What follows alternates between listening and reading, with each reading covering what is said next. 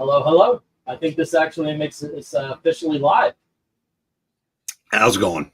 Oh, it goes very well. Having a good day of doing nothing but getting this auction ready, dude. So there you go. Yeah, but hey, True Believers, England team here. Saturday night, time for an auction. It's a pretty cool one. You guys that we did an unboxing. This is all you, man. Well, it's 999.9% you. I had to add in a couple just to fill out the ranks, but thank you very much. And hello to everybody in the chat here. Let me get the tickers going. I forgot when I put on that little Fred Flintstone thing of you and I, that as soon as I hit the sound and all that, we're on the air. So here we go, guys. If you win something today, PayPal address is mediabatman1@gmail.com. Shipping is 1 to 8 comics for only $6 media. 9 to 18 is going to go in a priority padded envelope. Looks much like this, and I do my best to keep them safe. But once they get into the post office hands, I can't do much for them. Anywho, 19 to 50 is a regular size medium priority flat rate box, and then 51 and up. For 20, we try to find something and get it to you as safe as possible. That being said, let's get this thing going. And what we got on the first lot here is a book called Chariot by a guy named Brian Edward Hill. It's actually pretty decent. And then from Rob Liefeld and his extreme days, there's a book called Judgment Day. We've got The Golden Age. I believe that's issue number 2. Next up is The Prowler by Timothy Truman. We've got Spawn number 10 by Dave Sims and Todd McFarlane. Secret Wars number 6 is in the F position. Let me get those letters up while I'm reading this. Let's see, where's the branding? There it is. All righty. Next up, we have Brave and the Bold 104. That's Batman and Deadman teaming up. And then we have the Avengers number 38. That is most definitely a reader copy. As a matter of fact, imagine a dog got a hold of a copy of Avengers 38 and then shook it all over the place. And then that copy got run over by a truck in a rainstorm.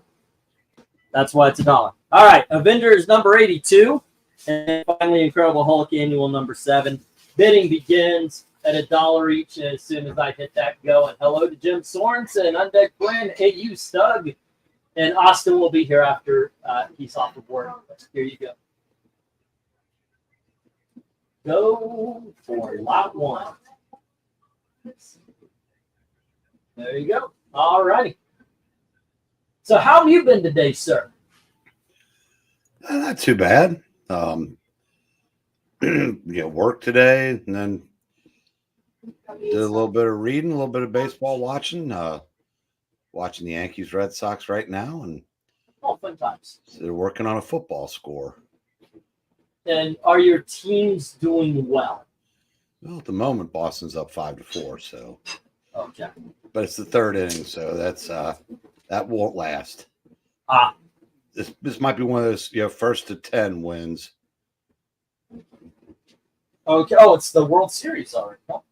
No. No. No. Oh. Just the greatest rivalry in baseball. Okay.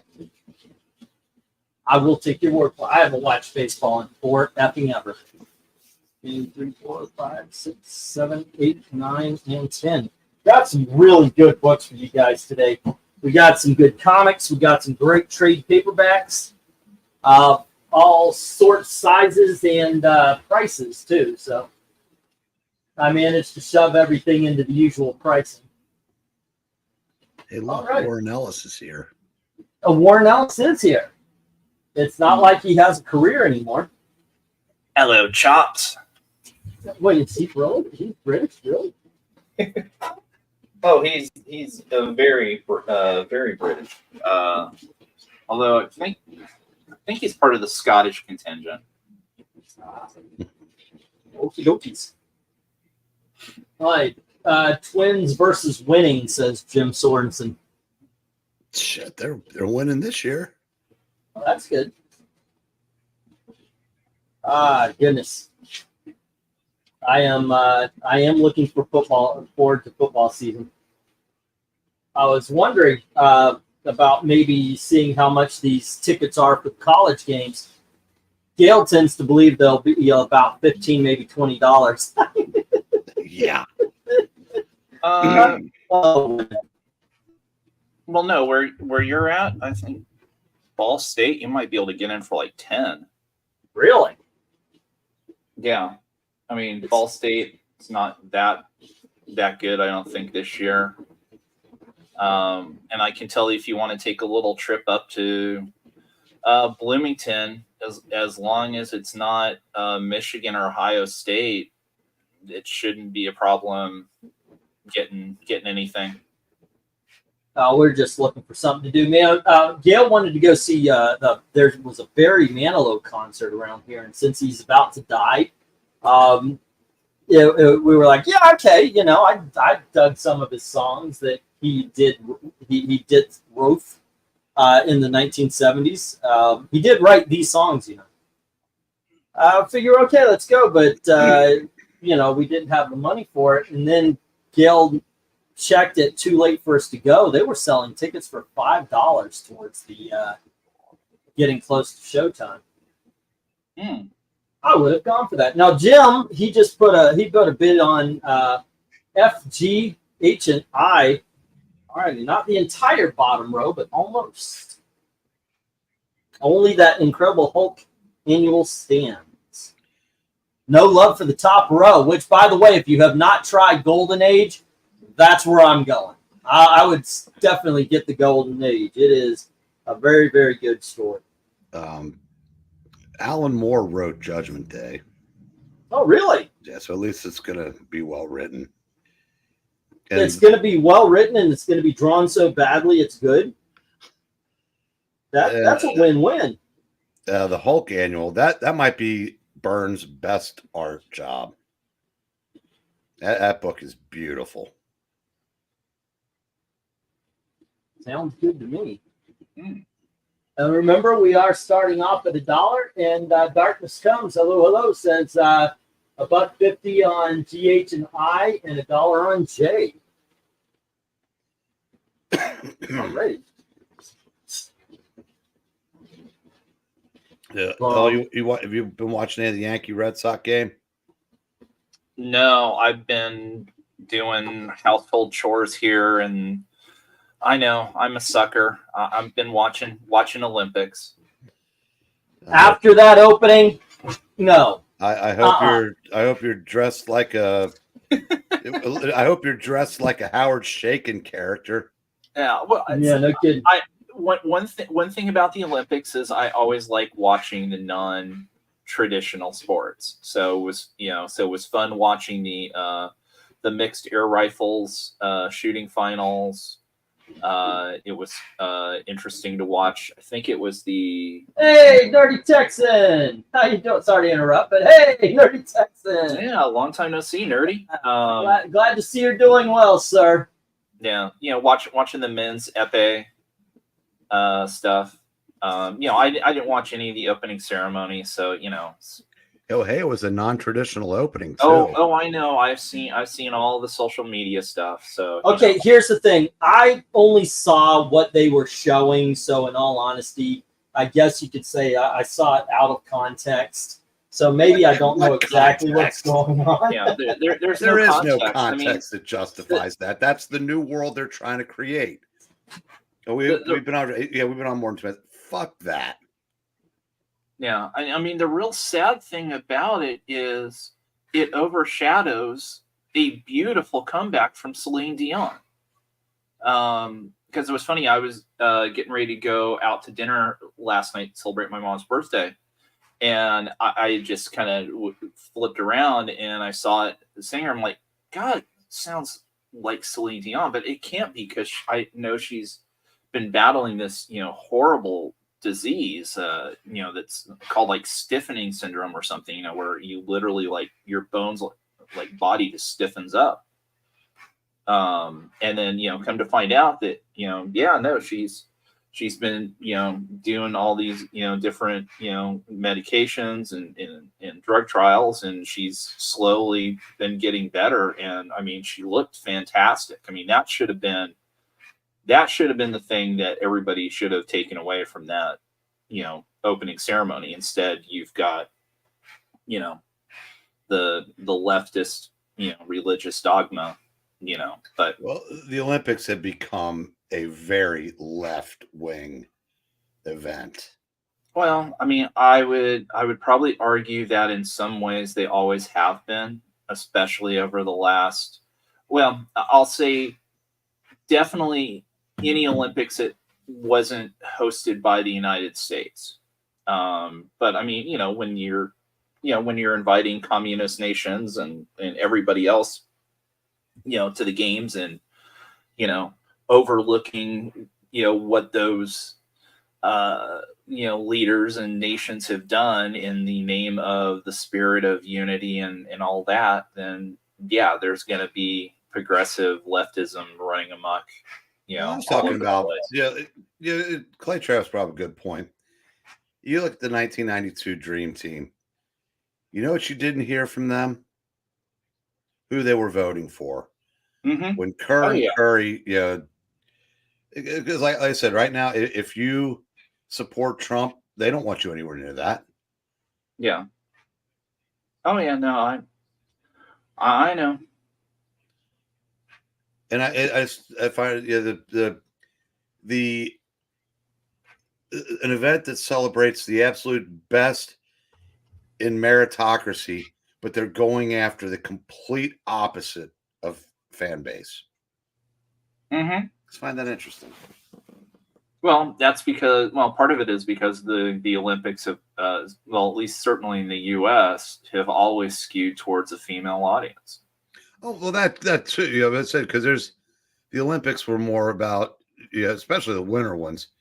It's more about, profiles on the athletes, but mm-hmm.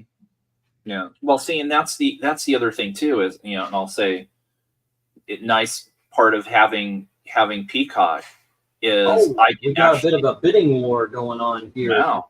Yeah. I looked up after my writings here, and okay, so we got the 1 minute warning, and let's see, we got a $250 bid.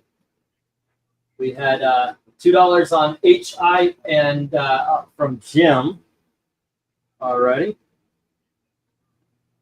And then Nerdy Texan stepped in and said he's going to put $2 on G. Yeah. Alrighty. And then let's see. Hello. What issue is A? KRENIZ. That is issue number 5 of a book called Chariot. And Darkness Comes says $250 on I. All right. And then we have $1 each on A and E from KRENIZ.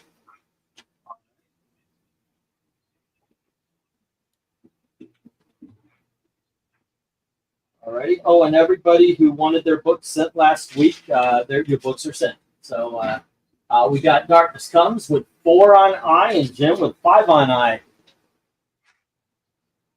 So what is the issue number 82? Is that Invaders or? No, I can't remember who they're teaming up to fight, because I think that's the end of the Red Wolf. It's the issue after the Red Wolf story. We got 4, and then we have 5, and we got ourselves our first Donnabrook of the night right out the gate. Sorry, I want to read, but Jim, I'll say their CG. What? I'll say their CG. Oh, stay there. Okay. All right. No worries, man. All right. There we go. So I'm taking that as Darkness folds on the Avengers. But hey, you know what? Still, we got our first Donnabrook in the first lot. We haven't had that in forever and a day. That's awesome. See, another reason this is a great day. I'll be back. I'm gonna go check some prior auctions to hear how I sounded when I did that thing. I know, dude. The last time we had Firefight, we had like 3 in one episode. I know. This is that kind of night. I'm telling you, we got some great freaking books. I hope you guys checked out that unboxing, because we've got so many good trade paperbacks tonight. We got so many great comic books tonight. It is really cool. Really cool. All right. Let's see. These are the books from the retirement home. Basically, there, Jackson. Yes. I'll tell you what. The man can retire on what I saw. So yeah, I'll tell you. Do you know what? I wish, Eric, I should have asked you. Every time I go to a Comic-Con, I find a book that I've never seen before, or I've never touched. Mm-hmm. And I don't actually take it out of the package or whatever, the bag and backing board, but I just take a picture. I when I got home and I was telling Gail, oh, and he had this and he had this, it's really cool and it's really neat. And I said, and you would love the house. You know, she would give a shit about all the stuff I found cool. But I described your house. She's just, oh wow, sounds amazing. But I wish I got a picture with that crime and suspense. Oh, That's the only one I've ever seen physical. Really? I have shown it a million times on YouTube. Well, that's digital. True. That's the first time I've ever laid my own eyes on an actual physical. Yeah. All righty. We're gonna get stopped then, and here we go. Unless you want to do this from here on in, okay. I don't want to assume anything, but I certainly appreciate it. All righty. Yeah. Oh, good. Okay. Snap, crackle, and pop. All right. So KRENIZ has Chariot number 5. No Love for Judgment Day, Golden Age, or Prowler. And I don't have. Hey, oh goodness, no, I don't have any people around me. And KRENIZ has 10. What can I do here? What can I do? Well,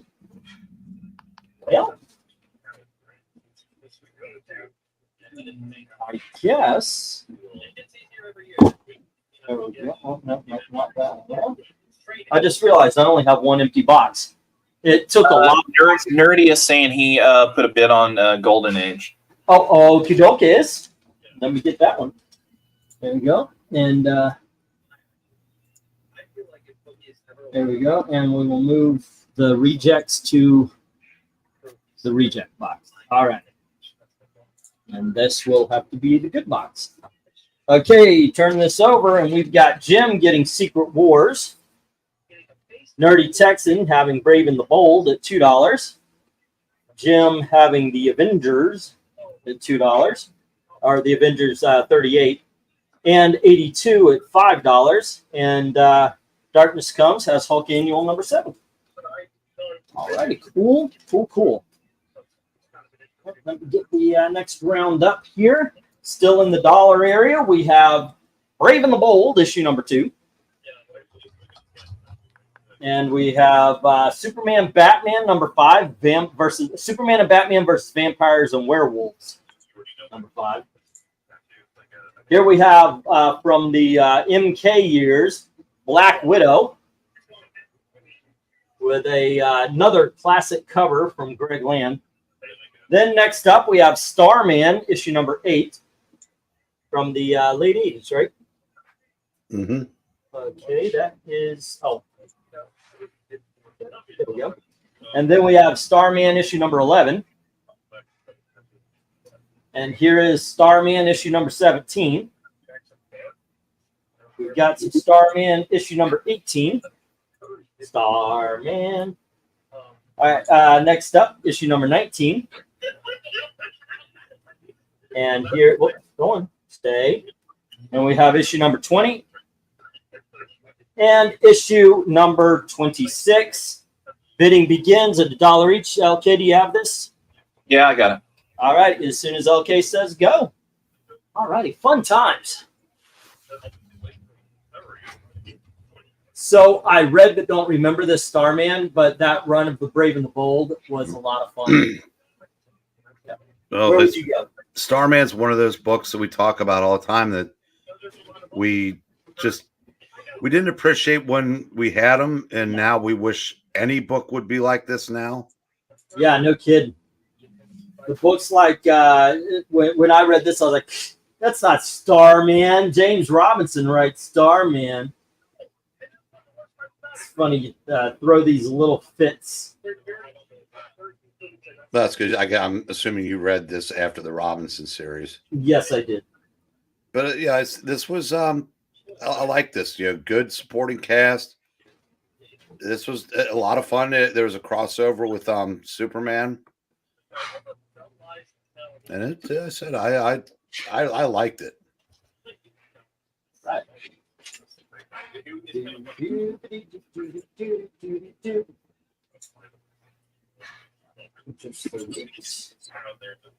But other than the Starman, what do you think? Well, I agree with you on the Brave and the Bold. I don't really remember the other two.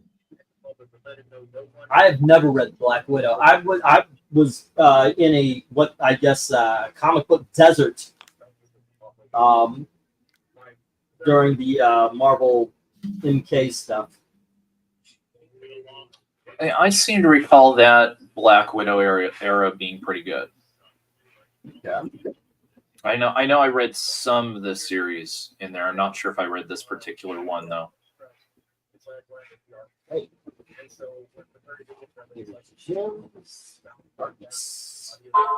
And Incredible Hulk number 7.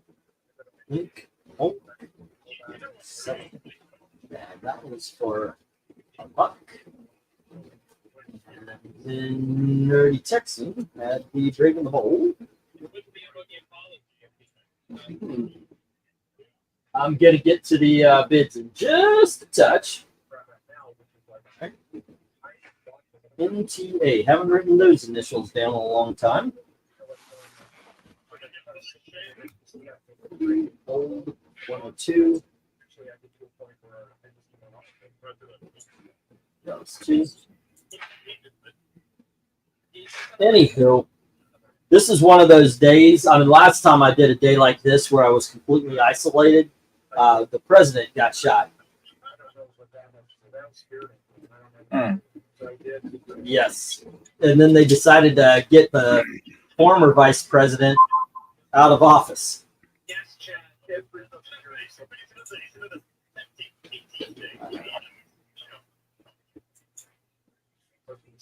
What have we got going on? I did go. Yep, I got you there. And then KRENIZ. Spawn 10 and Chariot 5. All right, there we go. All caught up with the writing. Let's see what's going on this bid. Okay.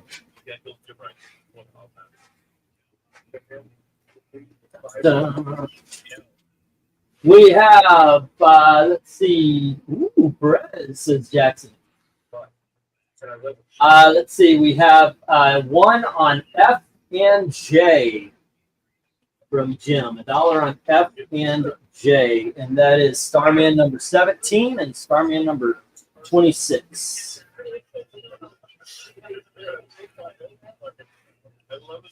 All right. There are a lot of books between 17 and 26, kids. If you haven't tried this, give it a shot. One of the things about our auction is we talk about what's on the inside of the book because we want you to try something new. Maybe you'll find something, you know. Modern day books are a big ball of suck. So back issues are where it's at. Serious. And if you have someone like Eric saying, hey, this book's good, you should try it. David Bowie song stuck on repeat. Yes. I've had that since I think we started. We were all talking about something and Starman came up. And you sang a different song, and I that was what I had in my head for 3 days now. Hello to Drew, what's up? And RDB puts a bid on the Brave and the Bold. I like that. But did he put a bid on the Brave and the Bold? No, big ball of suck. Yes. But I'm not going to lie and say everything is. You're right. Most comics today are a big ball of suck. Well, yeah, if you're restricted to the big two. Because I said, I'm with my son there. I read two of the worst two of the worst overall comics I've ever read in my life. Still had a top 5 that I would, absolutely shout from the rooftops are fantastic. And that's 1 week. I mean, granted, it was a big week. I mean, a lot of the stuff that both of us. I think Venkman had 18 books this week. Yeah. But only 3 of them were Marvel, and I think there were no DCs. All right, we got the 1 minute warning. Where we stand is RDB has A, and that is the Brave and the Bold #2, starring Green Lantern and Supergirl, with Green Lantern's head almost all the way turned around. Let me get rid of these letters so you guys can see the books a little better.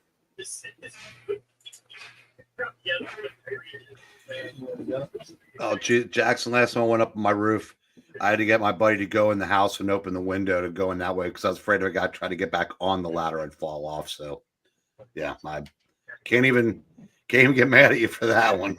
It's too factual. Jim has the Starman #17 and #26. A lot of books still up there with no love. Are you serious? Look at It's a long, hard life.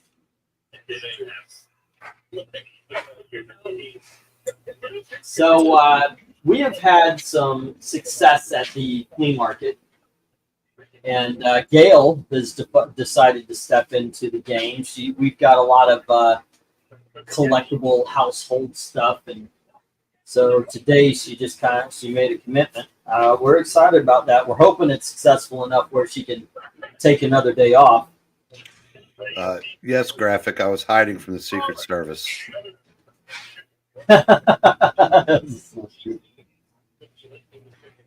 All righty, and we have Starman. That is issues number 17 and 26. By the way, did you put those in the flea market, or are those Tales of the Unexpected still around? No, Glenzer bought them last week. Oh, he did? Yeah, he got them last week. Oh, if you're talking about for Graphic Man, I've got what is it, Air Fighters, and yeah, he's a big Unexpected fan, and okay. I must have already been checked out mentally last week when you were doing the claim stuff. Yeah, that was a huge sale. I got rid of some of the books that kind of lingered for a little bit by discounting them, and it helped me pay for the trip going up to see you. So I was very, very grateful that I was able to do that. Yeah, thanks, KRENIZ. I mean, thanks, KRENIZ. All righty, and then let's see. Breen and the Bold. well, like he's an old-timey circus guy. Okay, let's get the stop. And there we go. And we'll move on. Yeah. I'm actually trying to talk about. No, you're not. No, you're not. Alrighty. And once again, Oh yeah. Venkman had A, Brave and the Bold #2, and then Jim had 17 and 26. All right, no love for the rest of them. Here we go. Well, I mean, we actually lost weight and then decided to come back. Good. He's the right player for the internet. Sweet. And let's get the third. This is the last of the dollar books. And we have more MK Marvel Knights stuff. We have, let's see, we'll get the right number here. We have Wolverine issue number 22. And we have Wolverine issue number 23. And here is Wolverine issue number 24. We have the Secret War issue number 3. And we have issue number 2. Here is American Flag issue number 4. And American Flag issue number 5. Howard Chaykin's American Flag issue number 7. And here is issue number 8. And finally, we have American Flag issue number 10. Bidding begins at $1 a pop. As soon as LK says go. Alrighty. No, Good it's not, times. Frog. I'm watching baseball. That ain't baseball you're hearing. There you go. Whose phone sound like Windows crashing? Oh, that's LK.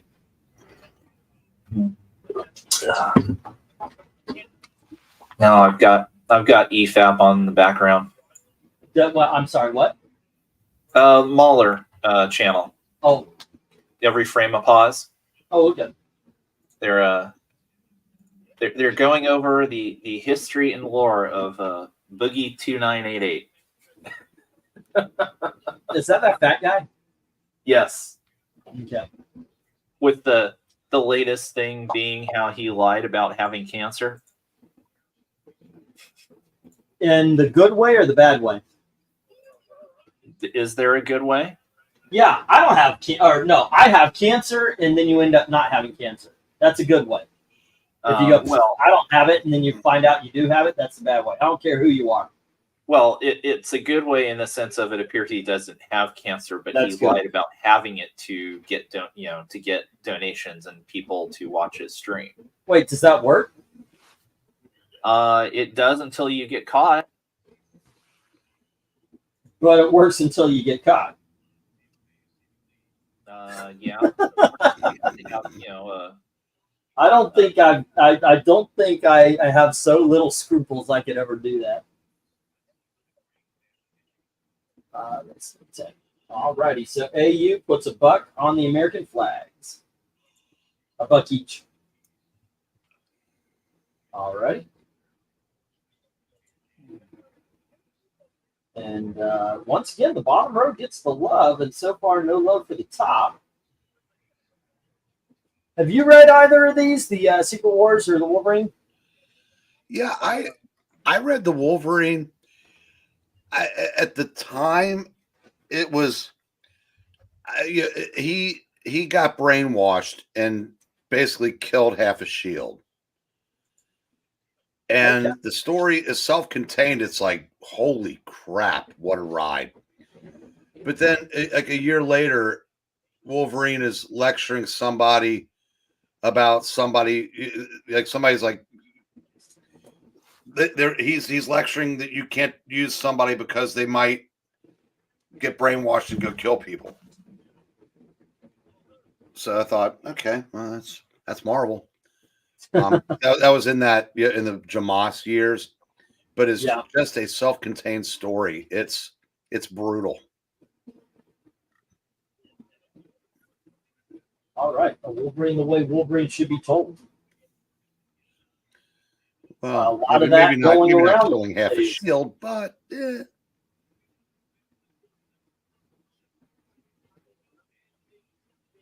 Alrighty, and let's see, it is 31:29. Let's get the 1 minute warning.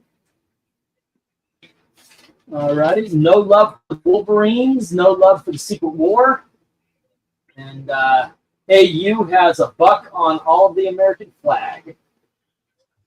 And that is where we stand right now.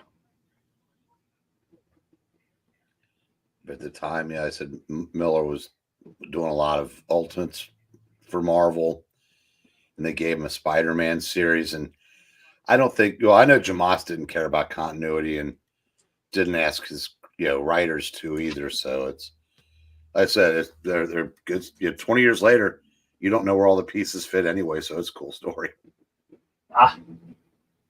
That's how I justify not still hating the Jeff Johns Legion story in action. And now I can appreciate it for what it for being a good story, but at the time I was so pissed off that Clark had become a sniveling, whatever again, that I couldn't let myself enjoy it. I don't think I did. I read that bit where he does the walkabout, and I didn't care for it. No, that was the newly insane J. Michael Straczynski. Oh, okay. Jeff Johns did the one with Gary Frank, the 6-part Legion story in Action Comics. I don't think I read that. And yeah, I said I know a lot of fans loved it, but I never liked that Gary Frank made him look exactly like Christopher Reeve. Because it's always kind of unsettling. Who's on Wolverine here? We've got Mark Millar and John Romita Jr. and Klaus Johnson. That's a team right there, man. Yeah, Mark Miller. Yeah, that's because this is before Romita went nuts with his style, and you still got some great inks as well. Where is on Daredevil? That doesn't even make sense there, Jackson. What's on Daredevil? Yeah, I don't know who's on third. what's on? No, it's I don't know's on third. Yeah, who's on first? What's on second? I don't know. Third base. Boy, this guy's having a tough day. Hmm. This guy goes over the fence to make a catch to rob a home run. Killed the sales. All righty. Let's see. And okay, so let's get the stop. And no love for the top row. AU has the American flag. All righty. No love for the Wolverine. Because John Romita Jr.'s art. So, okay, this guy goes over the fence, robs a home run, has the ball in his glove, but it popped out when his head cracked on the back of a empty seat. Oh, ouch. Yeah, he stayed in the game, and he just, ran back on a fly ball, went off his glove. So he's having a tough afternoon at the old ball orchard.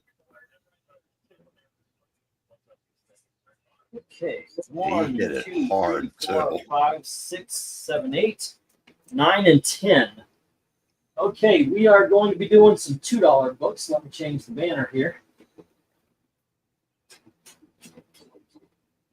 Slink.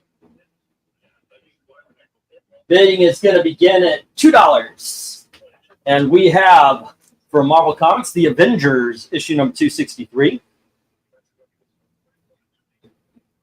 And here, okay, let me switch this. So we've got The Avengers, issue number 261. And then The Avengers number 263. And then The Mighty Crusaders from Red Circle Comics. These are the Archie heroes. That's issue number 2. And we have The Amazing Spider-Man, issue number 268. It's a little rolled. You can see that right at the top. All right, next up, we have Superman, issue number 308. Some pre-Crisis Superman. Next up, we've got all new Hanna-Barbera production of Yogi the Bear, issue number 25. There we go. And we have from Charlton as well, Sergeant Snorkel. All right, that's Beetle Bailey comic, by the way, if you haven't noticed. That is issue 16. Come on, stay. Yeah, well. And then we have Punisher, issue number 6. There we go. And we have the New Teen Titans, issue number 6. And the New Teen Titans, issue number 7. Bidding begins at $2 each. As soon as LK says go. All righty. There are some excellent books up here. LK, what is of interest to you? What do you think is the most viable as they take home? Well, probably. I mean, anytime you see the black suit Spider-Man, that's gonna pique some interest, I think. Superman, you know, taking on Mr. Mxyzptlk is always fun, or should be fun at least. I think is that him? Yeah. No.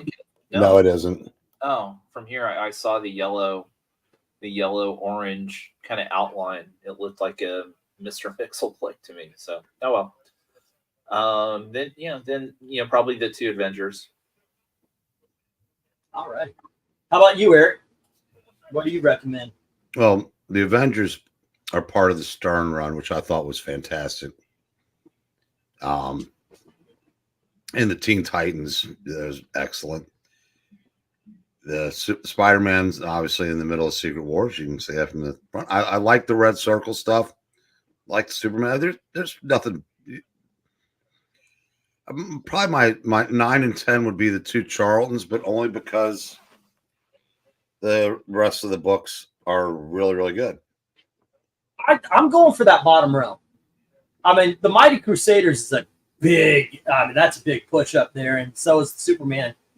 But that Punisher, I know for a fact the new Teen Titans are excellent. I've got the omnibus. It's I worship this freaking series.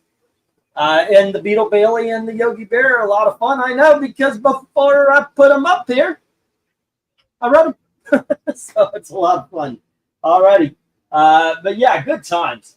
There is actually not a bad book on this shelf. Nothing should be hitting the reject box on this one, man, for how good they are. Alrighty, we got $2 on E from Nerdy Texan, and Jim says $2 on A, B, D, and E. Of course, Nerdy got there first as far as E is concerned. So Jim has the Avengers. All right.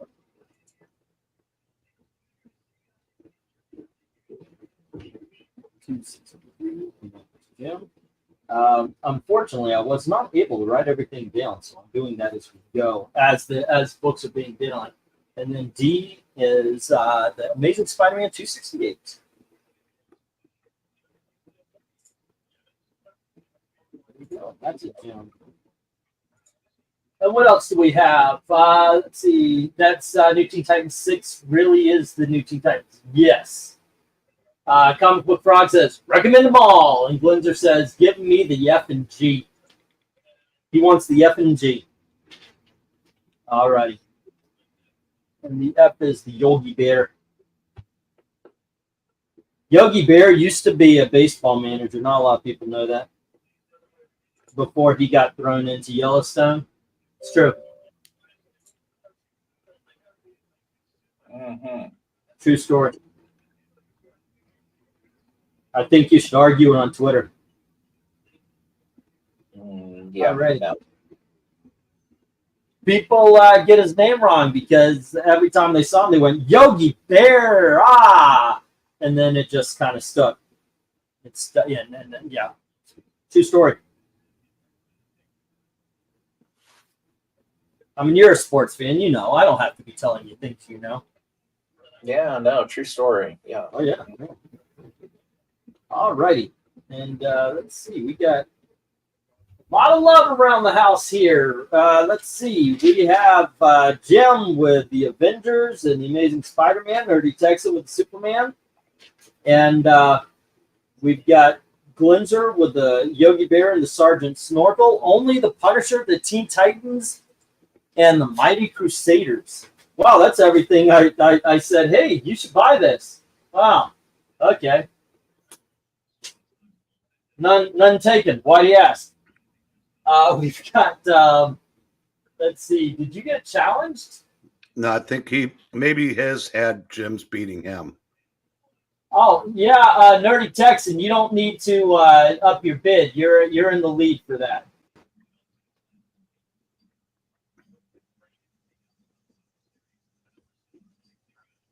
You're all good, man. You're all clear, kid. Let's blow this thing and go home. I remember that. That was Under the Bridge, by the way. It wasn't Star Wars. Let's see. I'm glad a real life Indian yogis haven't complained about Yogi Bear yet. Oh yeah, right. Yeah, that could actually happen. Let's see. 39. It's now 42. Get the 1 minute warning.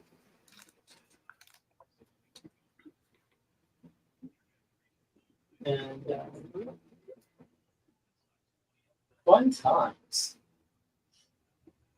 I hope everybody's in a good mood. I'm in a good mood today. I am tired.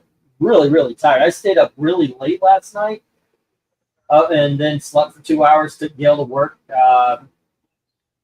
Shouldn't have done that, but oh my gosh, I am like riding a sugar high right now that I'm pretty sure I'm going to crash either in the middle of the auction or right at the end. So it should be good. So, okay, you got Giants gonna be buyers or sellers or do nothing. What's your take? I think ultimately they'll be sellers, because I can't see them. I don't see a way forward. Hey, what's up? Hey, Fred! He's making bad jokes again. Hey, Ricky, watch me pull a rabbit out of my head. It's a Yogi Bear. He's all new, all different. I'm doing a whole different cartoon. Alrighty, and I'm gonna need Jim. Need a page for Nerdy Texan. Look, Pa, the whole family here. So we need somebody coming in. Oh, Bullwinkle.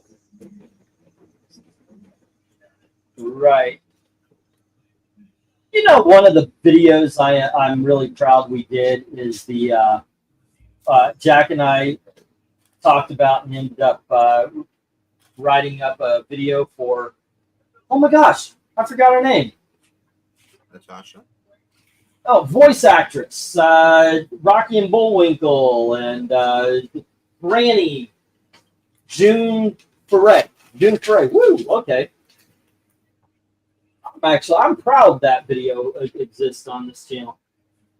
I was gonna say, if you say Granny Goodness, that's Ed Asner. Yeah, that was Ed Asner.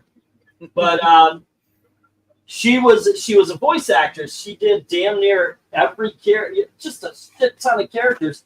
Every character Mel Blanc couldn't do it. As a matter of fact, she was compared to him and was called the female Mel Blanc, and Mel Ward. Blanc responded with, "No, I'm the male June Foray." She's, you know. Thank you, Graphic J Ward.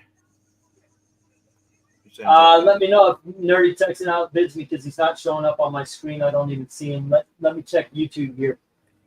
Yeah, I've got him on the YouTubes. We'll give you a heads up. I'll tell you what. Also, we'll shout it out if you make a bid and anybody outbids you, Darkness. We'll make sure to shout it out. That way, you're aware. Alrighty, let me get these down. What did I do with page? I gotta tell you, you guys who grew up with the Super Friends and if they had Granny Goodness on there, voice of a woman, you lucked out. I got stuck with a guy, so I always thought that was a trans character. Well, Ed Asner was awesome as the character. I know, but I mean, like, so having not read a lick of DC back in the 90s when I was watching, I was like, Jim had the Avengers and the Amazing Spider-Man. Nerdy Texan has Superman 308 on the bottom row. Glenzer had the Yogi and the Sergeant Snorkel. And the rest go to the rejects. I also remember watching the Smurfs a little differently than last night when I watched it. That was kind of weird. Zoink. Alrighty, and let me put these down. We'll get the next round up. We're still on the $2 books. 1, 2, 3, 4, 5, 6, 7, 8, 9, and 10. Hey, Glenzer. Hope you're around. All right, first up, this is a reader copy. That's why it's in the $2 books. But we've got the X-Men New Teen Titans crossover. Nice. Awesome. All right, next up we have a 100-page World's Finest. This is issue number 223, obviously with some spine issues. That's why it's here instead of higher. This is a awesome freaking book. Stan Lee presents Amazing Spider-Man. Unfortunately, right in the middle, there's a cover tear, but it does not affect the pages. It's in a digest form. What the heck? Yep. And then we have Sandman, The Kindly Ones. Is it a novel? Does it have photos? No, it's a comic book. Okay. Well, and it's got some text, but it's mostly comic book issues. And then we've got Superman Hunter Prey, book 1. Biden. And then we have Walt Disney Comics and Stories starring Mickey Mouse. This is issue number 46. And we have Walt Disney Mickey Mouse. And this is issue number 52. And then we have Walt Disney Comics and Stories, issue number 262. There we go. And we have Walt Disney Comics and Stories, issue number 41. Oh, that's Mickey Mouse, sorry. And finally, we have New Funnies, issue number something. All right, but everything is in the $2 area here for a reason. I mean, you can see the dirt on the top here. We got spine issues here. And then this right here for this one. I don't want anybody going in without knowing that, yeah, the reason why these are at the $2 bin is because they do have some issues. Otherwise, I mean, these are awesome freaking books. They would definitely have been higher. Okay, so there we go. Bidding begins at $2 each as soon as LK says go. All right. I'm going to ask the question again, Eric. Where do you go from here? A. I like the hesitation in your voice, sir. I mean, it's not my favorite Marvel DC crossover, but it is the best. I agree with that. That is a very accurate statement. Except for I think it is the best and is probably my favorite. I said my favorite will always be the first Superman Spider-Man because I'd been collecting for about 2 months when that hit the grocery store stand. Yeah. And I remember just begging my mom to get it for me, and she did. And I still have that original copy somewhere. You know what I was big in my grocery store? For candy bar. You had comic books. I had the last I remember in the early 90s comic books they had in the stores was like Simpsons. There wasn't really any. Well, this wasn't in a grocery. I mean, they didn't have comics, but this was being tabloid sized. It was in the magazine rack, and like the first books, like 2 months in, they were advertising it, and I didn't really. It's like, wait a minute, they're two different companies. What's going on? And I kind of said, wow, is the hobby always going to be this cool? Turns out, no. But it's still no. You know what? Thank God we were born when we were. We got a good run, sir. We already got a bid on B for $2 from Jim. So Nerdy got to dump it up to $250. All right. Well, I definitely think one of the reasons why I'm still in this hobby was the time I came in, because I agree it was a really creative time, and like I said, that crossover was amazing. And yeah, so it's. See, I remember spinner racks. My store had, like you said, a spinner rack, and I just got. All I remember is like, wow, that book's getting damaged. Darkness, you're not familiar with the two Superman, Spider-Man tabloid size, crossover team ups? No, I think he was thinking. Or in this lot. Here. Yeah, they definitely wouldn't be in the $2. No, we do not have those. The second one was, to me, the original cash grab. Yeah, because they and it probably would have been better if they'd been able to get it out a little early, because they had Wonder Woman and the Hulk. Oh, they had TV shows. So, I don't think a whole lot was put into the story, but that first one was incredible. All righty, so we got $2 on C from Darkness Comes. Ready? And that is the Amazing Spider-Man book. Do we hear $2 on?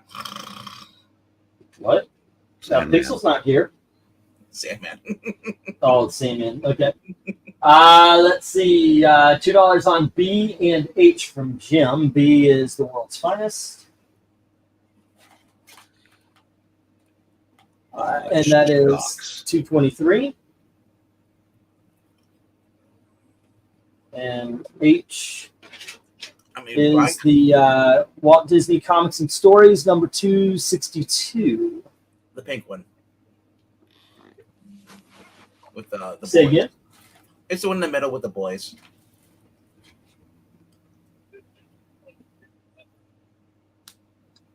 Okay, and then Jim. Oh, no, $2 on that. And then let's see, we have $2 on J, the new funnies. Okay, and that is from Windsor. And key issue, it's first appearance of the Source Wall. Oh yeah, that's right. I remember hearing about that recently as people were going off on key issues. And let's see, we have $2 on A, and then we have $3 on J from Windsor bidding. Oh, I see. Comic Book Frog said $2 on the bottom row and $2.50 on H and J. Okie dokie. And then he outbid me on J. And that would be Mickey Mouse. Windsor. Yeah. Oh, goodness, I've got it. Oh, shit. I'm just going to say it's Mickey Mouse Breakfast. He still likes the Source Ball. But now who's writing now? Source Ball got a lot scarier. Well, just wait till someone comes up with the bright idea to have a Source Waller. You know, there should be a Source Wall on all multiple Earths. There should be a law about Eric giving ideas to Marvel and DC. Do you think there'll be a Source Wall in the new alternate universe for DC's new upcoming? Their Ultimate Universe? They'll have an ultimate Source Wall? You're right. Yeah, I should have learned my lesson when I just said, just make them all gay. I know you said it so flippantly, yet they jumped on it so hard. I want them to make every single character gay because that'll kill all sales. Right. And then when they announce they're returning a guy back to being straight, then they'll make crazy amount of money. All right, Nerdy Texan says $2 on the X-Men Teen Titans. No.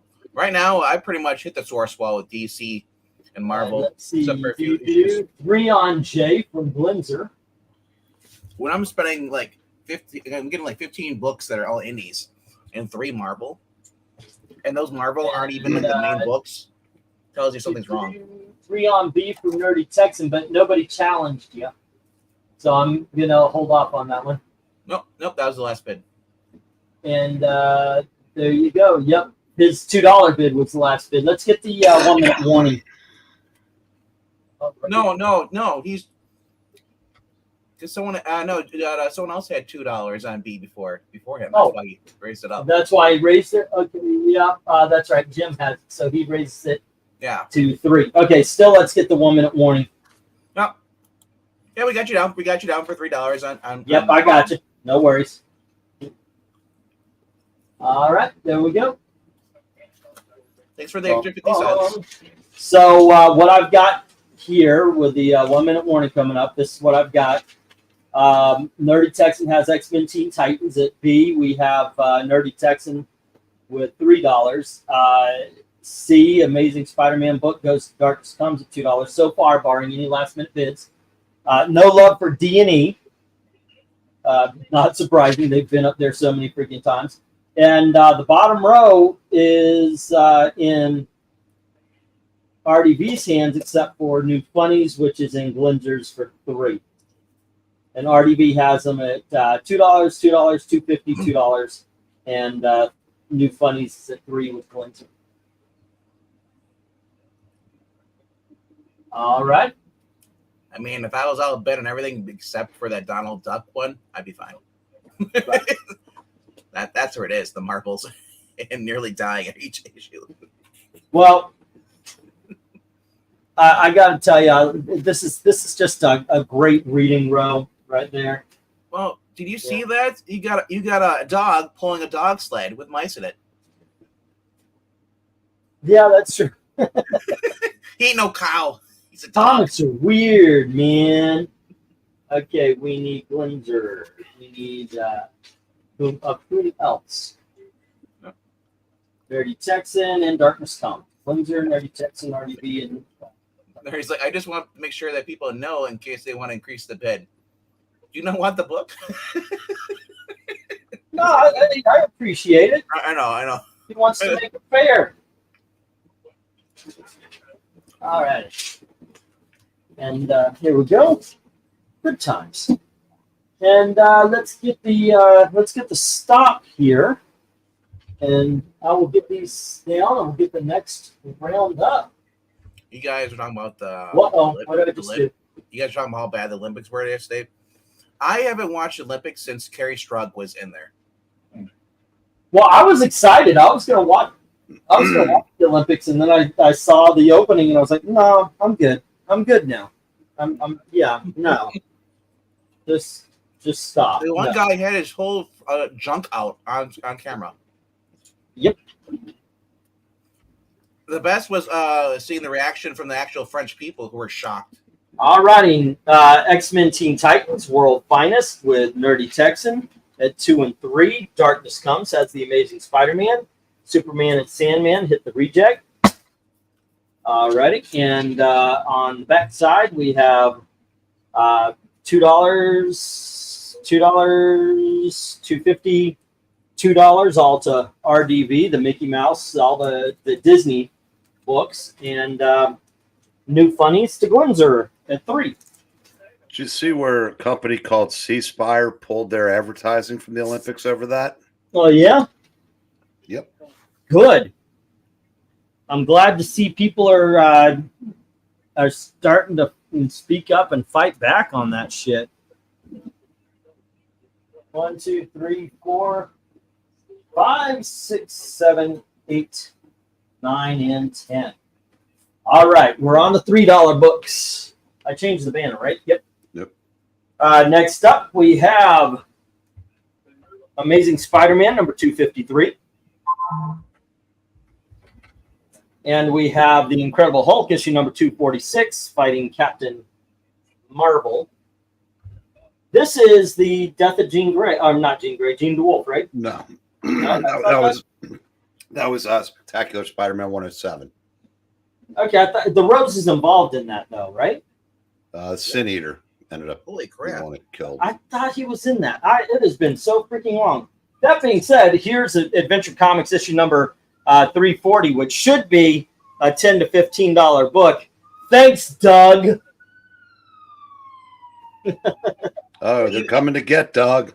But even the name on it, though, it actually is so worth something. Great. Oh, yeah, well, I put it in the $3. Here's the Adventure Comics issue number 433. Now, there is a tear right there on the side and a fold right on the middle. But there you go. I was going to say, it's next up, we have something called Olympus by Jeff Johns and Chris Grimminger and Butch Geis. And then we have the amazing, oh wait, are these in order? 6, 17, 2, and there we go. No. Okay. Next up, we have the Amazing Spider-Girl. That's issue number 2. And we have issue number 17. And we have issue number 26.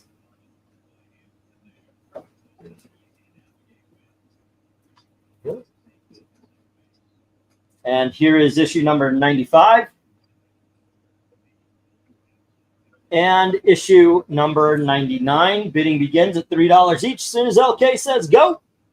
You should check to see if there's any pizza stains on an adventure book, The Legion. Oh, right. There might be a key Doug Ernest book there. Yeah. When he was little. Where'd everybody go? Here they are. All right. Nerdy with $3 on A, C, and D. Shoot. Don't fly away. Right out the gate, we've got a bid on A, C, and D. Well, I just got some good news. Alrighty. I just saw it today. It was they announced it yesterday, but the boys are doing a prequel series with Tristan Ackles, and it's also got Aya Cash, Stormfront. Okay. It's called Vault Rising. That's really cool.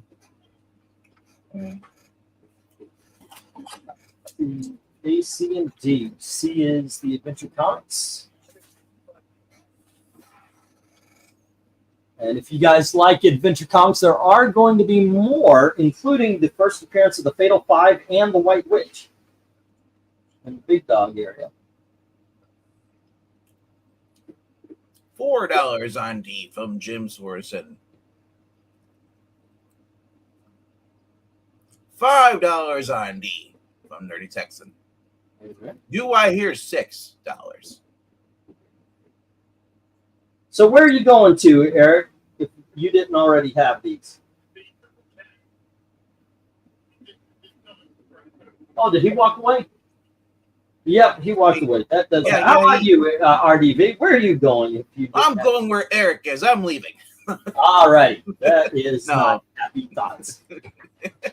No, Spectre right away. Spider-Girl's on the bottom, and then it makes Spider-Man on the left, and then probably the Hulk, because it actually has the real Captain Marvel on it. Yes. I don't know anything about Olympus.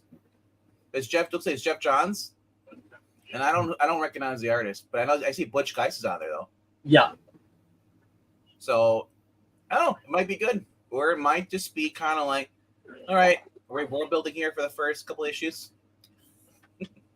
Alrighty, AU has 3 on B. These are Tom DeFalco Spider-Girls. Jim put 4 on D.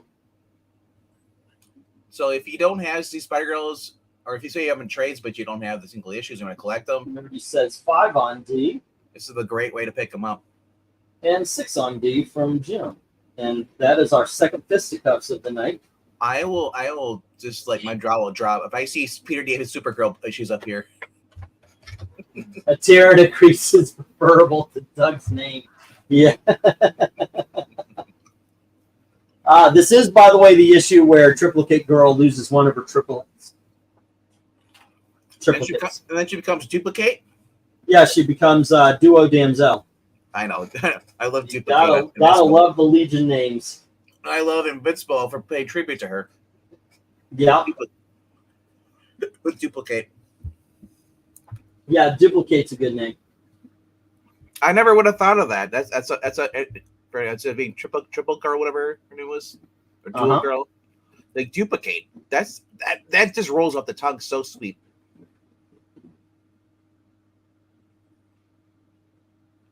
Okay, 2 had the 1. Same with, like I said, Kirkman has a talent for naming himself Rexplode.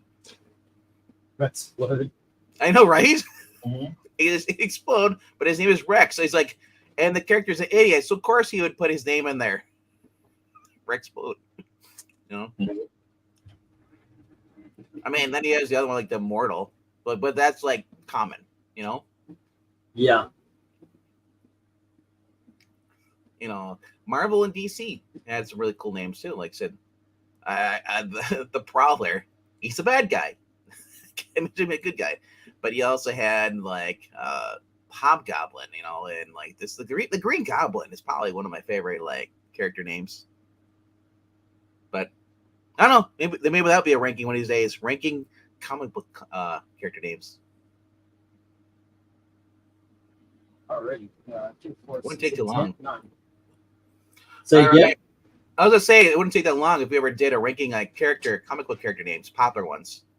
Right. Ranking them which we like better. The names, you know. Some of them are we like because we just know them. There are some Exactly. like Yeah. Superman. We know it's an awesome name, but is it really? If you really think about it, is Like, it just it's so like- popular? Like Batman. That sounds great. So wait, do you mean Yeah. he's not Man Bat? Like Spider-Man. remember they call them the human spider? Yeah. It's like, yeah, that's, I mean, they said some of the names were kind of hokey, but like, they were good. No. We're also very forgiving of stupid character names if we love the character. Oh, I'm a Legion superhero fan, so I'm used to bad names. Lad, Bouncing Boy. Yep. That. Matter Eater Lad is a real superhero name. I know. It sounds like the fat kid that was at the one that was in what's it called? Willy Wonka, the first one. The fat German kid. Yeah, right. I just love character names like that. The more weird they are, the better they are.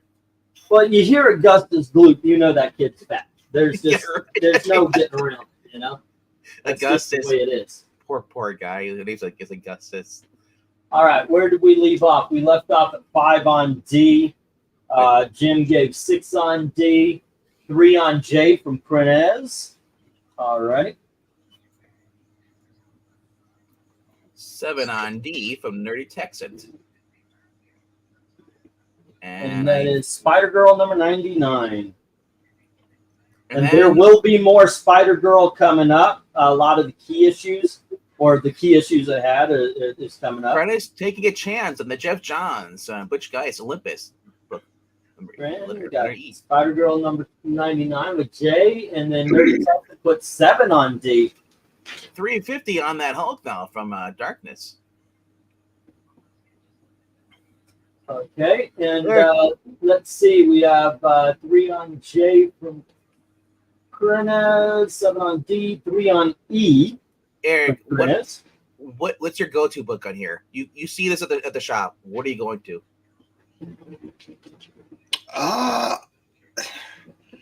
Tough call. Love the Fleischer Spectre series. Anytime you can pick up Spider-Man, it's always a good thing. But I love the Spider-Girl series, and that's 2 different ones. Yep. But yeah, I liked them. Love the first one, like the second one a lot. They're both by the same guy too. Yeah, DeFalco. Are these from your collection? Or are these from E's? Yeah. These were doubles. Oh, okay. All of these were gifts from Eric. I was going your step away. I told E, I was like, if I see some Peter David Supergirls up here, I'm like, Eric's desperate for money. No, they literally were gifts. So I know, but I mean, like, I don't see Eric ever parting with the Supergirls. Even if there were doubles, I could see it. Yeah, there's a Supergirl 80 in there. Yeah, last issue of that is drawn by Ed Bennis. Oh, that guy's canceled. We got to cancel this auction now. Well, okay, we have Nerdy Texan and KRENIZ so far. But neither Supergirl sucked to look at during his run. I tell you, the one that pops me the most is the Spectre right away. Looking on the screen there, let me get rid of these letters. I've got to remember to do that after I put the books down. I mean, you guys know the alphabet. I gotta say that the Amazing Spider-Girl number 26, the Green Goblin, that's the one that pops to me. That's the one my eyes are drawn to. What comes after the D? I would definitely go for the Adventure Comics, even though it has Doug's name on it, because it's old Legion of Superheroes, and that's just pure awesomeness. But yeah, I think the best cover though is that Green Goblin. Alrighty. Let's see. We had Nerdy Texan. We have Darkness Comes. We got Jim and KRENIZ. Okay.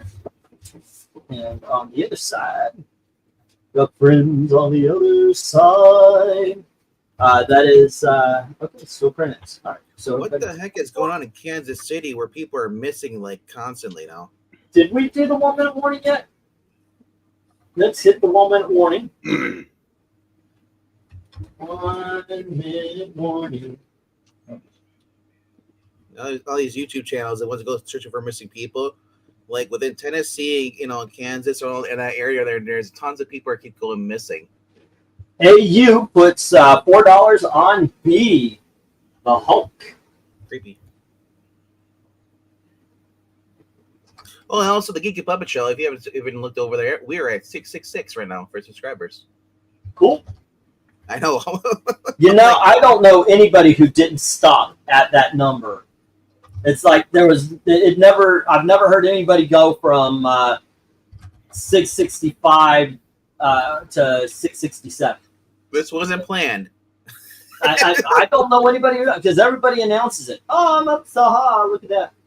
No, because I thought we were gonna go past it. It has been like 3 days since it's like, come on, guys, we're not doing a 666 celebration. Right. Okay, this is what That we being said, we'll got. be sacrificing a goat live on Barring any last minutes bids in the next 30 seconds here. We have Amazing Spider-Man 253 to Nerdy Texan, Hulk 246 to AAU at 4. Adventure Comics number 340 with Nerdy Texan at 3. Weird Adventure Comics with Nerdy Texan at 7. Olympus with KRENIZ at 3. No love for the Amazing Spider-Girls except KRENIZ with Spider-Girl number 99. All right, if I got anything mistaken, please let me know. Is AU like your initials, or is that like the alternate universe, or is this like AU, get off my cloud? That's what I thought. I was like, hey, you! So, yeah. That's what I took it as. All righty. And we get stopped. Let me get these down and then get the next round up. AU is periodic table for gold. Okay, see, if we were smart, we would have figured that out. I But we read I thought that was a candy bar of the Willy Wonka, okay? The golden ticket. Okay. Oh, my goodness gracious. Once again, Nerdy Texan has Amazing Spider-Man number 253. AU has the Hulk number 246 at 4. Adventure Comics 340 with Nerdy Texan at 3. Weird Adventure Comics with Nerdy Texan at 7. And Olympus with KRENIZ at 3. The entire top row gets a little bit of love. That's good. That's good.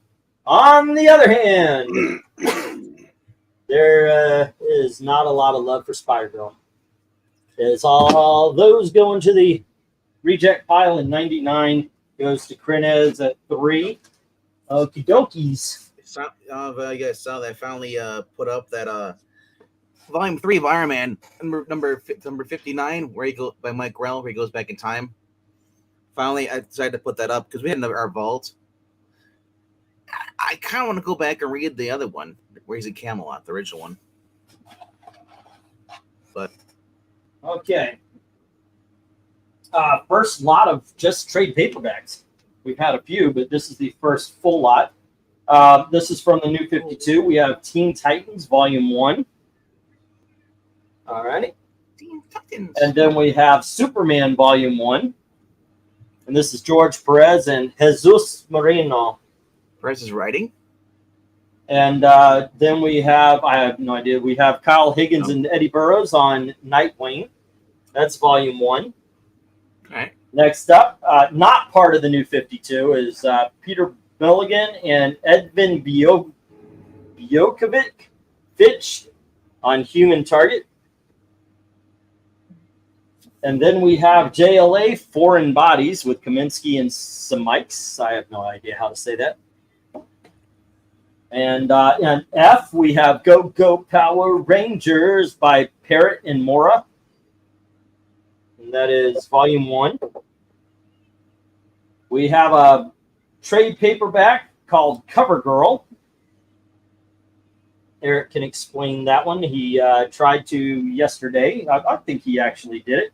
Then we have Volume 3 of Zombie Tales, Good Eating. And then we have Volume 4 of Zombie Tales, This Bats.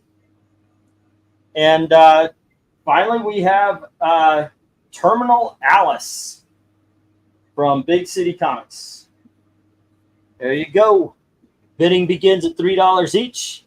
As soon as LK says go. 1, 2, 3, 4, 5. All right. Cool. Well, what do you know about these books there, Mr. BREEN? The only thing I know really off the top of my head is that George Perez came back to DC to do Superman, and they screwed him over, and he quit. But I don't really remember what the storyline was. So I'm not, I really don't know a whole lot about these. Let me put the bill up here. Terminal Alice looks like good cheesecake, but does it hold up on the inside? Don't remember. Is it a clickbait Alice? Do we find out they all have cancer? They're terminal? I don't know. Well, apparently we got 2 bids before they go. I'm going to count them. KRENIZ says You said $3, not $5. Right, these are $3. Okay. And so you don't see that I put up bid start at $3 go? Oh, did I hit the wrong banner? And then you've got the banner that says bidding starts at $5. Yeah, I just hit the wrong one. All righty, there we go. No, I didn't see it. I'm sorry. So these My are eyes 3? aren't in full focus. Okay, these are starting at 3, yeah. Why, did I insult you? No. Okay. No, I'm scrolling through to see who was in this 6-man, and I was paying minimal attention. Oh, on SmackDown? All righty. Just kidding. Let's see. Is that on? We had $3 on E&J. Where are we here? We're on number 7 here. Okay, lot number 7 already. Kurt $3 Angle's on, wait, no. We're on lot number. Kurt Angle's hanging out with MJF at Comic-Con. That was hilarious. Really? E&J from KRENIZ. E is JLA Foreign Bodies. That's Kren for 3. Oh my gosh! So, did you see the swim team for the Israeli swim team? They weren't allowed to wear their pins. Cool. They basically just said it anyway, and I was like, yeah. I just hope there's not another repeat of 72. You know what though? I would not be shocked if there is attempt at least made or something. The fact that they actually have it going on, and France has basically become less French. So they're arresting. You saw how in Britain they had their pro Britain Day, the flags. They went around the next day and started arresting those people because they can't arrest the Islamist lovers, the Muslim people over there that were rioting in Leeds, destroying stuff. But they'll arrest the actual Britons who are carrying around the Britain flag and saying, that they're Britain first. Yeah. Get out of these European countries. Let Europe go to hell. Come to America. Become an American citizen, and and if you want freedom of speech, man, that's the only place is left. Depending on Well, what not for happens. long though. But I mean, the fence gets in. But yeah, it's disgusting. I mean, I'm surprised the Crusades haven't happened again already. Okay, so we had $3 on E&J from KRENIZ, $3 on EGHINJ, and then $4 on E&J from Nerdy Texan. Cleanser's comment. He's a Dipole Tower, the Infidel Tower. Oh man. Let's see. Sorry, FNJ from KRENIZ. Okay. Yeah. He wanted F and J. Yeah. All right. Oh, the Go-Go Power Rangers. Okay. So Nerdy Well, that's has good. I'll just bring Nerdy's down. that's He yeah. was bidding against you. Yep. So KRENIZ has the Power Rangers at 3, and instead of it wasn't E, it was F. So not the foreign bodies. So Nerdy Texan has that for 3. Alrighty, and KRENIZ is off the board on the foreign bodies. Alright. I was being F, not E, so nerdy. Yep, got it. It's still the upper tower of the infidel tire, but you're right. SIDEKICK. And then $5 on Jay from KRENIZ, getting that terminal Alice. Yeah. You saw where all the crap that went on in Washington when Netanyahu was in to make his speech. They arrested 4 whole people and dropped the charges immediately. Yep. Goes. What an effing culture shock this country's going to be in for if Orange Man wins. Yeah. Okay, that's a big old if. All that stuff that we were saying is horrible and you shouldn't allow, and it's amazing that you can't. They do allow, and if it serves them. People are getting upset about the whole with if Trump does office, if he makes it illegal to or like burn a flag, American flag. Well, he's wrong about that. In my state, it's not unconstitutional. It actually is a thing. You can actually get fined for that. Well, the Supreme Court said yes, it's protected speech. However, in this instance, it's not, because it only deals with your flag. You can't go to somebody else or exactly. Flag, yeah. And that's what I was talking about. You can't, because that's basically vandalism, destruction of public property or private property, what have you. So it's two completely different. Well, yeah, it's not the burning of the flag that was against the law; it's the burning of someone else's flag that was against that's what the they're law. doing, though. Correct. Yeah. And that should be enforced. And frankly, that's the way it should be, because if it's your flag, then you should be able to do whatever you want. I'm not saying it's moral. I'm just saying if it's your flag, you should be able to do whatever the hell you want. The minute you chant "Death to America" in any rally, you're rounded up and shipped out of here. I'd be fine with that. Yep. If you don't like it, leave. We'll make you leave. We'll ship you to the desert. Like Sam Kinison says, we'll ship you to the desert. Oh, I was watching that stand-up with Sam Kinison where he's talking about where it's like, we're not going to give you food anymore because you live in the freaking desert. Move somewhere where it's closer. We'll send you U-Hauls. Yeah, you just butchered it, but it's okay. I know what I'm talking about, though. I can't remember word for word, but I mean, you know what I'm talking about, right? That one? Oh my gosh, it was so popular back in the 80s. Yes, I know what word for but word. It still applies today. Oh yeah, it's awesome. It's an awesome.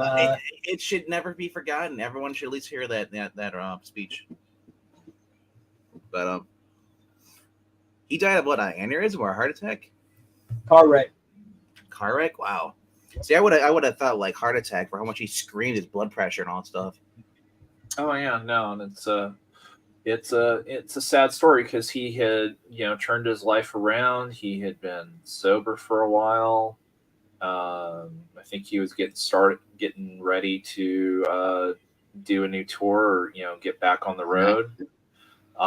He's driving down the road in Las Vegas with his, I think, actually recently married wife, and some young kid fell asleep at the wheel, crossed the lane, hit him head on.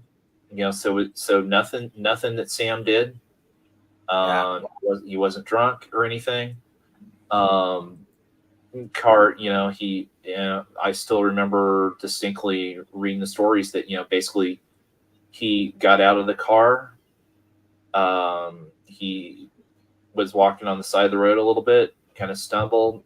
I almost want to say he said something along the lines like, he said, "Oh, okay." Yeah, and then just dropped. And according to what the people around them who watched it said, he laid down and he was kind of just looking off in the distance. He went, "Oh, okay," and then that was it for him. Yeah. That means sarcastic. Which some people, because he used to be a priest, some people think, of course, he saw God or he saw whatever it was. I don't know. I would he never want to see content. I would never want to see what those bad guys saw in Ghost when he gets dragged away. Yeah. Let's see. We had the I will see you 5 guys on later. J from KRENIZ. Did I get that? Nope. So 5 I'll on J see from KRENIZ. you gentlemen later if you're still going. You get the 1 minute warning, please. All right, see you, Venk. Later. Have a good time, man. 6 on J from Nerdy Texan.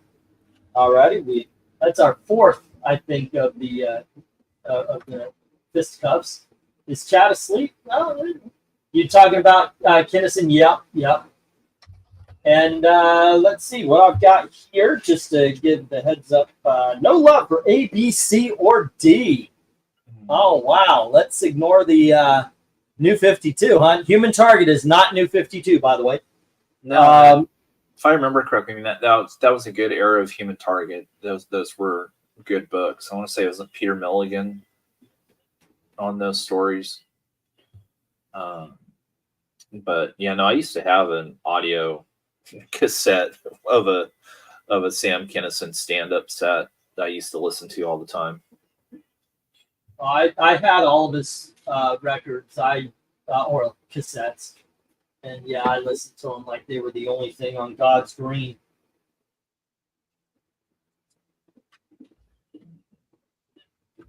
All right, let's see. KRENIZ has the Go-Go Power Rangers, Cover Girl, Zombie Tales are with Nerdy Texan at 3 each, and then right now he's got Terminal Alice at 6. Okay, and we'll get the stop, and let's get these up, and we'll get the next round. Get these down, and get the next round up. All right, fun times. No love for the New 52. He had such a great bit about women being vengeful.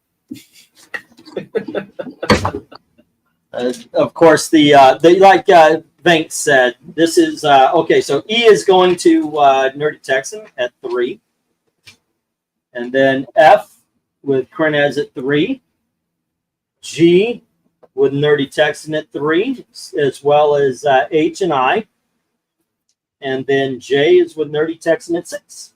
All right, but yeah, the whole bit about. I've been married for 8 years. If I die, he did. Oh no, I forgot it also, but no. This one was, yeah. He finally found the one, and he was gonna come clean, and he went to her and said, baby, I want to tell you that, I'm sorry, I cheated on you in the past, but that's all over. I love you. You're the one. And she looked at him and she said, I forgive you. What I didn't hear was her going, until I get you back. Next day, I'm going through the airport. I'm going on a trip. I put my bag through the metal detector. I'm walking through. Suddenly hear the alarms going off. I'm like, who's trying to, get something through? When the police grab me, it turns out the lying put a gun in my bag. yeah, he was funny. Great stuff. For a while, there was a little bit of a tip, like who was funnier, Sam Kinison or Andrew Dice Clay. Sam Kinison, by the way. But I remember that was a thing. All right, kids, next up, we're on the $5 books this time, the actual $5 books this time. And we have ZACK. This is issue number 203. And we have issue number 120. Guess I didn't put these in numerical order. Sorry about that. We have ZACK's Laugh Special, issue number 14. And we have, oh, wow. 1, 2. Okay, and we have Bugs Bunny. And this is issue number 84. And we have Bugs Bunny issue number something or other. It's not on the bag. There we go. But it's still 10 cents. All righty. And then we have Walt Disney Comics and Stories from Gold Key Comics. And then we have Walt Disney Comics and Stories. Again, this is issue number 257. they didn't have on the gold key. And then we have Walt Disney Comics and Stories, issue number 260. And we have issue number 261. And finally, we have Finn and Marty. Alrighty, this is the sticker. It's on the bag. It's not on the comic. I just couldn't get it all the way off there. Alrighty, bidding begins at $5 each. As soon as LK says go. Lots of fun.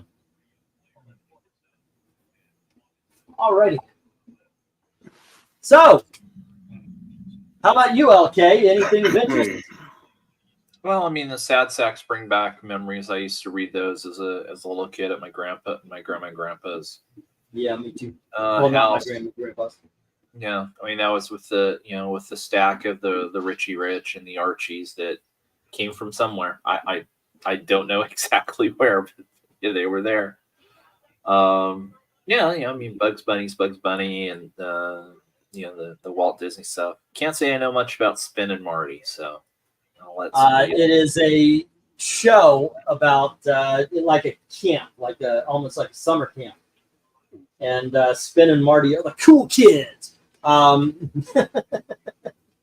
It's a lot of fun. It was part of the Mickey Mouse Club. I remember watching it as a kid when my dad watched it as a kid. So when it came on reruns in the 70s, we watched it together. So wonder if either one of them are still alive. Say again? I wonder if either one of them are still alive. I don't know. I never even bothered to check. Because it's weird seeing two probably like 15, 16-year-old tops and knowing if they're still alive. They're, what, 80-something now? Mm-hmm. Let's see. D, ABCD is Bugs Bunny. And that is, and I'm going to call that Radio Bugs. And One Slick Dude has D, and then he also has E, which is Bug Magic Cat Bugs. Oh. Sorry, I don't have the number from here. Marty wins. Oh, he's alive? Yes, Spin checked out in 22. Oh, okay. Wow, that was a close race. Huh? G is Walt Disney Comics and Stories 251.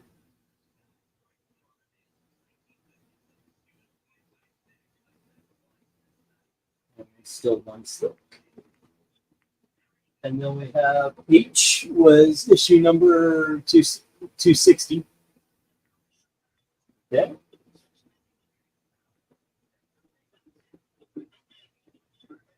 And I is issue number 261. He was also one of the original My Three Sons. Huh. That was a show I watched and when it was on, and then never really got interested in it again. Never thought, hey, I would like to binge watch My Three Sons. Not even once. You know, it's not really been all that prevalent in syndication as some of the, considering how long it lasted. But I've binge watched Dick Van Dyke a couple of times. I Love Lucy is one of my favorite shows of all time. My Three Sons, not really. And Glinzer is on the Sad Sacks on A, B, and C. And that's Sad Sack 201, 120, and 203.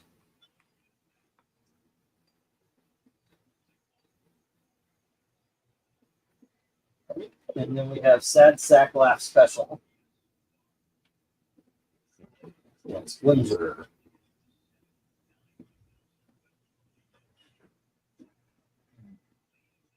All right, the top row is taken.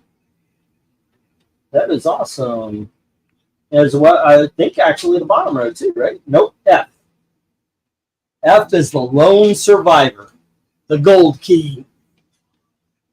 Ba-bum. The only one that will hit the reject pile. So many good ones, and he was definite cutoff point, says Jim. Oh, Jim, those are words that make me sad. Let's see, I have to go. I calculated my comics at 41. How much do I owe you for shipping? Let me see what the number here is. I think you're still in. Yeah, you're still in bag territory. So 9 will do. 1, 2, 3, 4, 5, 6, 7, 8. 8 books. Yeah, 9 is shipping.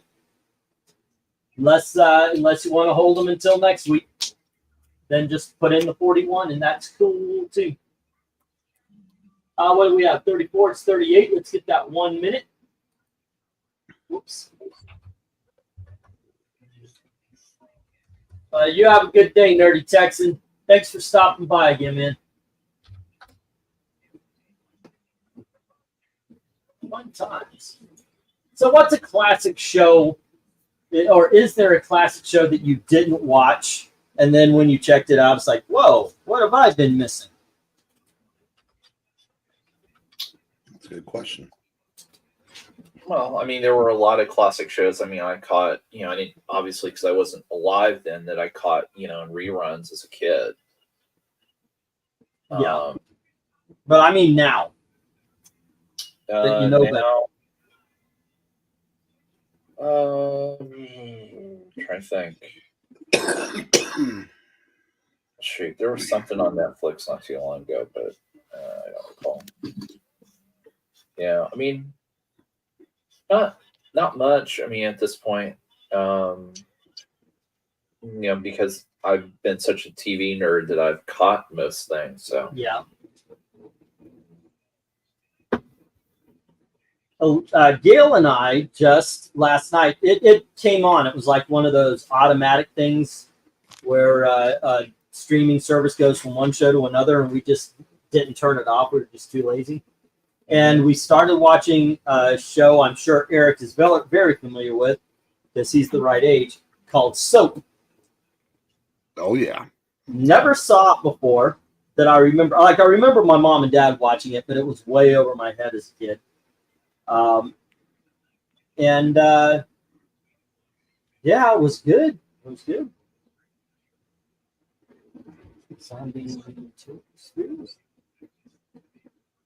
So far, so good. We're enjoying this.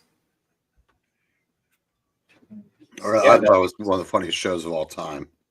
Yeah, I mean, Soap was ahead of its time because it broke so many boundaries and rules, and touched taboo subjects, but they let it go for a long time. Yeah, it actually Billy Crystal's character is gay, and he's actually was talking about wanting to change his sex, and I was like, holy Toledo, that is way ahead of its time. 3, 6, 13, 16, 19, 21. Okay, what am I missing? Let's see. He was in the hospital with Harold Gould, and he kept calling him a fegulate. Yeah. Let's see. We got the 1 minute warning. Did I miss anything? I don't think I missed anything. KRENIZ on this one. That is done. Let's get the stop on this one. Yeah, so it's nice. Billy Crystal's first step. Yeah. Yeah. That's right. Yes, Benson. Yes, Benson was a spinoff of Soap. Trying to think, was there any other? Alrighty. Empty Nest was a spinoff of the Golden Girls. That's right. Okie dokies. This is what we've got going on here. On the top row, Glenzer has the Sad Sacks. And One Slick Dude has the Bugs Bunnies. On the bottom row, and do we have any challenges? No, we don't. It's all $5. On the bottom row, it's all $5 still. There's no love for the gold key, but all the Dells are going with one slick dude at the starting bid of $5. All righty. And there we go. Let me get these down here. We're going to get the next round up, the last of $5. Well, for now anyway, and then we'll move on to the big dogs. Is that it? Yep. Okay, kids. Next up, we have Spider-Girl, issue number 100. And we have Silver Surfer, issue number 1. We have Wonder Woman, issue number 245. And here is Justice League, turns into Justice League International. That's issue number 1. And we have Superman from the John Byrne run, issue number 1. Next up, we have 100 pages of team-up thrills with the Super Friends. This is DC, the Best of DC Blue Ribbon Digest, issue number 3. Then we have Best DC Blue Ribbon Digest, issue number 5, Year's Best Comics and Stories of 1976. Not this year, because there are none. Next up, we have Adventure Comics, issue number 384. And then we have Ghosts, issue number 63. And finally, we have Strange Suspense Stories, and this is issue number 74. Why did I put this in? The staples are on the front right here. There's Trouble right here, and there's Tear right there. That's why it's on the 5s. All right, there we go. Bidding begins at $5 each as soon as LK says go.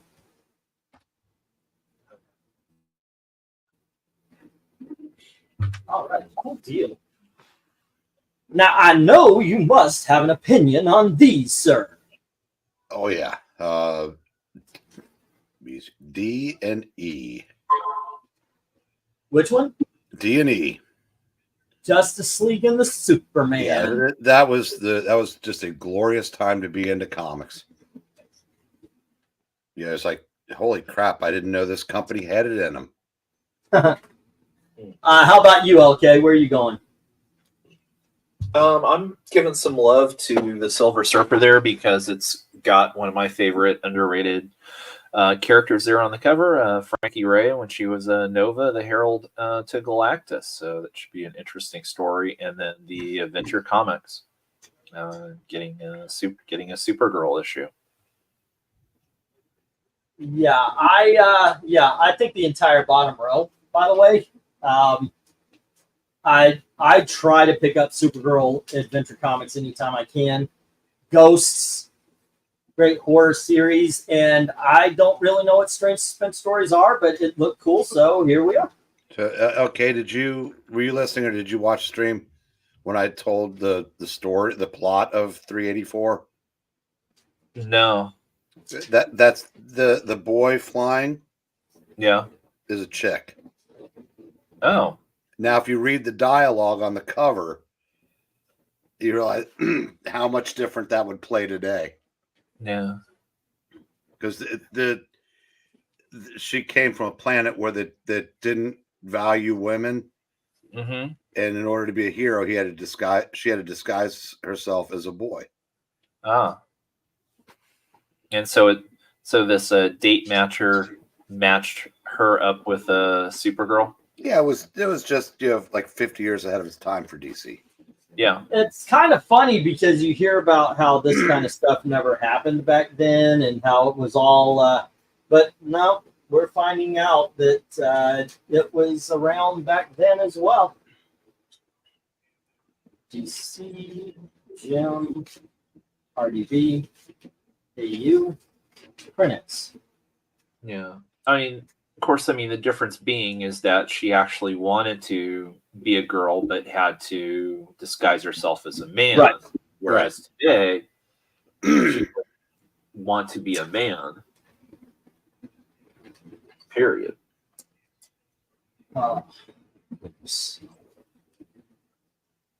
Because these lunatics don't understand.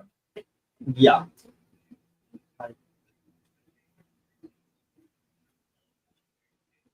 Okay, what would I say except you're welcome? Damn. Am I sitting?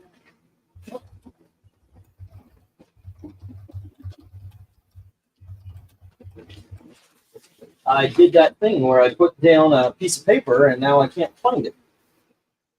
You did the thing, the thing. Thing ring, do your thing. I remember that cartoon. Ah. Watched it quite a bit.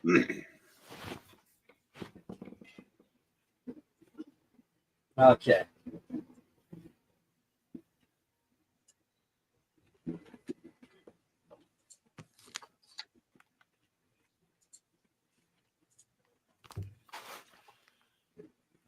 So, okay, the maximum male models debuted tonight on Collision. Oh, I must have missed them. Was that what Mansoor and? I don't remember. I wasn't really watching WWE much, so I don't know the names. But and I didn't stick around to see who won. But their first match was against FTR, so I'm guessing they're 0-1. Well, not necessarily.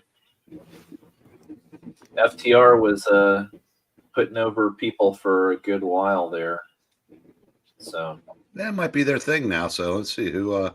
Yeah. Well, I guess they debuted on the ROH show last night. Let's see what we got going on here. We have 5 on C from Austin. Hello to Austin. C being Wonder Woman. Number 245. And AP5. Alrighty. And then we have KRENIZ saying $5 on C. But Austin got there first, I believe. Let me check the YouTubes as well. And yep, that's what I got on both. Let's see. One Slick says 5 on H and I. All right. H being GH, the Adventure Comics. And that is issue number 384. And Ghosts number 63. Ruins Dude for 5 on each. Alrighty, and Jim says 6 on H. Yeah. And then we have KRENIZ coming in with 6 on C and B. Okay, KRENIZ says 5 on C, and then I've got H and I, H, B, and I see it, 6 on C from KRENIZ. KRENIZ, I think you're bidding against yourself there. I see, because Austin had it first. I am dumb. All right. Okay, so KRENIZ has 6. Alrighty, and he also had 5 on B, which is Silver Circle 1.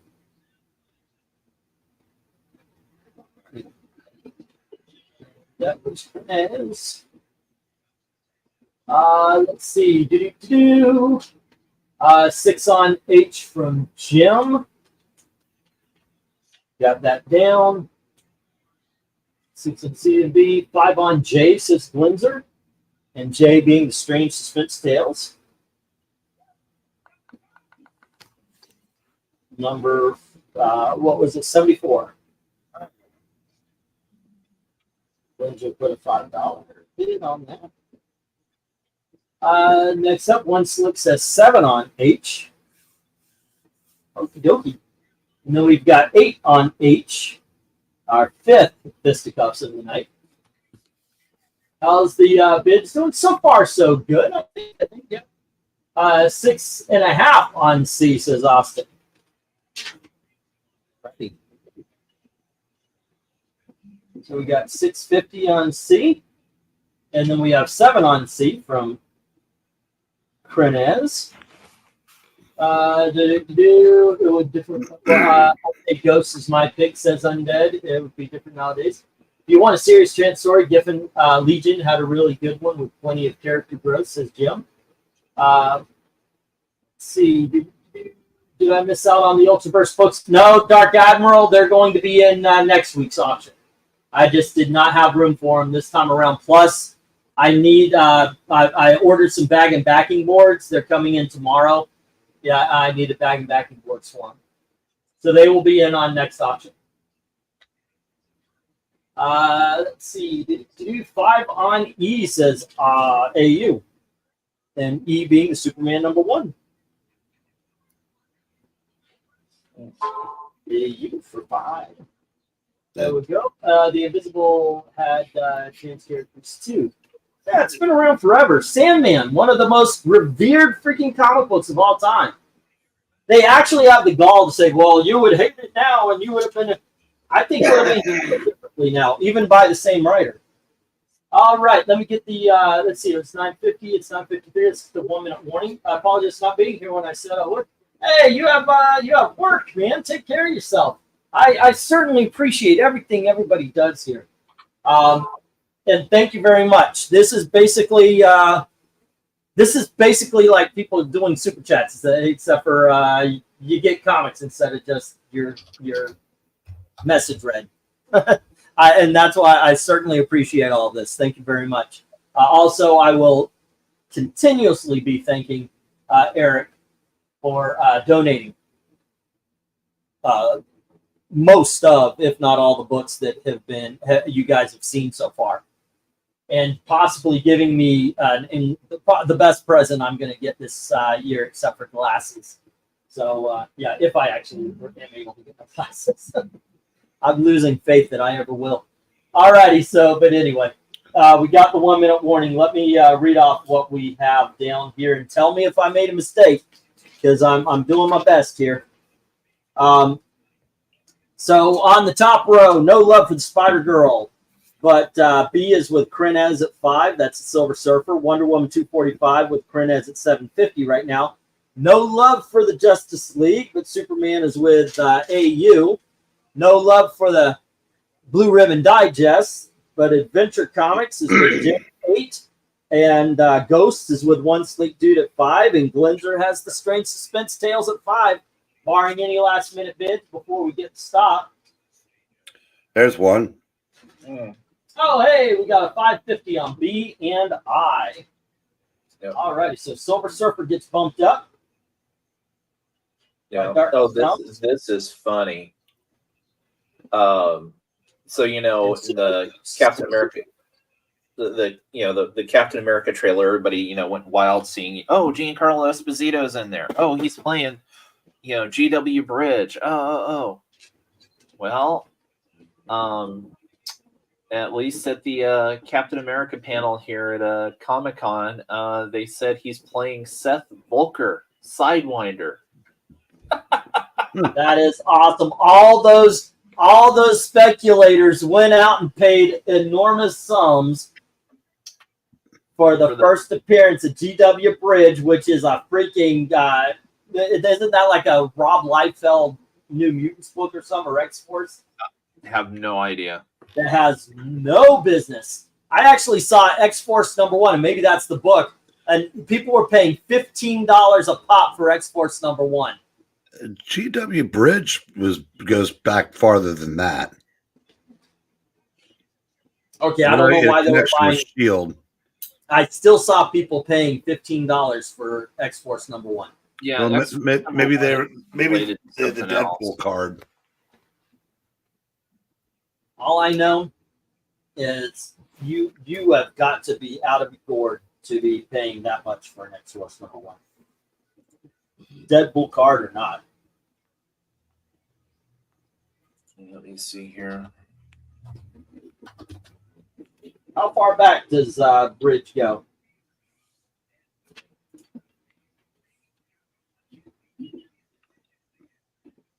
Well, this version is X-Force 1. No, yeah, it does say first appearance GW Bridge. Yeah, I could have sworn he had a Shield connection going back farther than that, but maybe not. Guess not.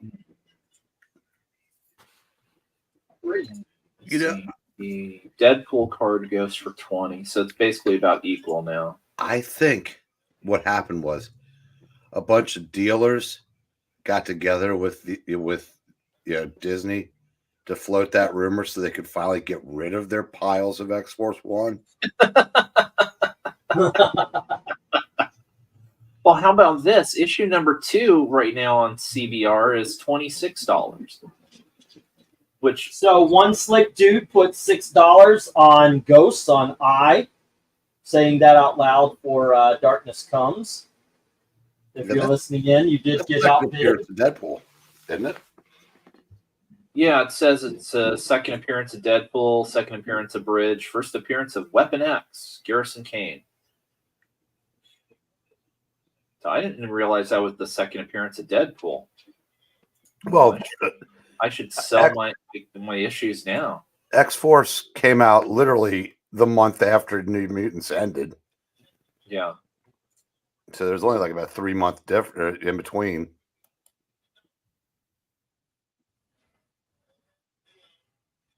Yeah, because actually I have 2 issues of number 2. Yeah, and I guess so. Have you seen this too? I mean, I'm hearing and reading that the slabbed market is slowly grinding to a halt, or at least it ever since CGC fucked over a lot of people, it's been slowing down, and now people are just going, well, do we really need to because people were putting bullshit books in, like just things they got off the shelf, only to find out, yeah, not every book is going to go to $100 just because you put a slab on it.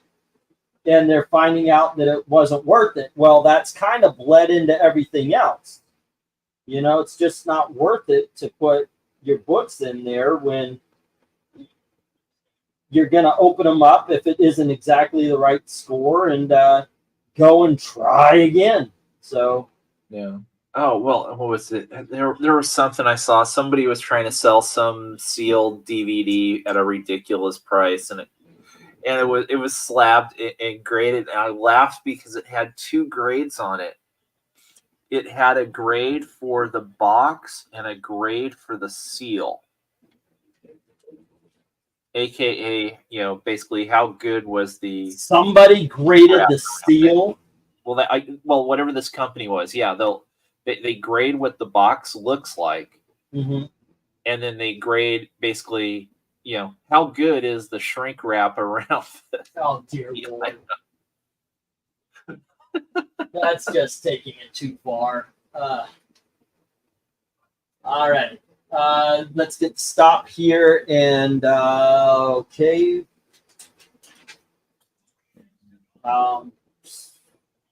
Where's the page? Where's the page? Right in front of me, dude. All right. Here it is. Let's get these down, and then we'll get the first of the big dogs up. Oh, my goodness. Boy. Okay. No love for Spider-Girl. Zoink. Silver Surfer with Darkness Comes at $5.50. Wonder Woman with KRENIZ at $7.50. No love for the JLI. Superman with AU for $5. And I have no bids on the Blue Ribbon Digests. Hang on there. I missed something? B is going to KRENIZ for $6, and one slick dude has I for $6. Okay, yeah. Okay, what was the first one you read off? B. Going to KRENIZ for $6. Okay, I missed the KRENIZ bid. Okay, gotcha. All right. I do have it in my hands, but I'll just change the bid and the win. All right, so KRENIZ has the Silver Surfer for $6, and the Wonder Woman for $7.50. Superman to AU for $5, and then Jim has Adventure Comics at $8. One Slick Dude has Ghosts at $6, and Strange Suspense Stories with Glimzer at $5. All righty, cool. There we go, and get the first of the big dogs. And this is going to be, first I'm going to do the comics, and then we've got some trade paperbacks out in the Ying. 1, 2, 3, 4, 5, 6, 7, 8, 9, and 10. Okie dokies, gang. Oof. Not that it meant anything before, but oh wait, no. First, let's put this one up. We have Wonder Woman issue number 1. I should have had a price right there. We're going to start that off at 10. Next up, we have Amazing Spider-Girl issue number 1. And then we have the Amazing Spider-Girl issue number 20, where we get a new May Parker. That's what it says right here, a new May. And then we have Spectacular Spider-Girl issues number 1 and 2. And here we have The Brave and the Bold. You've seen this before. It's been up here. I just needed something to fill out the lot. And that's the Batman Deadman special. We have GI Combat featuring the Haunted Tank. And this is issue number 174. And next up, we have Porky Pig. I thought I wrote this down. I actually don't know what number that is. There we go. And we have Magnus Robot. God dang it, I forgot to write this one down too. Magnus Robot Fighter. There you go. And then we have Air War Stories, Kamikaze. And there is a chip out of it right there. Okay. And let's see. Thor, issue 156. All right, a little bit of a roll you can see right there. Okay, and there you go. Bidding begins at the individual prices as soon as LK says go. So they announced that Fantastic Four movie is releasing 1 year from now, and the filming starts Tuesday. And that the Fantastic Four will be featured in the next 2 Avengers films, and that the Russo brothers are back and will be directing Avengers 5 and 6. I wonder how much money they backed up into their house. Yeah, I don't know. Possibly not as much, because I mean, the thing about it is, I mean, if you looked at the kind of the recent non-Marvel stuff that the Russo brothers have done, they haven't done that well. Oh. So. And how well did the last Marvel stuff do? Oh yeah, no.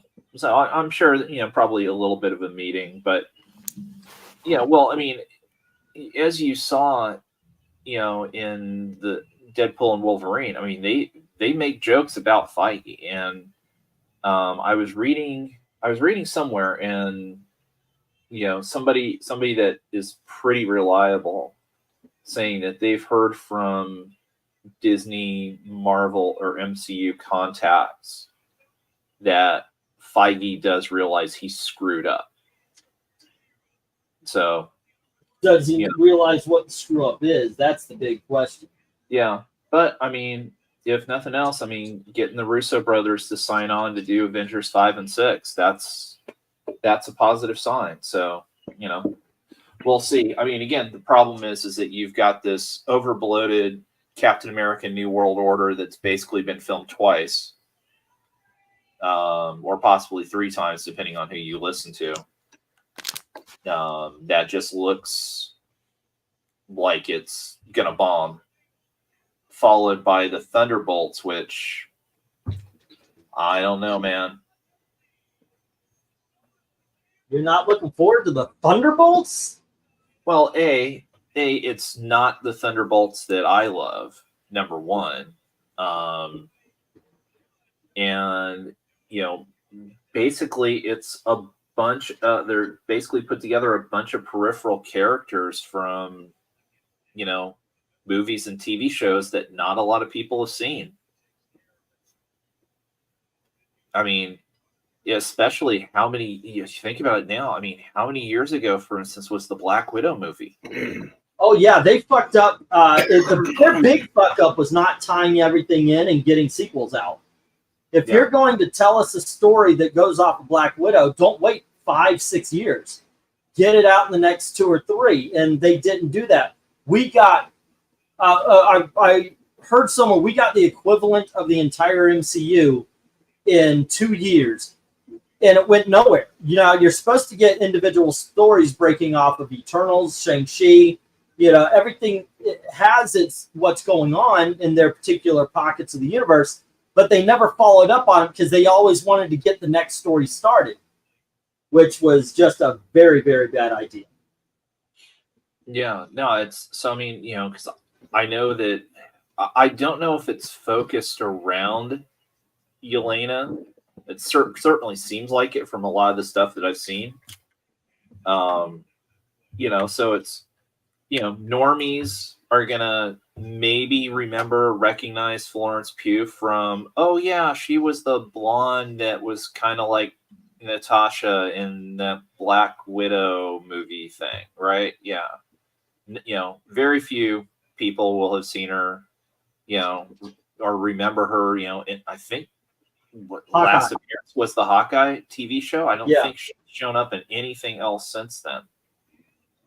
And, you know, while me and Venkman liked Hawkeye, I don't believe I know too many other people who did.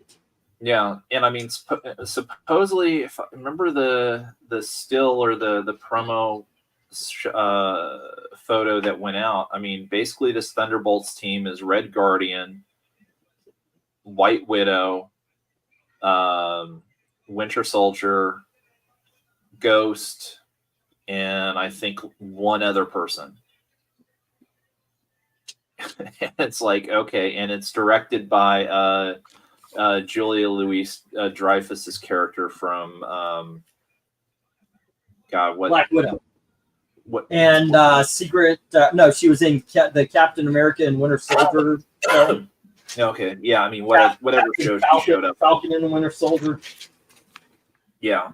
I'm sorry. Falcon and the Snowman. I mistitled it. Sorry. Yeah. Sorry. My bad, guys. Okay, let's see what's going on here. Sorry, I had a lot of writing to do there. I'm trying to get caught up.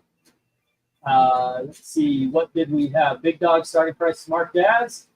So have the trades been shown yet? Some have. 10 on A and 8 on J, says Jim. Alrighty, and J being the 4. And that was 156. It's Jim. 8. And we have the dude 10 on A, which is the Wonder Woman. Okay, well, this is interesting. Hold on just a sec. We have 8 on G from One Slick Dude.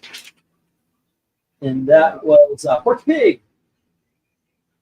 Yeah. So Popped by Culture, you know, is, you know, the site in the YouTube channel run by you know, Josh McDonald, who shows up on Wes's stream and you know, does the stuff with Drew and Aaron Sparrow. So I don't know which one's in the Marvel panel at San Diego Comic-Con, but apparently the next Avengers movie is called Avengers Doomsday.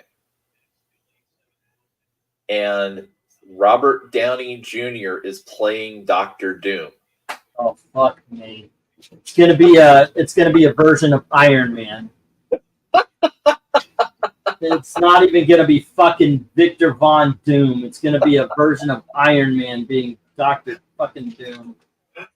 You know what? I was in a good mood until you said that, Eric.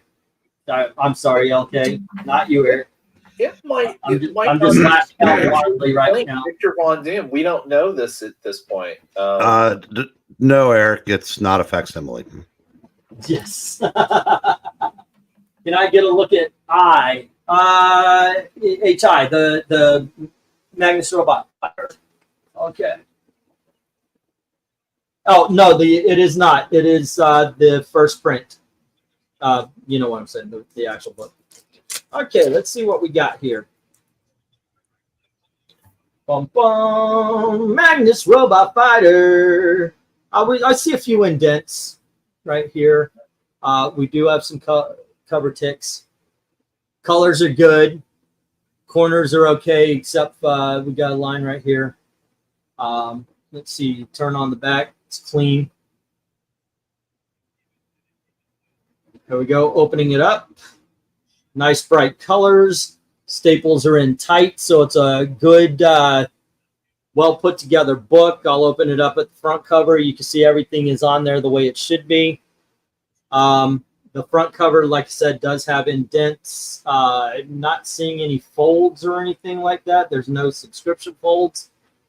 There is some scuffing right here at the bottom, but really these cover ticks are the big perpetrators. There is one line right here also. 4, 5, 5 tops. There we go. Yeah. You know what? Turn that frown upside down, because what he's saying here is new mask, same task. What can I tell you? I like playing complicated characters. It, to me, at least, this reads that he's playing Victor Von Doom. It's not Tony Stark becoming Dr. Doom. I hope so. I hope so. But they announced the schedule: Avengers Doomsday, May 2026, followed by Avengers Secret Wars, May 2027. Okay, I gotta tell you, So I'm a shill. I am a for shill, and I am not excited. Hmm. Hopefully, as things get closer, I will get excited. Yeah. Because I wasn't excited for Deadpool and Wolverine, and I went in, and I got to tell you, I had a blast. We'll talk about it more tomorrow, but yeah, had a blast. Yeah. Okay, so let's see. One slick saying, well, I guess not. What? No, the air. Oh, I'm sorry. I don't think I have any interest in seeing Robert Downey Jr. I did H, didn't I? Okay, I apologize. You don't have any interest in seeing Robert Downey Jr. as playing anybody other than Iron Man in the MCU. Yeah, it seems weird. You know, it seems like a desperate move. Well, I'll do a soap analogy. Biggest soap star of all time's guy, Anthony Geary. You know, his Wedding to Laura, you know, Elizabeth Taylor, blah, blah, blah. 30 million people watched it. Yeah. He left the show and agreed to come back, but not as Luke. And he came back as another character, and about a year and a half later, I mean, everybody hated it. Yeah, so of course. They want Luke. And he came back. Okay, as I pointed out, this is the biggest problem right here. We do have a chip taken out of the cover right here from the side. Otherwise, I mean, and that's the big thing. I mean, I could go, hey, we got that, but the rest of it is pretty clean. You know, corners are actually sharp. We do have some stress and some ticks, some color breaks right here on the spine. Once again, that scuffing that usually happens when comics are put in the bags right away because they're in the 1960s. Some dirt on the border here. There we go. You can see, though, it's structurally sound. And colors are pretty good. Let me see if I can't find the centerfold. Show off those staples. Then, boom. Has that beautiful old comic smell that we all love. I'm assuming we all love it. I know I do. I like the old comic smell better than I like the new car smell. Let's see, where's the staples? Come on, man. Here they are. And you can see that they are in there nice and strong. All righty. But like I said, that's going to be the big problem right there. All right. Once again, 455.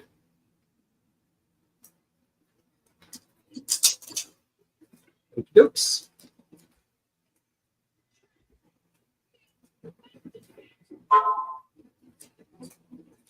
There we go. Alrighty. And hey, as a bonus, I did the Magnus Robot Fighter. Alrighty. Have you guys been sniffing old newsprint or something? Oh, dude, no, man. You know the smell of old comics is awesome. That's not even an opinion. That's just a fact. That is a well-accepted fact. Okay, and we got a bid on Jay from Jim Sorensen, can we get the 1 minute warning, please, sir? That means somebody bid against them. Let's see, who bid against them? Oh, Darkness Comes came in. 8 on H and 850 on J. That's HE he asked about. Yeah. Alrighty, Darkness puts 8 on the Magnus. All right. Okay, and we had 850 on J from Darkness. And Jim put 9.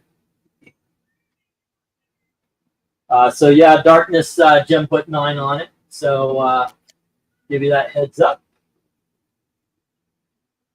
It's a quote from the Lost Boys. Have you guys been? Oh, okay, okay.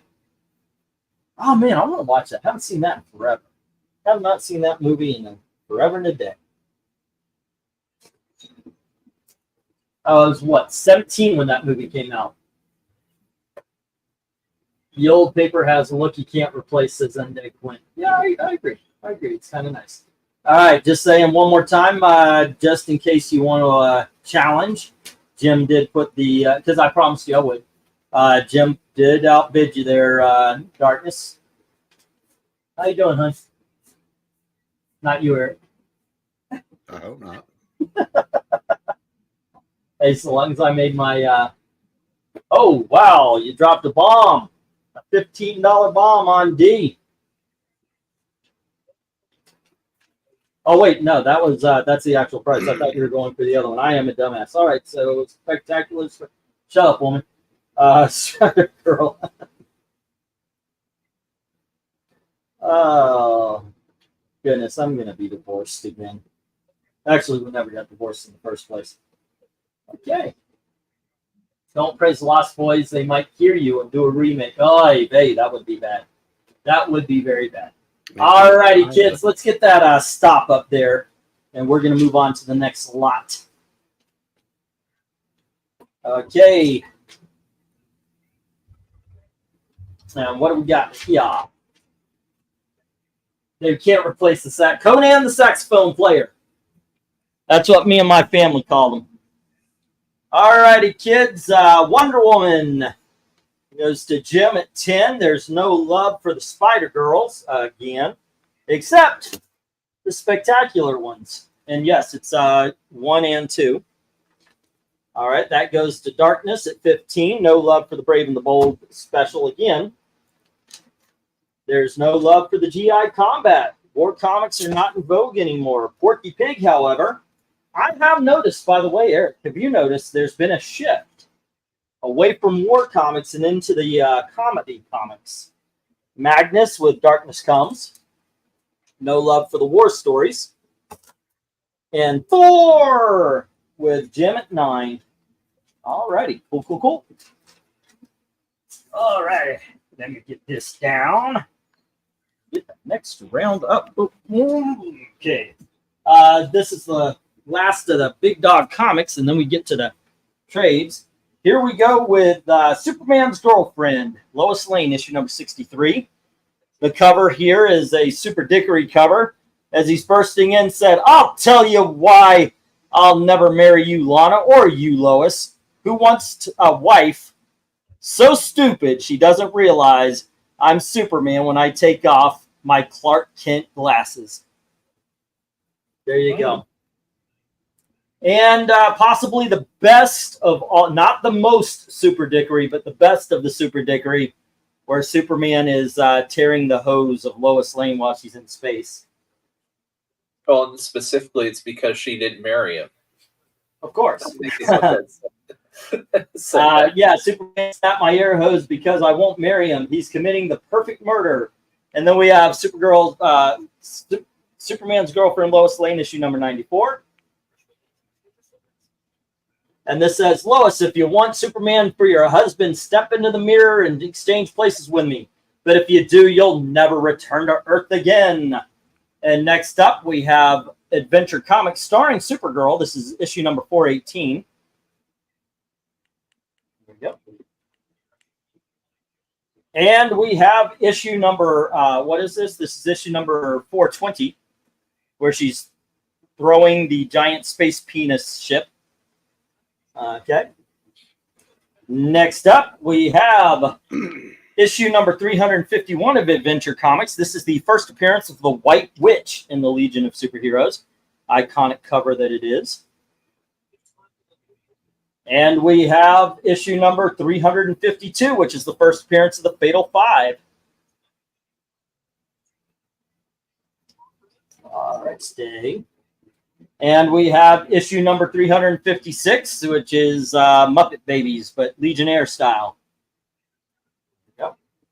And we have issue number 357 with Pharaoh Lad. Or his ghost, anyway. And then we've got Adventure Comics issue number 421. Bidding begins as soon as LK says go. E? Yes, sir. Darkness saying to read the board. I think he got in at the last second and got the Thor. The Thor. Okay, let me check on that, and I'll.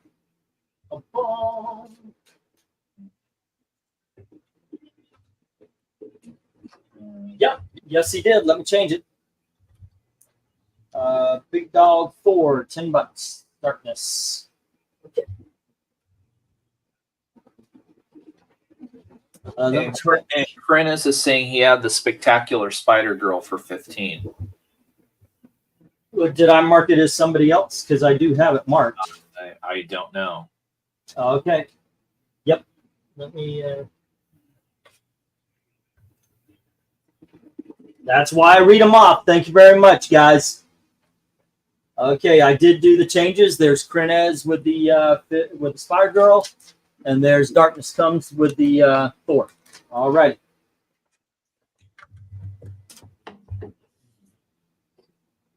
Okie dokies. Let's see. Oh.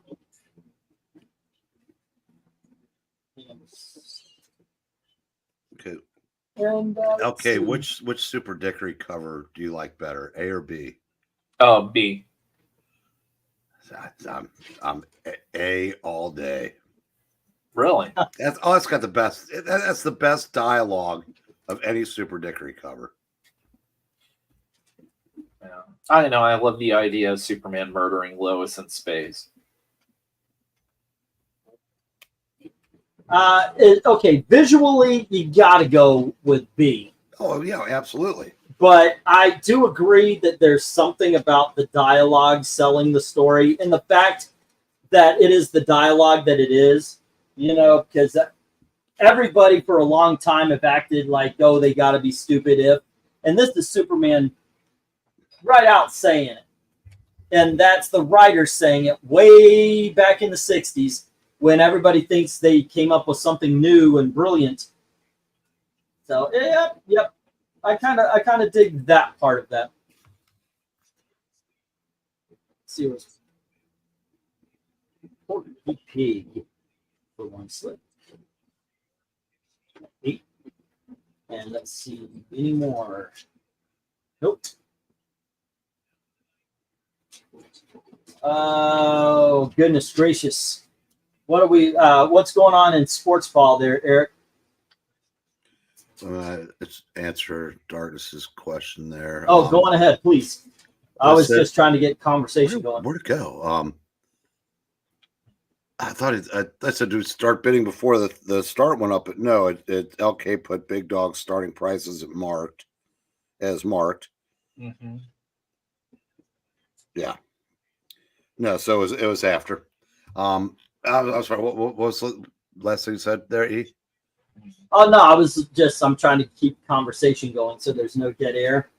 And yeah, that's why I was asking about sports ball, because I could get you guys even talking about sports ball. 2 outs, runner on third, 1-run game. Jansen versus Grisham, who's sitting about 130. If you can't put him away. What, you're not watching Battle of the Belts? I turned over for a second to watch Timeless Tony cry after her win. I still think they should have flipped that because I don't think Toni Storm plays as well as a heel or as a face. Yeah, we agreed on that. I hope they've got some up their sleeve. Like I said, I hope that she, turns on Mariah. Yeah, I hope they make up, and like after the match, she turns on her because that way they can fix that mistake.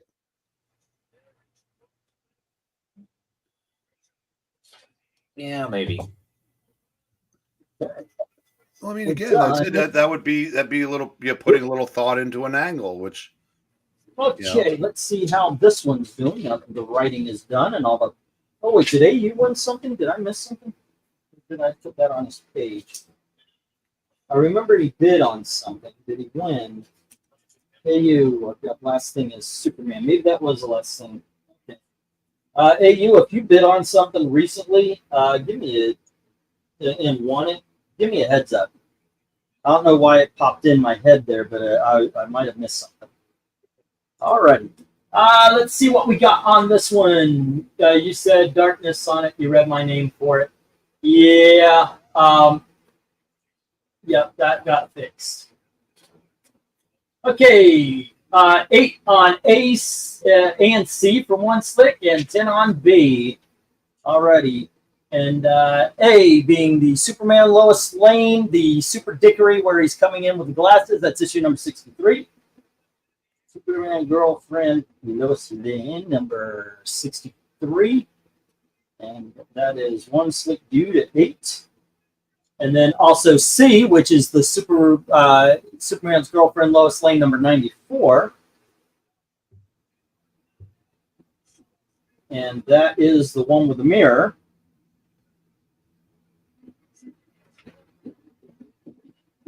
Okie dokies. And let's see, 10 on B, which is the Super Dickery,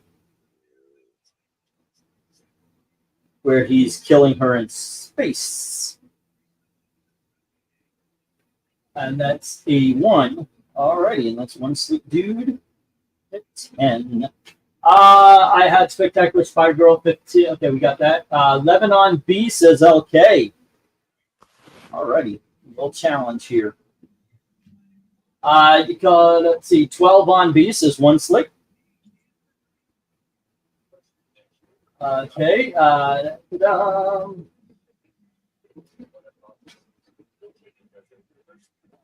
Righty. 15 on F from Jim Sorensen and 8 on J. Can one of you people that can control the ticker there kill that? Oh, go to Big Dogs. Yes, thank you.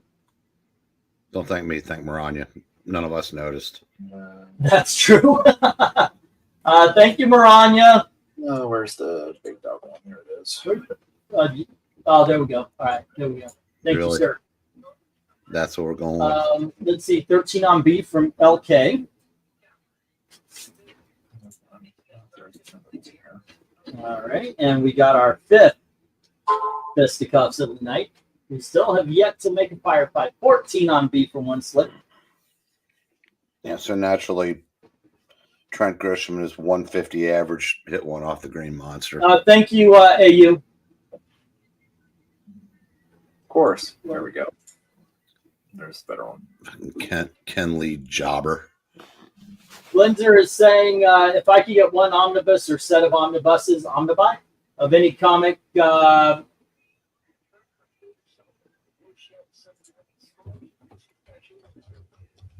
Let's see, that doesn't have one Piccolo's Lane. Yeah, that'd be kind of cool. Okay, so what happened? But not a problem, not bidding on any books, just asking. He put that down by laying the second book. Please start after all the books are down. Did we get an early start? Is that what happened? No. I'm not looking at that when it comes in because I'm right by the thing. But you know. Personally, I won all the adventures, but had to choose, says Jim. Yeah, this is a good run. I mean, like I said, you got the first appearance of White Witch, the first appearance of Fatal 5, and then just some interesting adventures. You got Supergirl, some interesting looking Legion. You can never go wrong with Legion of Superheroes series. 15 on B and 9 on J, says LK. Alrighty, J being the Adventure Comics with Supergirl. And that is number 421. Mm-hmm. Okay, good peeps. And then it was 15 on B. We are very close to our second Donnabrook. Will we get there, ladies and gentlemen? At this moment, there is no love for the Supergirl adventures on the top row. And let's see, no love for F through I. So all of these, all of the Legion of Superheroes on the bottom. All righty, we got 10 on J from Jim Sorensen.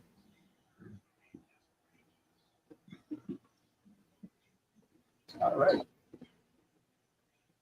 Going for the Adventure Comics 421. Let's see how that goes. If any of the lowest lanes haven't been bid on already, I will bid on. Yeah, all of them have found a home with somebody. The Legion is, the Supergirls haven't found, on the top row, haven't found the home. And the Legion of Superheroes Adventure Comics haven't found a home yet. Those are the ones. Come, Mr. Tallyman. And then we're off to the races on the trade paperbacks. I think there's like one lot fills up one box. It's wild stuff, kid. Wild stuff. Weird, wild stuff. I gotta really watch and actually get a feel for John. I haven't seen the Johnny Carson show in forever and a day. Well, go to Pluto. Yeah, I know. Pluto's actually not bad if you want to watch TV like it used to be. Apparently, Austin said he bid on D. You did? Did I missed it? We all did, apparently. Oh, I'm sorry, sir. But thank you very much. Why I'm continually talking. D being Adventure Comics, issue number 4, blocked by the other one.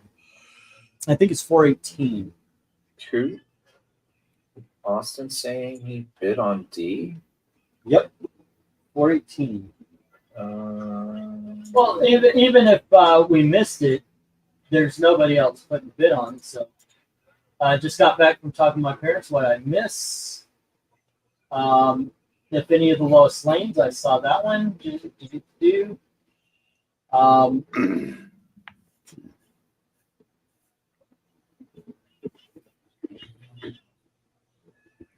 Yeah, Austin, I don't see your bid.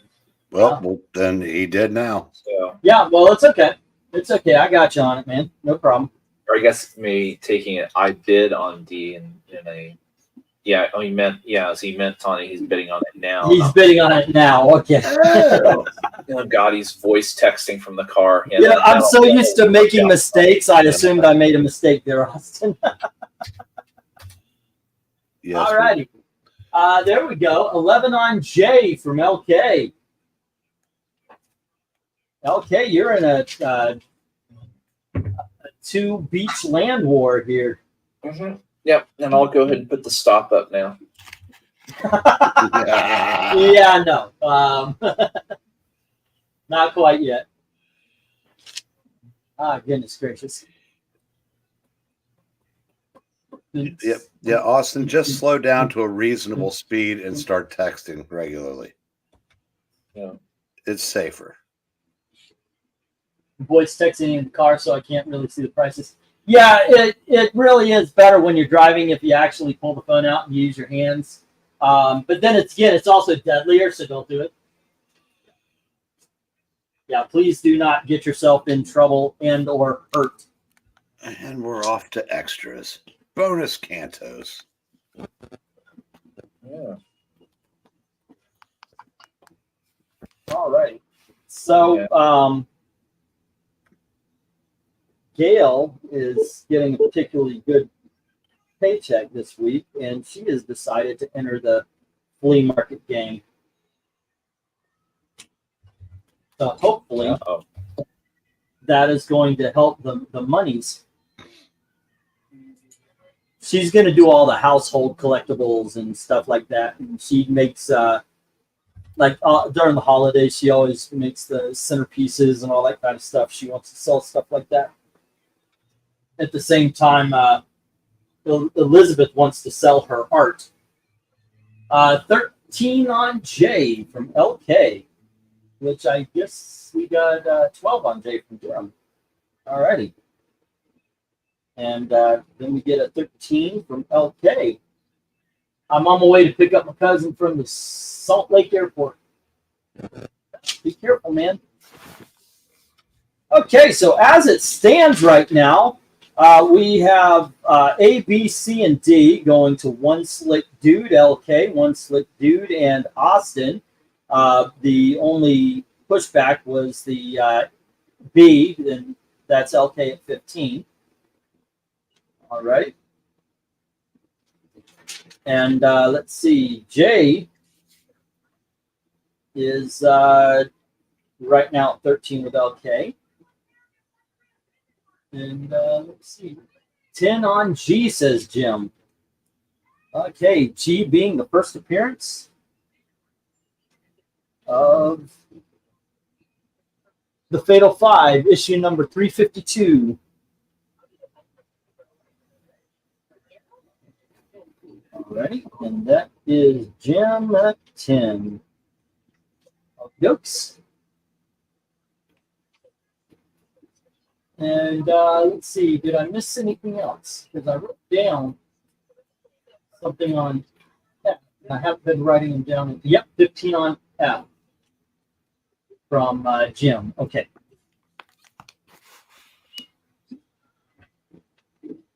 There we go. All right, first appearances are taken up. No Love for H and I. Let's see, or the two Supergirls. Well, no, we have Austin with D. E still hasn't found a home, and H and I have not yet found a home, unless I missed something. Oh my God! Cleanser, they will never ever do a facsimile of that. Wouldn't that be a black simile? Like 20 years ago or something. Okay. Oh, that would be so awesome. That would show balls. I don't think any of them have that anymore. Well, they could lean into it and call it a black simile. Yeah, that would work. All right, one. Yeah. 20. Yeah. Oh, that's right. Realize they changed. You know what Avengers 5 was originally supposed to be, right?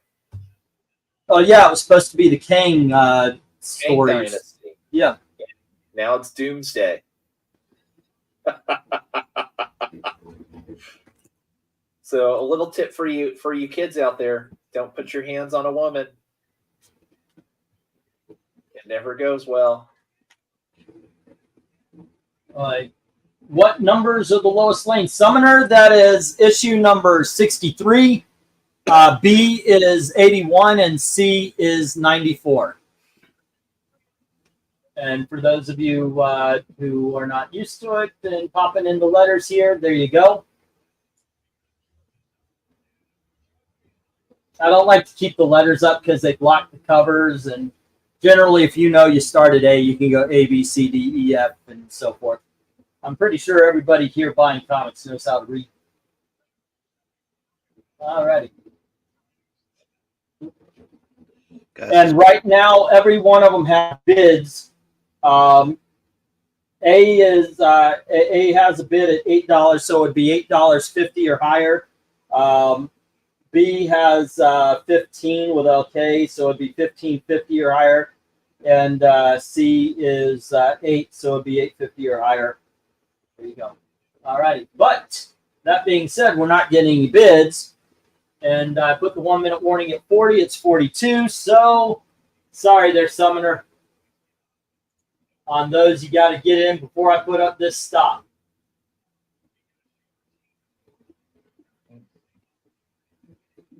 $5 says he's going on another rant on those old adults who used to say comics are for illiterates. No, not even a little bit. All right, let's see what we got here, ladies and gentlemen. Ooh. Okay, so starting at A, we have One Slick Dude getting issue number 63. LK has issue number 81 at 15. And One Slick Dude has number 94, 63 and 94 at the cover price. Austin has Adventure Comics 418 at 8. The other, it's the reject pile. Flipping it over here, we've got the first appearance of the White Witch, which is Adventure Comics 351 to Jim, as well as the first appearance of Fatal 5, which is Adventure Comics 352 to Jim. The starting price is at 15 and 10. No love for Adventure Comics 356. No love for Adventure 357. And Adventure Comics 421 is sitting with LK at 13. Alrighty, getting these down. And now we're into the trades today, kids. Okay,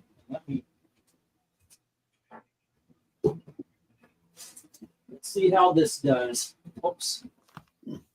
Let's see. 1, 2, 3, 4. Yep, I got to 4 tell you, and I'm 5. actually looking forward to this match. Well, Okay. Still on the big dogs. And first up, we're going to go through some of these phone books. And we've got Showcase Presents The Legion of Superheroes. This is volume 1. And, well, I'll have to look in to see, or we'll have to look it up to see what issues they cover. And then we have Legion of Superheroes issue number 5. This is pretty thick. There you go. Okay, I thought the styrofoam would be a good thing, but it's not so much with these. Then we have Supergirl volume 2 with one of the most awesome Supergirl covers of all time. And they're just leaning forward. Next up, we have Superman volume 2. Okay.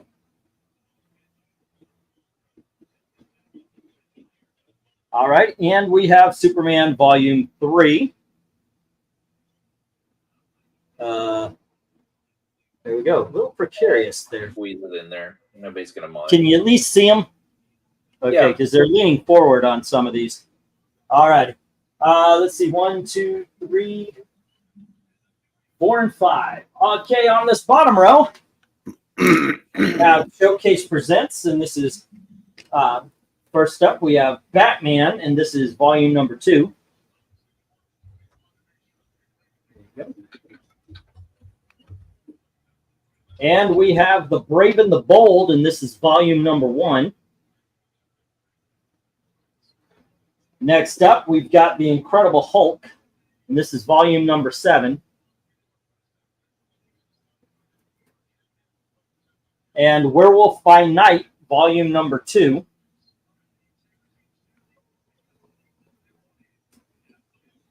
And finally, we have The Amazing Spider-Man, volume number 11. I wondered how expensive I should go on some of these, but I figured since Eric was kind enough to gift these for the auction, I wouldn't take them as high as I saw them priced at in other places. So bidding begins at the listed price here as soon as LK says go. Wait, you're saying these are from the collection of one Eric Breen? These are from the collection of one Eric Breen, yes. I have these already, or the other version has kind of priced itself out from me. So, like for Spider-Man, I got volumes 1 through 3, but this one's 11. Let me tell you something. The later issues get kind of crazy. There you go. So where do you go, Eric?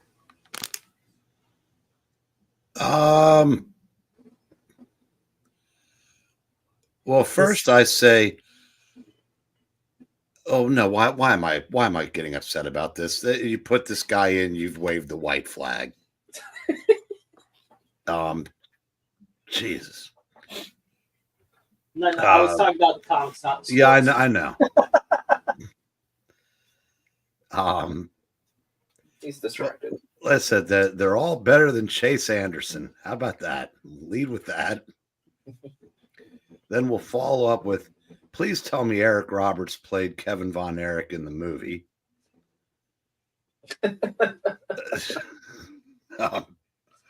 Tell me I'm wrong. I mean, they showed him over his eye. He's going, I'm still alive. Yeah, he could later, but not not in the time period that the movie that Iron Claw was set. Back to I love Brave and the Bold. Yeah, obviously I love Spider-Man. You can't go wrong on this board. Everything up here is a winner. All right. You mentioned Brave and the Bold. How about you, LK? What would catch your eye up here? Oh, it would be the Supergirl followed by the Legion. Yeah. The one that I'm looking at, wishing I didn't put up there, would be the Werewolf by Night. I'm like, let's see if that gets a sale or not. I've got all the ones on top, and I'm telling you, the Supergirls are awesome. I love them. I'm a huge Legion fan, and I love the fact that I have a collection of all of the adventure comics all the way up to Superboy and the Legion of Superheroes. And I've got full sets of Batman, but I'm still missing 3 of that one. Everything's great on this one. If you want to know the issues, just ask. I'll read them off. No, I've got some bad news for you, E. What's up? There's already 3 bids on I. Okay. Well, hey, you know what? I put it up there. I could have left it. I didn't. I've still got Marvel Horror and a whole bunch of others. I don't know if you realized it was my birthday, Eric, but you probably have given me the best gift I'm going to get this week. So, thank you. Oh, come on, guys. Get back in the ring.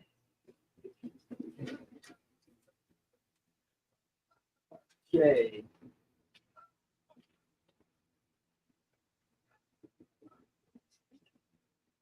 That was 63 and 4.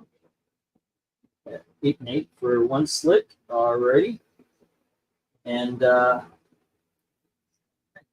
so say they start these kind of things up. Which one would you like to see? Like if they restarted, and let's say they did the Dream Team where they restarted where these left off. So what, new showcases and essentials? Yeah. Like which one is out there that you're like, damn, finish the series?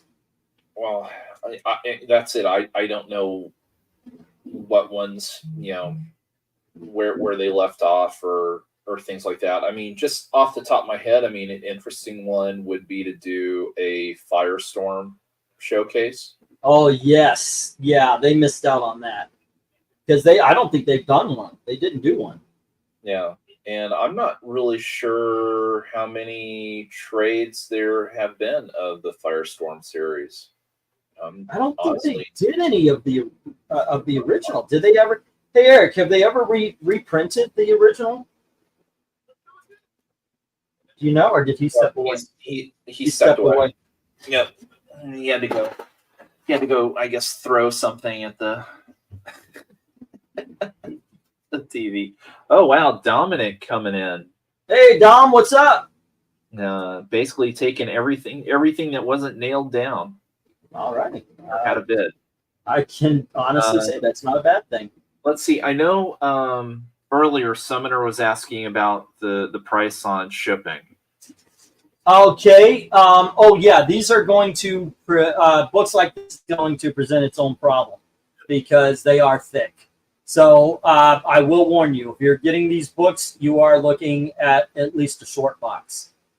Or I mean, we could probably fit them in the medium box, but this plus, like these 10 took up an entire short box. just to say it. So yeah, I will have to. I've got a cricket in my house. Yeah. Just Well, walk by. I know too, though, he was asking initially kind of like, oh, does the price of these include shipping? And, the answer No, is those they would actually be, but the thing is I ship these media. So if you wanted them shipped separately, or when I ship a box media, it's usually between $16 and $25, and that fits a lot of books. yeah. But I do know these are thick. So, but Yeah. I will be if you get these, I'm shipping them media. Yeah. And then what are the general shipping prices now? General, let's get this up here. But yeah, this is I should have mentioned that. It's one of those things I didn't really think about that needs to be addressed, but I guess it does. General, it is mediumadmin1@gmail.com. That's the PayPal. Shipping is 1 to 8 comics, regular size, $6 media, 9 to 18, $9 for priority padded envelope, 19 to 50 regular size comics goes 16 for a flat rate priority medium box, 51 and up. Usually I put it into a short box. If you get $150 or more of stuff, shipping is free. Okay. No, and those are the current Yeah, shipping but prices. for stuff like this, I will find boxes and I will ship the media along with whatever comics you got, because I could probably bury them in between the books. The problem is periodicals aren't supposed to go when they check. They do spot checks on media mail, so Yeah. I try to be careful with that and not break the rules too much. Yeah. But they've never. But the thing is, with the long boxes, they've never checked it. They've never checked a long or short box before. So if you order a short box full of comics, generally I have not had a problem sending them. No. Let's see. And a few other questions that Summoner had is, are those Legions 1 and 3? I don't believe they are. No, that's 1 and that's 1 and 5. Yeah. Right there, yeah. Volume 1 and Volume 5. So this one ends at the like the first, or I think the 3rd issue of the Superboy and the Legion of Superheroes. Okay. Okay, had 81 and 421. And then he was asking, in the Supergirl, what issues does that cover? Okay, give me just a second, and I will get that. Okay, I did LK, One Slip Dude, and Jim. Anybody else? Nope. All right. I'll get to it right now, sir. We are looking at the Supergirl. Yeah. All right. Okay. Supergirl, Volume 2 is issue number 283 of Action Comics. Alrighty, and it does mostly action. I'm seeing mostly action, because she had the backup. So it's issue number 283 to 321. So 10, 20, almost 30 issues of action. Of course, they were backup features, but yeah, there you go. Awesome. Okay. God dang, it's awesome. And then, yeah, I don't believe Supergirl appears in any of those Legion of Superheroes issues. Maybe in the front. I know she appeared because with Superboy in a couple of them. Okay. But I'm not seeing her in the first one, because I know there's a couple of issues. Yeah, I don't think she started appearing until the 300s. Does that get Well, into the 300s? this one goes to Adventures 321. So you've got That's possible then. yeah, you got issue number 247 all the way to Action Comics 321. And I know there was one. Remember Superboy and her being kicked out of the Legion? Yep. You remember that cover? But we got that one, and this is the other Legion of Superheroes. Gosh, this one's thicker. Goes all the way up to Superboy number 220. And it starts at, it ends up being Superboy and the Legion of Superheroes. Superboy number 193. It's mostly Superboy, of course. But at a certain point, this one becomes Superboy and the Legion of Superheroes. But it's got it all the way up to 220. Okay. Yep. Yeah. Okay, good stuff. All the Man. questions Good for stuff. right now. Yeah. If you guys have any more questions, just ask. I am happy to help. I am more than happy. That sounds insane to be more than happy, but there you go. In a particularly good mood today. Alrighty, let me check this out. Did all the writing, did all the checkings, and right out the gate, $10 on G. FG, the Brave and the Bold, and 20 on I, the Werewolf by Night from Darkness Comes. Alrighty. How does he kick out of that? Because he's got a little of that Cody Rhodes magic. Oh, sorry. Bullshit. What? He's probably been kicked in the head by a bunch of horses back This at is lot the number 12. I think. Double Cross Ranch. I mean, either could have had like Kevin. Oh, come out shut and up, grab you his shill. foot, or one of the other. Oh, there we go. Kevin Von Erich putting the claw on somebody. Hi, Black Cat. What's up? Not much. This turned into a cluster. Alrighty. Because Black Cat's here? I don't want to Alrighty, hear. so we had 10 on G, 20 on I, and G being the Brave and the Bold. All right. Oh, look, the Undertaker just came out of the ring. No, it's Black Cat. He doesn't anymore. Yeah. Oh, he didn't. He didn't in Dustin's brother's match. I was Werewolf by Night. The Undertaker came for Breen. Yeah, that was a pretty easy one there. Yeah, I expect better. Yeah, I don't want to hear anything out of ULK considering how many people interfered in Cody and Roman's match. Let's see. You'll need to check And I with me on knew that. he was Wait, what gonna are we interfere. doing? Eric Roberts just interfered in the Let's see. match. When shipping prices depend on how many books are bought. But once again, I will be finding boxes to send these media for you guys to keep the costs down.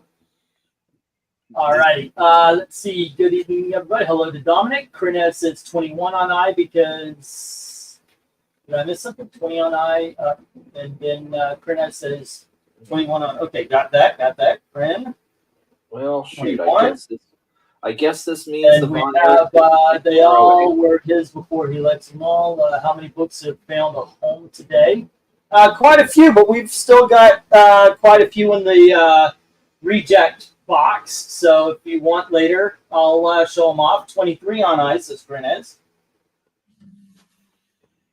Okay, did Mr. and Mrs. Von Erich name two of their sons? Alrighty, and Kevin? that's our 7th fisticuffs. I'd be all over Werewolf, but I already have the Omnibus as Dark Admiral. Happy birthday to whom? Who's the birthday?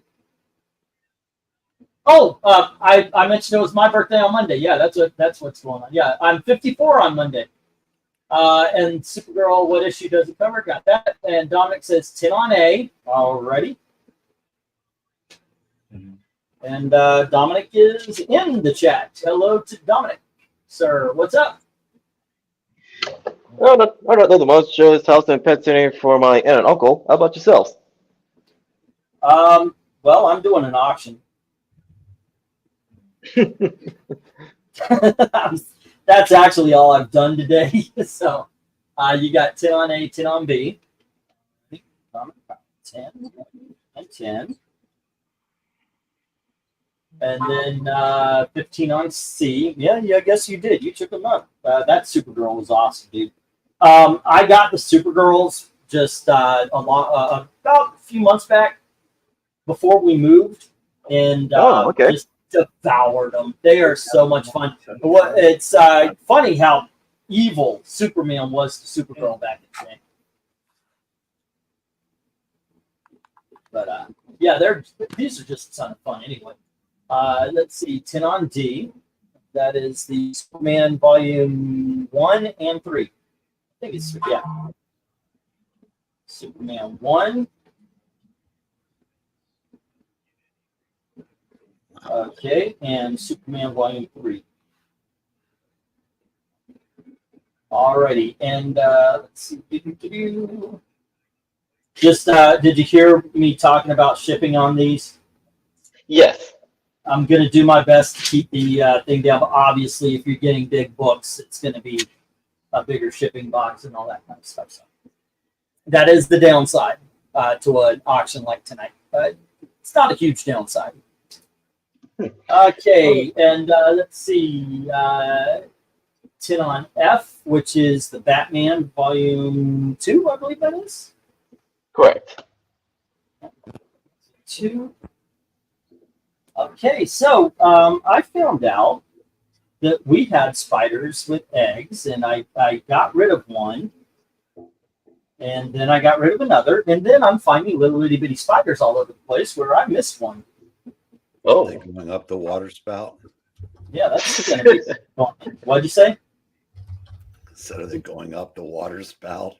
Oh, let's see. 10 on H. And wait, those darkness comes got the brain bolt. Okay. And now 10. And then H is the Hulk, number 7. Right. Comics got that. And yep, you went for the J as well with the Amazing Spider-Man number 11. That is a great deal, by the way. Because I was looking at it, it's $35, $40 on eBay. Hmm. Yeah. I've got a couple of books where, you know, thank you very much. I don't know if Eric knew how valuable they were, but I've tried to keep them down from what I've seen, the high bid being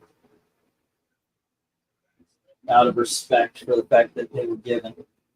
That doesn't mean I'm going to Screw that. Go for the throat. Okay.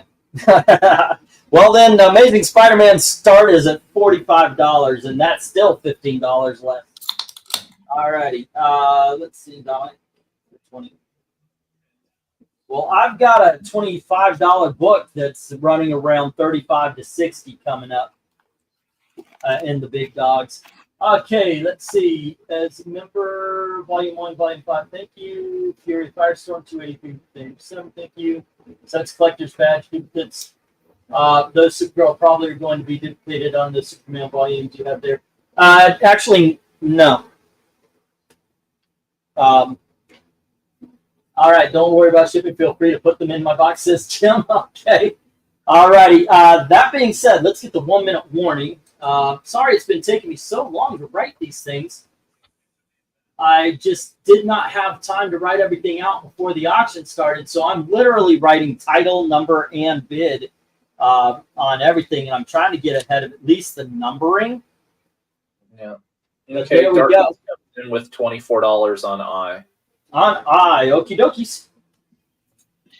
Well, outside of that, how many books have found a home so far? Well, we have a half a box in the bot pile. We have a half a box in the reject pile. It's been pretty decent. I like tonight. DP versus DC. Alrighty. And Amazing Spider-Man is with Darkness at 24. Okay, and let's see how that goes. Yeah, it's been pretty good. Like I said, at the end of the night, if you're still around, you want, I'll go through the reject box. Yeah, I'll be interested. Okay, I'll show off everything here. Actually, let me take out the books now, and I'll keep them in a pile separate from the other thing. That way, I got a clear spot where you came in, and I won't have to go over everything. All right. I'll just have to remember how everything was priced, which basically is easy. Just keeping the books in the order that I had them in. Yeah, you remembering isn't that easy. No, my memory is not easy at all. That is faux show. Fortunately, he doesn't know. What he's saying there? Nothing. I didn't hear you there, Sonny. So with these trade paperbacks, what's the lot number for these ones? We are on lot number 12 of. Usually, I run 20 lots. You know, Oh wow! So you got 8 more. we got 8 more. Yes, if we make it that far. Okay. I'll be here. Say again. I'll be in REM sleep by lot 20. Yeah, me too. Unless the Grim Reaper comes for you. Hey, yo, oh, why you gotta be so accurate? I keep putting out the welcome mats. Son of a bitch won't show up. Oh. Why do you think I'm giving away all this crap? Hey, maybe it's because it's not your time yet. Alrighty. Okay, we got the 1 minute warning. 285 part showcase. Sick Girl you have there is also 285 and showcase presents volume 3. So actually, well, there you go. You know what, Summer? I honestly believe they didn't do that. I just actually opened my own copies and checked them. I honestly didn't know. You know what? I shouldn't have been so high-handed there. And thank you. Alrighty, and then let's get this stopped. Here we go. Okie dokie. Oh, thank you. I forget. I forgot you're on duty there.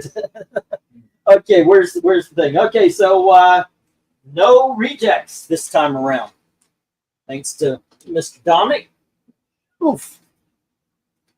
But what we got here, and others obviously, Legion of Superheroes Volume 1 and 5 to Dominic, and all these are at cover. And then all the top rows anyway. Supergirl. And well, let me put these down. There's a bunch of them. All right. And all these are at the starting price. Bum, bum. Bada, bada, bum. All right. Supermans at 10 each. Also to Dominic. And on the bottom row, we have Batman to Dominic and Brave and the Bold, The Darkness Comes. Hulk to Dominic.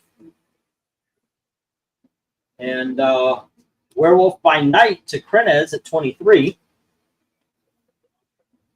And Amazing Spider-Man to Darkness at 24. Okie dokie. Oof. There. Get these in here. Got to be a little more gentle than usual, because usually I'm like a United Airlines luggage handler throwing books into the boxes. Not really. Not really. Just kidding. Alrighty, and next up we have 1, 2, 3, 4, and 5. This one's a big bastard too. In case I forget by then, Darkness I think got the Werewolf by Night. He did? Now? Yeah. Yeah, he had the last bid, $24 on I. I thought it was Jay. Did I get him mixed up? Oh, 24 on I didn't see. Yeah. It came in during the 1 minute warning, so it's valid. Okay. No, I got it down. Yeah.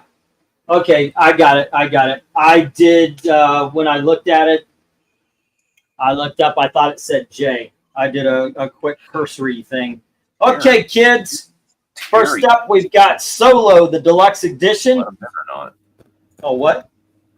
Oh, some guy named Terry just joined the chat. No, Terry. He's a college professor at Ball University. He marries students all the time. Weird. He's still rocking a 1980s perm. This is Solo, the deluxe edition. I with can't all help of it. the, I like all of him the young. issues. There we go. All righty. Stay. Next up, we have Superman Archives, Volume 5. Okay, and this is, at the very least, number 75, 76, 80, and 85 of Action Comics. And then we have Supergirl Archives, Volume 1 with a Frank Miller cover.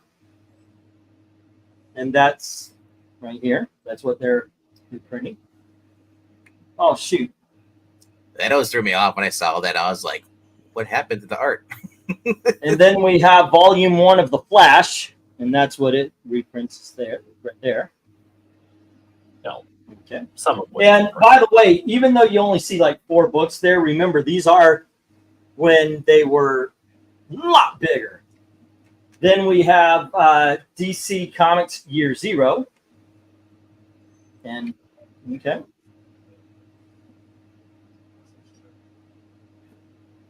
I don't think it would fit on the end over there. Let's see. 1, 2, 3, 4, and 5, right? And that would be 1, 2, 3, 4, 5, 6, 7.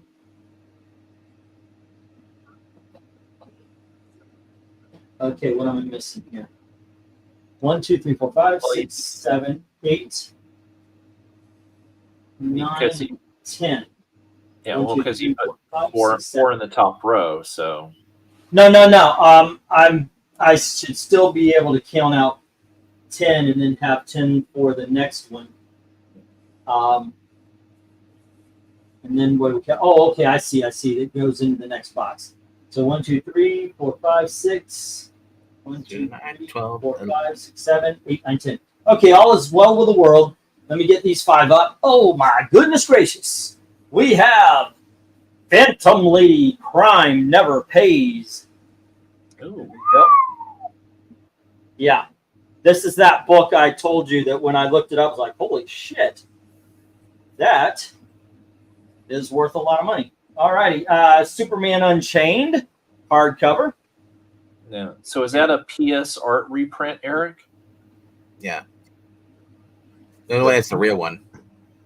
Well, it's No, it's like a 1 or 2 issues, and that's obviously Venk. I sent you one that's got more stories, and I think that was Yeah. Okay, I was like, Eric, I'm your son, Paul.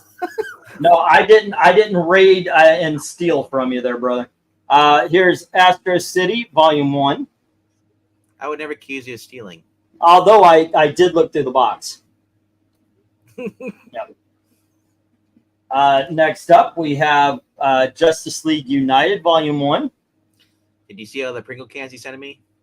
And one of the absolute greatest, what do you call these, biographies I've ever read. Kirby, King of Comics. well, Mark Evanier, yeah. With the intro by Neil Gaiman. Okay, and let's see. Let's move that. Will it fit over here? No. Yeah. Overlap. There we go. Yep. All right, there you go, gang. Bidding begins as soon as LK says go. This will be E, and Kirby is J. All right. Okay. Okay. So Supergirl and the Flash, I both own those. Those are fun books. When I first picked the Supergirl, I thought, like, what modern hell is this? Because it's supposed to be Silver Age, or at least the early years. And I was like, then I realized it's a Frank Miller cover. I was like, what happened to Frank? Was this modern Frank or was that old Frank? Alrighty. The cover. But the Flash is, yeah, like I said, these are they're only like 4 issues on the back in these books, but they're long issues. These aren't the short issues. Right. But Superman Action Comics, can't go wrong with that. If you don't have it, pick it up. Those are fun. I'm not sure what ones is collecting in that one, because you kind of like, it was like 74, 75, or 75, 76, and then like 80 and 85. yeah. But Unchained, he hit the ground running. Sorry, I think of Van Halen. So I hear that. I never got into Superman 52, but I hear that Unchained was pretty good. What was the other one? There's Superman Unbound. That was the other one that came out too around that time. Yeah, that was a movie that came out. It was based on Superman Brainiac, the Jeff Johns thing. So Unchained that's not that, though. It's something else, right? No, that's not the same. Unchained is just a random story. But that's does he actually have the belt and stuff, or is he just still wearing the t-shirt and jeans? No, he's wearing the suit. This is Jim Lee's last high-profile start as the Hey, series one ended the slit series says run. 10 on B, C, and D. Get in the archives. Astro City, I've heard pretty good stuff about it too. I'll just say these are coming from Eric's collection. There's a reason why he collected them. All except for the Superman. Yeah. But I'm saying, Well, I like, was gonna ask you though, how do you feel about Dad giving away some of your inheritance? well, don't really need these. I'm sure he has even individual issues. No, he sent Venkman some of the stuff he's supposed to inherit. This is Zack's inheritance. Yeah, Yep. this is Zach stuff. Yeah, which And gets sold because of racism. And as E can attest, all the shelves are filled still. Yes. He cleared off shelf space and filled it right back up. So the floor is clean now. Darkness, you're A on H, right? That's you. Yep. That did show up. Basically, there's enough space to keep a jar of Breen's ashes after he goes. That's all that. Now I want to go in my sister's garage with my uncle and my mom. But why wouldn't you just go across the street? Well, because it costs money to get buried. Yeah, it's a hassle. Now we just light our family on fire. Oh, that's one way to become ashes. Maybe I'll get a channel. Okay, And then let's people see. forget about it. I could be. You can What do we sprinkle it got over going some on books. I could be ashes on comics. what do we got going on again? We've got 10 on B, C, and D. That's one slick. Okay. So 10 I might be changing my 10. name to Indie Comic Lover. and 10. Alrighty. And then 8 on H from Darkness Comes. Yeah, the reason it took me so long is I was actually writing everything down. I wanted to get everything written because I haven't done that yet for the. He's been doing this For all this action. When he gets caught up, then he starts reading them off. Yep. That's what the conversation does. Yeah, and sometimes I'm stuck writing last. After I'm done writing after this one, I'll be 2 behind. So, by all means, guys, feel free to talk about whatever the heck you guys want, just to keep the conversation going. Dominic in the chat says Justice League United is actually pretty good as it continues where Justice League of America left off after the Trinity War. Eric Boyd is saying, I can't recommend anything Astro City enough. Yeah, this is an awesome freaking book Later, right Eric. here. Later, 25 on Phantom Lady from Dominic. Alrighty, that is a good buy, not just for stories, but for value as well. Yeah, I don't. Oh, by the way, I got to tell you, yeah, I was jealous. I saw that Phantom Lady and then like a Witching Tales or something. I was like, dude, that's some serious book right there, man.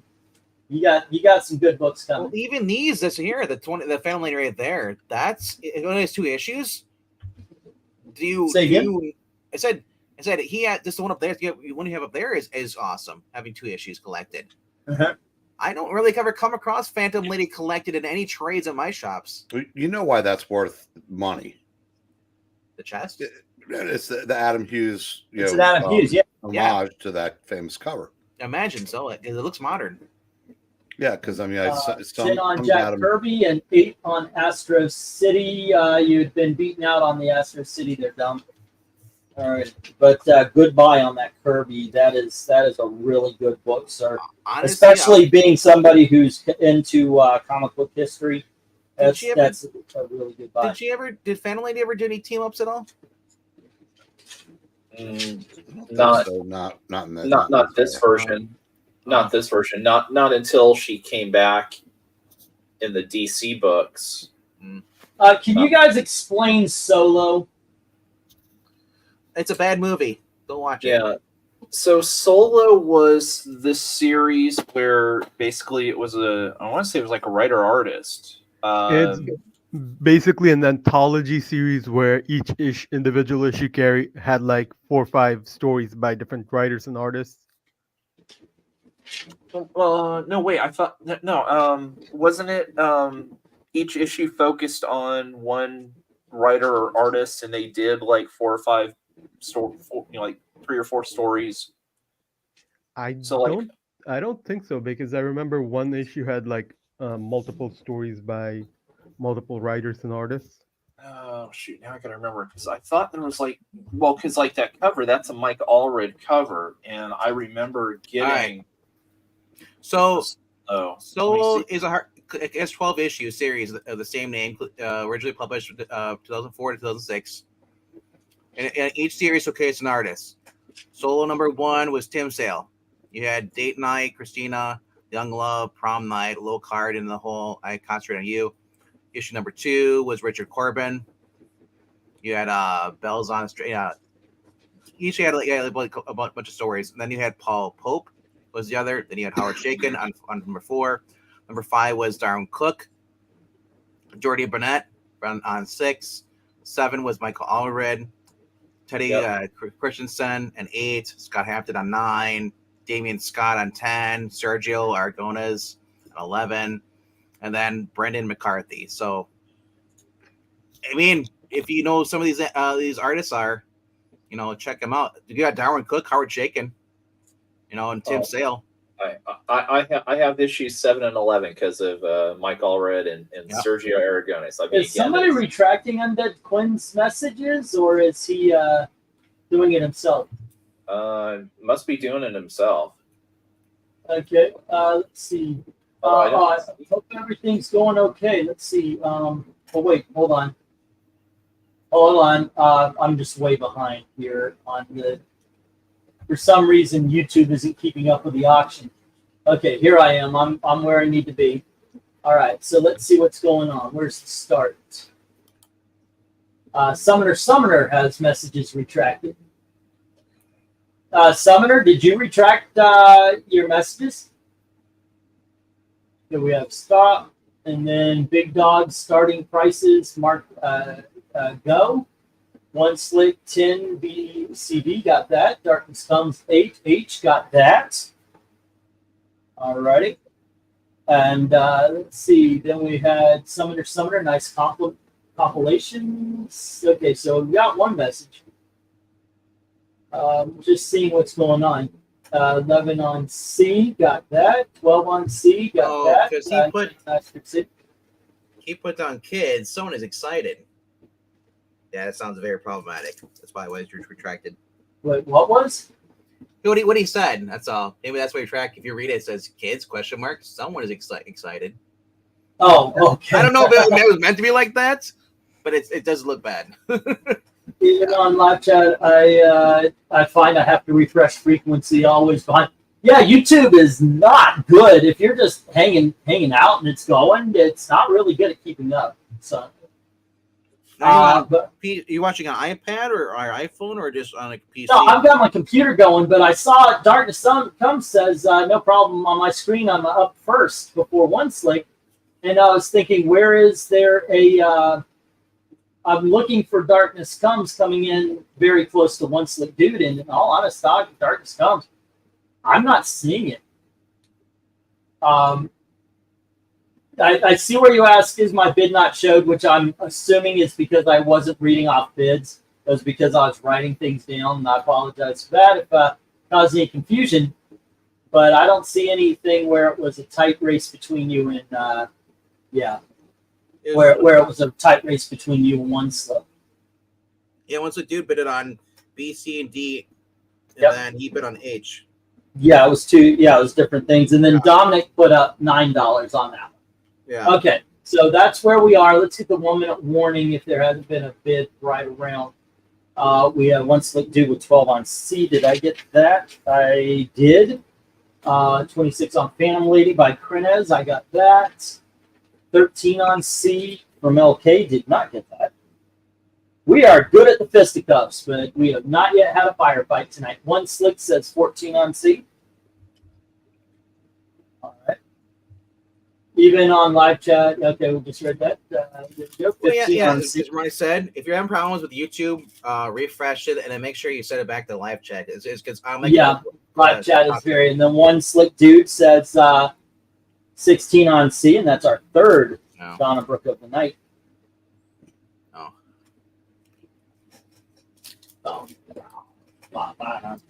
The only way it shows up if somebody's deleting someone's message actually says this person has been put in a timeout or the message has been deleted by so and so. No. Yeah. Well.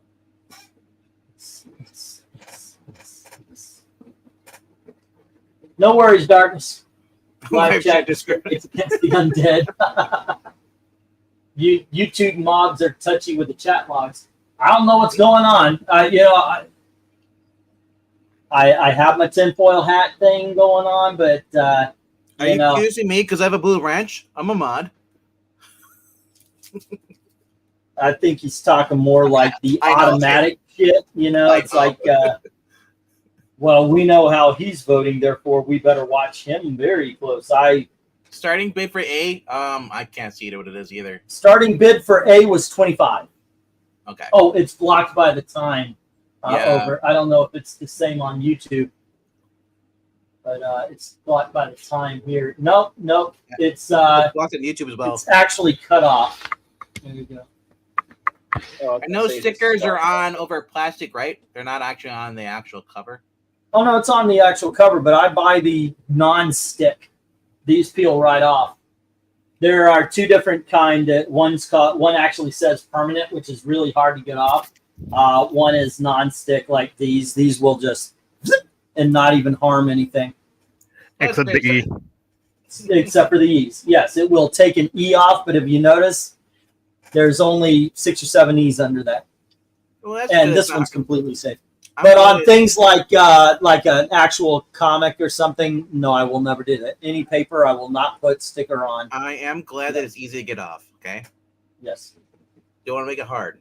Well, 54. It's not as easy as it used to be. All right. Dom says 25 on solo. All righty.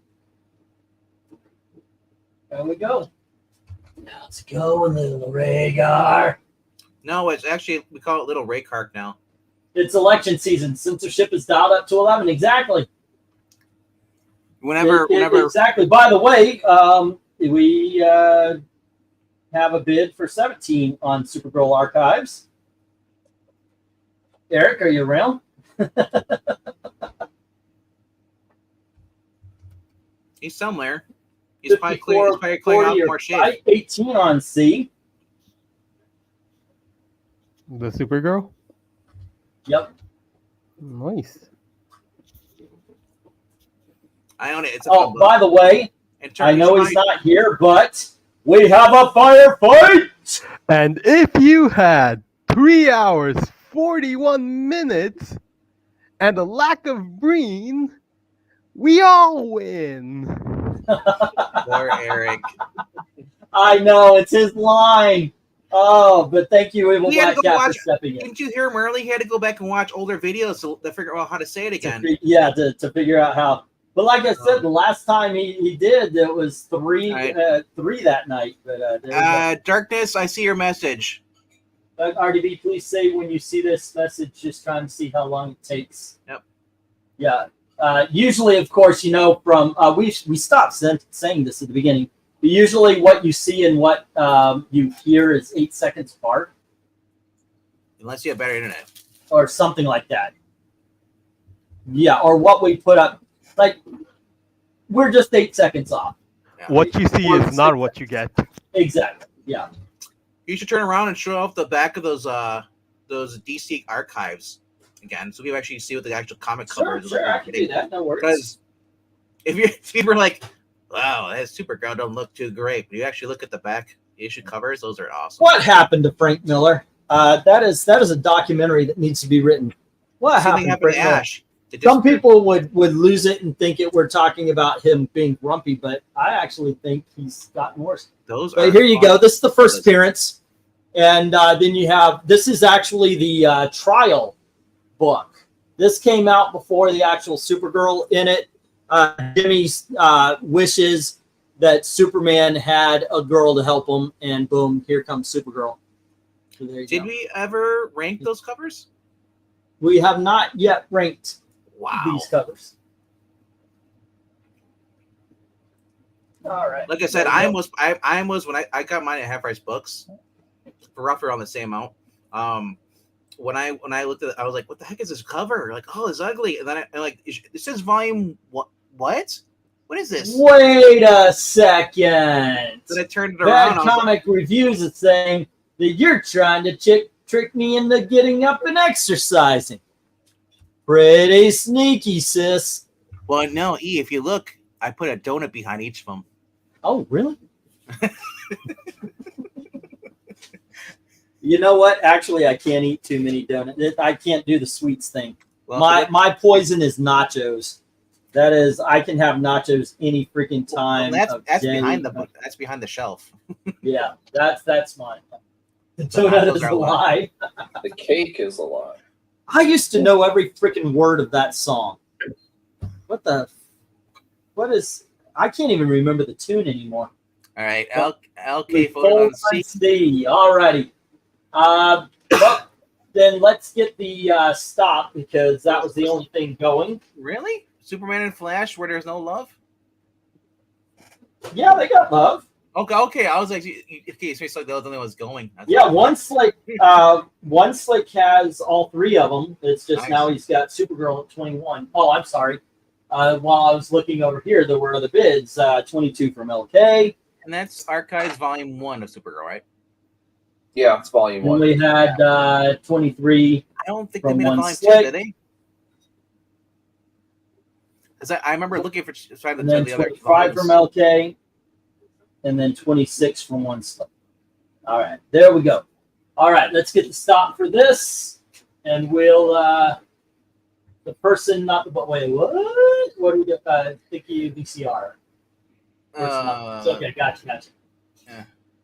All righty, let me get these I was down. going to say, we have an R book up there? What are you saying? I was going to say we have an R. How many books you got up there? Yeah. All right. Oh, goodness. Okay, so I'm going to be doing this in shifts so I don't wrench something again. I carried RDV's books from the car into my kitchen. I actually tore something in my chest. It hurts like hell. And okay, Solo is with Dominic at 25. Then we B, C, and D are with one slick. Superman is at 10. Supergirl is at 26. And Flash is at 10. All right. a lot cheaper than what I got mine for. 0 Year actually hits the reject box. As let's see, flip over, and so does Superman Unchained. And Phantom Lady is with Dominic. All right. At what was it? No, I'm sorry, KRENIZ at 26. Astro City is with Dominic at 9. No Love for the JLU.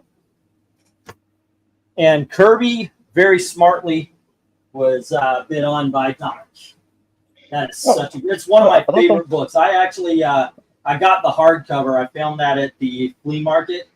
That's why I put this one up. I read that like once or twice a year. It's so also good. bad comic reviews. I'm not okay, trying to, and that I'm is not trying to make them exercise. Geez, I do need to take a little time out to write everything down. This next one, but we have. Let's start us off here with a couple of treasury-size graphic novels. This one's called Gustav P.I., Paranormal Investigator, by Malcolm Bourne and Ken Meyer Jr. Looks like an independent kind of thing. If you want, I'll show it off, and I'll read off the back and everything. Speaking of investigating, Next up, we've got from Mirren Kim, David Aaron, and Clark. It's called The Fallen, The Pale Door. There you go. And I'll show off what I can of that one. There's some disturbing images. 1, 2, 3, 4, 5. So we have 2 more going up on the top roll, at least. And we've got X-Men, The Dark Phoenix Saga. Bump, bump, bump. This is actually one of the earlier versions of it, as you can tell by the $9.95 price tag. And then we have The Avengers Quicksilver. This is pretty thick here. After I get done, if you guys want the books read off. Next up, we have Volume 2 of Miracle Man. This is called the Red King Syndrome. There you go. It is a hardcover. And we have from the New 52, The Night of the Owls by Scott Snyder. This is hardcover. Stay. Okay, you stay there.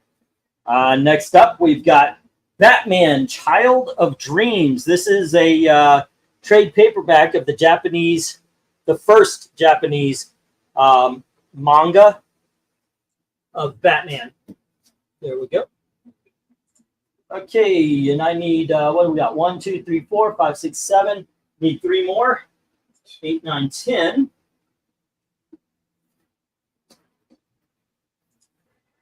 From Robert Kanigher and Fred Carrillo, we have the Creature Commandos. These are all the Creature Commandos stories from Weird War Tales. All righty. And then we have the Legionnaires. This is the 90s from their Triangle era. Excuse me, not era. Okay. And yeah, they did the same thing as Superman, where they bounced back between Legionnaires and Legion of Superheroes. And then we have Batman Universe, which I am told is good, even though it's done by Brian Michael Bendis. All righty, bidding begins at the listed prices as soon as LK says go. All righty. I actually like to place a bid on Justice League United. Okay.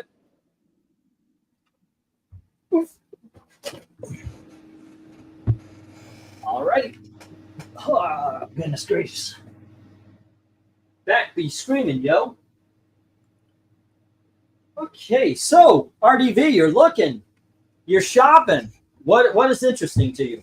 Well, I just texted Zach, tell him to get off his ass and come buy the Creature Commandos. It's all he talks about is Creature Commandos. Really?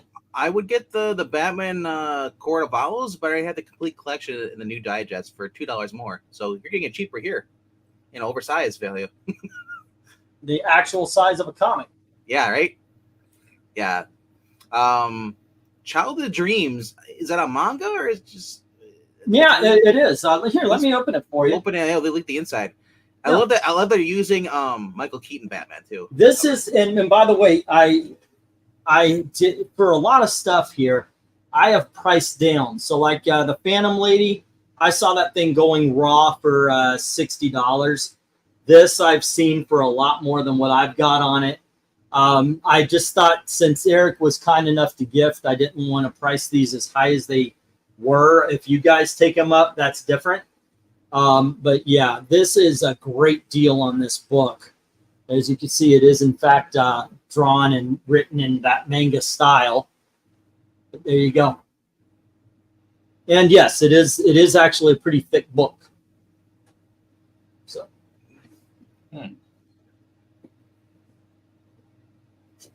Okay. Alrighty, and let's see where we go from here. Where do we go from here? Now, have you guys seen the Creature Commandos trailer yet? Not yet.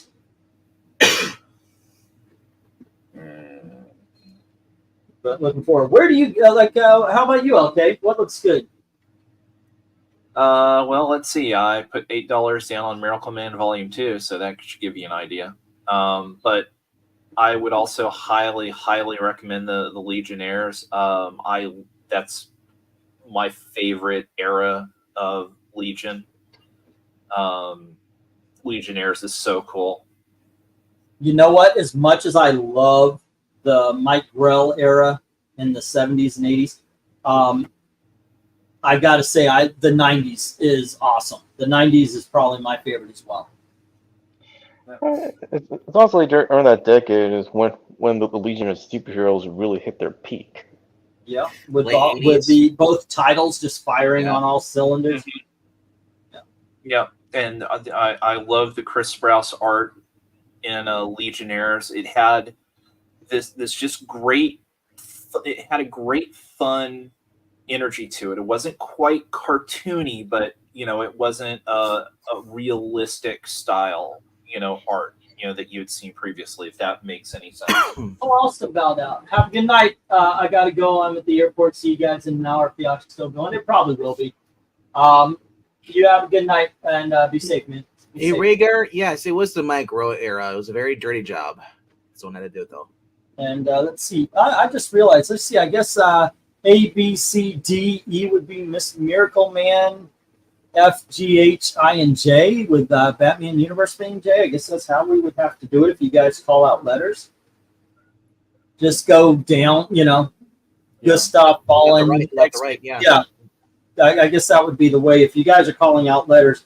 Otherwise, I'm writing stuff down right here. And then I got to write down your bids on your sheets as well. So, yeah. Well, and with the Legionnaires too, remember they introduced a bunch of new characters that none of them felt like derivatives, and they actually had their own personality. Because you had, God, what was her name? Computo or Computrix? Well, Computo was Invisible Kid's the second Invisible Kid's sister, and she had been taken over by the robot, and that was actually done very well. By the way, I like that storyline. You had her. You had Kinetics. Mm-hmm. I remember her. And XS, wasn't she part of it? Yeah, XS. And also Monstrous. 10 on Darkness, A, B, C, D, I E, F, think H, that's the Tomatoes. Avengers. I'm not sure. It's Quicksilver. It's a compilation of all his stuff, right? Yeah, it's the What? 12-issue series he had. But Wait, what are you saying? Avengers. Jackson was asking what Avengers. The Avengers. Let me check on that. Tell him it's Quicksilver. It's late 90s. But back then, anything that could put Avengers on the cover, by the time they printed this book, like the Guardians trade paperback was called Tomorrow's Avengers because that name was no longer toxic. Creature Commandos, you had it originally. Darkness had it for $10. But then 11 was from KRENIZ. Then Glenzer came with 12. KRENIZ came back at 13 currently. So Creature Commandos currently is at 13 with KRENIZ. Okay, I'm getting there. Well, KRENIZ has that's right, 10 Eric. on Batman and 10 on the Creature Commandos, which of course he's a little late on that one. Then we have 8 on Dark Phoenix from Austin, and that of course is C. Okay. And then we have 8 on Miracle Man from LK. Alrighty. And let's see. Eric, you missed your cue, so we had to bring in your understudy. I told him good job. Oh. Yeah, and I want to thank everybody for letting me sit here for 3.5 fucking hours, and as soon as I step away to get something to eat, having a firefight. You all suck. Well, you're going to blame anybody. Blame Englentine. He's the one who put the Supergirl archives up there. Well, he technically could have waited. He came back to say we have a, Oh wow. Okay. This is all of a sudden I feel like I'm gonna run. Oh, y'all are tossing me out. What? Yeah. Dominic said 8 on A through D. Alrighty. I do believe we already have an 8 on Dark Phoenix though. There, Dominic. Yeah. Oh, so Terry, there. Did you hear the Hall H announcements tonight? Talking about the Dr. Doom. Yeah. Yeah, I saw that. MK came over. He's like, dude, do you see this? And I'm like, what? 10 on Creature Commandos, which once again it's got a bid, and 10 on Legionnaires, which does not. So okay. Yeah. No. Darkness, you were the first bid. No, the Dark Phoenix didn't get a bid. The ones that got a bid was Childhood Dreams and Creature Commandos. Oh, No. actually, I take that back. No, it was Austin. Yeah. Yeah, but Dominic, though, you said $8 A through D. Yeah. I did. Yeah. So I've got you down for the Avengers and $10 on Batman. A, B, C, D. Yeah. Yeah. Child of Dreams, then 10 on Creature Commandos, and 10 on Legionnaires. And okay, so let me see where we're standing. Commandos, 10 on the Legionnaires from Dominic. All right, and then we've got 11 on Creature Commandos from KRENIZ. Yeah. So KRENIZ already had it at $10. And then 12 at Creature Commandos from Glenzer. So yeah, so KRENIZ jumped it up to 11 because he was beat out by Darkness. Yep. Well, also let's Austin. see. No, Sorry, I've been Austin. away He from plays a the bit on Avengers. Dark Phoenix. 13 on from KRENIZ on Creature Commandos. Yeah. All right. And then we've got E. Where do I show on Creature Commandos? I know I'm out beat on the board. I already answered this. Okay, this is you are at you bid on 10, and right now KRENIZ has. I already answered this. Okay. Well, It's Okay, good. I see what you're talking about. Yeah, Austin got the first bid on Dark Yep. Phoenix. That's why. Mhm. Okay. Yeah. right now the only thing that does not have the love is let's see, the Night of the Owls. Okay, and the Batman universe, which I gotta tell you, I am not surprised. I'm surprised that nobody gives a hoot about the Owls. All right. What? Yeah. Aside from all of that, I was trying to ask earlier, and book What's up? One of Legionnaires, like, does it have like all the issues like leading up to 0 hour, or does it contain only the issues? Oh no, this would be after 0 hour? 0 hour. It starts with the 0 issue. Well, it starts with a 0 issue, but remember, the 0 issue came like around Later, issue 18 or something. Yeah, I thought and they all Legionnaires.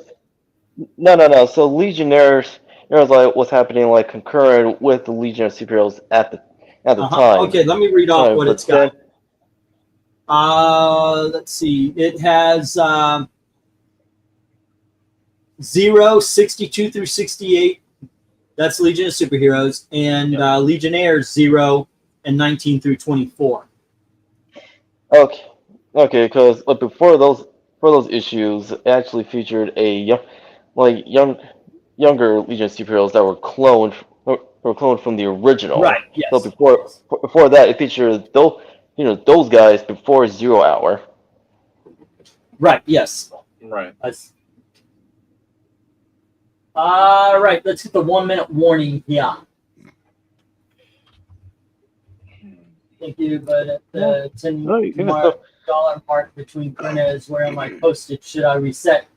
Oh, Yeah, that's the same question. Yeah. okay, Yeah. you got it.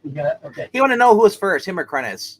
And I said that he was first. And that's why when Dominic and KRENIZ bid, they already outbid by him because he already did the $10. Yeah, he was definitely first. Yeah. All right. Tomorrow's gonna be fun though. Tomorrow we're reviewing the Deadpool Wolverine on Extreme Movie Show. And Yeah. I don't think Rob likes it. That's fucking insane. I'm just gonna say that straight out. Sorry, Rob. You've been wrong on a lot of movies. You ended up being super wrong on this one. Rob is not a Ryan Reynolds fan. He's also not a comic book guy. So, Which, by the way, if you are, you get so much more out of this. yeah. Not saying you can't enjoy it without being, but you get so much more. Yeah. Well, I think the Ryan Reynolds thing too, because I mean, if you're not a Ryan Reynolds fan, and you don't like this style of comedy, then you're not going to like this movie because it'll grate on you. Oh my gosh, it's all Ryan Reynolds all the time. Yeah. Yeah. So I mean, because I know it's interesting. I mean, there is not a split. I mean, I would say like most of the people that you talk about all the time that are black pills and blah blah blah, have liked it to loved it. There's a couple. Interestingly enough, the UK guys that were not as big of fans of it, and I think Might part not of be that, the right kind of humor. yeah, exactly, yeah. That you're British and kind of like more of that, say, dry style of humor, and then it's Rhaegar brings up something. If you like Ryan Reynolds but you don't like Deadpool, I'm not a huge Deadpool fan. Ryan Reynolds, I actively hate Deadpool as a character, but I like the movies, and this one was awesome. Hugh Jackman being the Wolverine we wanted. Oh, you know what? We're gonna do a review tomorrow as well here, so join us for that. We'll do probably about 10-15 minutes of non-spoiler if I can last that long. Yeah, I don't know. I don't know if you caught a name in the credits, but I mean, if I could ask one question to get an honest answer, I would love to know what parts of the script Zeb Wells contributed. I saw that. I don't think he contributed by staying out of it. They gave him a nod to obviously to Rob Liefeld, but Wells apparently had one. I was like, I think Wells just wrote a book. It's Deadpool, and it has nothing to do with the movie. Oh, but no. The thing is, though, usually the way the Hollywood credits work, though, no, I mean he got a story credit. When you saw the credits, I mean, typically that story credit means those are people that work on the script. So maybe he wrote the Yukio scene. That's it. That's what I can think of. I don't know, but I mean, there was his Spider-Man isn't that good doesn't mean he's a bad writer. Yeah, I mean, there was a sign gag that just had me cracking up. Well, there was no Paul in there, so we know he didn't have a big part. Are we moving past this line? It's been a while since it's been. I'm sorry. I'm writing stuff down. No. So by all means, let's get the stop going. Where's the page? Where do I have the page here? Where's the page? What are we on? Tomorrow I'm doing a spoiler review on the Extreme Movie Show. If you want non-spoilers, come over to this channel. Oh, by all means, it will be a spoiler review after a little bit. Yeah. Okay, Darkness, Durance, LK. Where the fudge did this page go to? Honestly, it's not fun to talk about a movie if you can't spoil it. I agree. So for about 10 minutes, it's like you just talk about a few things. Cool. What's the rule of thumb? My rule of thumb is what's the rule? When am I allowed to spoil a new movie? If somebody's mad because I spoiled the movie, that's why you give a little warning. That's also why you don't watch reviews on movies you haven't watched. I agree with that too, but you know me, I'm somebody who truly hates spoilers. I stay away from that shit. Like I said, I don't even watch the final trailer for it. And when I go into a movie theater and they show me a final trailer, I'm kind of mad because that was forced on me. Yeah, I avoid the internet. So I go. Son of a beeswax. Yeah. Oh yeah. So what trailers did you guys get for your movie? Here we go. Hold on, just a sec, guys. Alrighty, here we go, gang. We've got Dominic with Gustav and The Fallen. Austin had the Dark Phoenix and the Avengers. Miracle Man to LK. All right, let me get these into the box. Yeah. Go on. Damn, these are some big fucking books. These things are like treasury size. Okay, let's see. On the other side, we had Batman Child of Dreams to KRENIZ. No Love for the Court of Owls. Preach Commandos, finally to KRENIZ at 13. Legionnaires to Dominic. And shockingly, No Love for Brian Michael Bendis. Yeah, the Avengers went to Dominic too. That went to Dominic? Yeah. Austin only bid on the Dark Phoenix that I can see. Oh, okay. All righty. I'm going to get. I do need new glasses. Well, I mean, Rhaegar says he didn't like the humor that was in the first one. He says it was Thor Ragnarok humor. No, I think it was better than the Thor Ragnarok humor. Oh, much better. Oh no, that's not even a comparison. Thor Ragnarok is freaking genital warts of movies. Yeah. And I'm being mean to genital warts. Or- Okay, or- we've got some sets to do, gang. Yeah. Alrighty, here we go. We have, let's start off. We've got Empowered, book 1 and book 2. Okay, and this is all going to be sold as a set. Okay, If you didn't see them, rewind. here's book 1 and book 2. Okay, it went really fast. That's why I was like, Yeah. All right, next up, we've got book See that they're, 3. like manga size. Alrighty, we got book 3 and book 4. did you see the spinoff called Endowed with the guy? And issue number 5 and number 6. I didn't know Eric was a big Empowered fan. He's Book a, 7 and book 8. there's a lot, I didn't know about my pa. He used to read manga.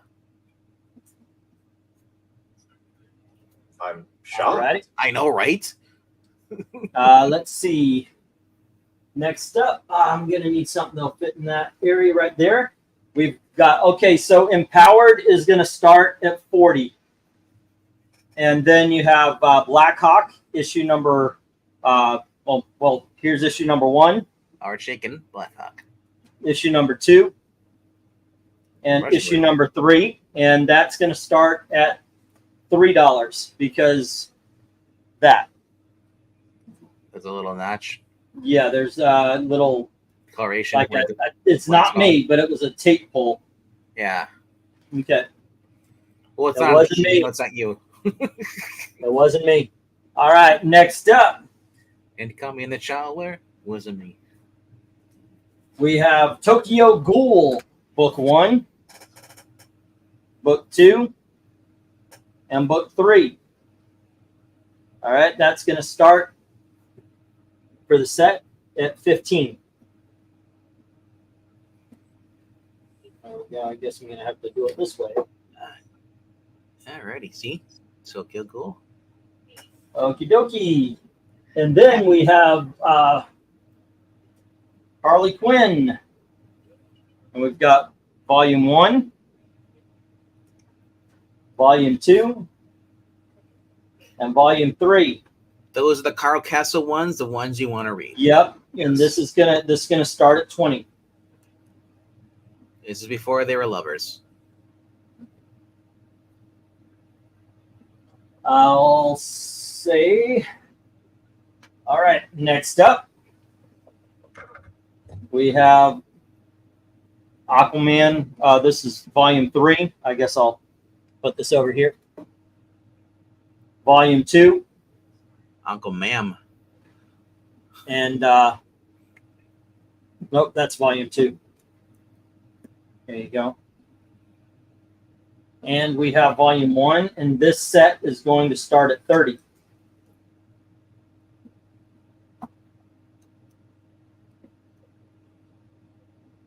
Okay.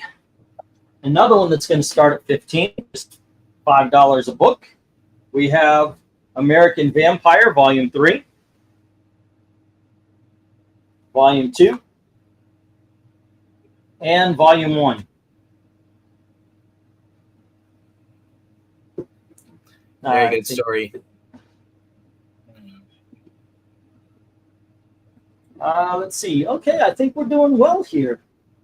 Okay, for room anyway. Next up, we have Volume. Whoops. Where's 3? Okay, there we go. We have Volume 4 of Mod Wonder Woman. All righty.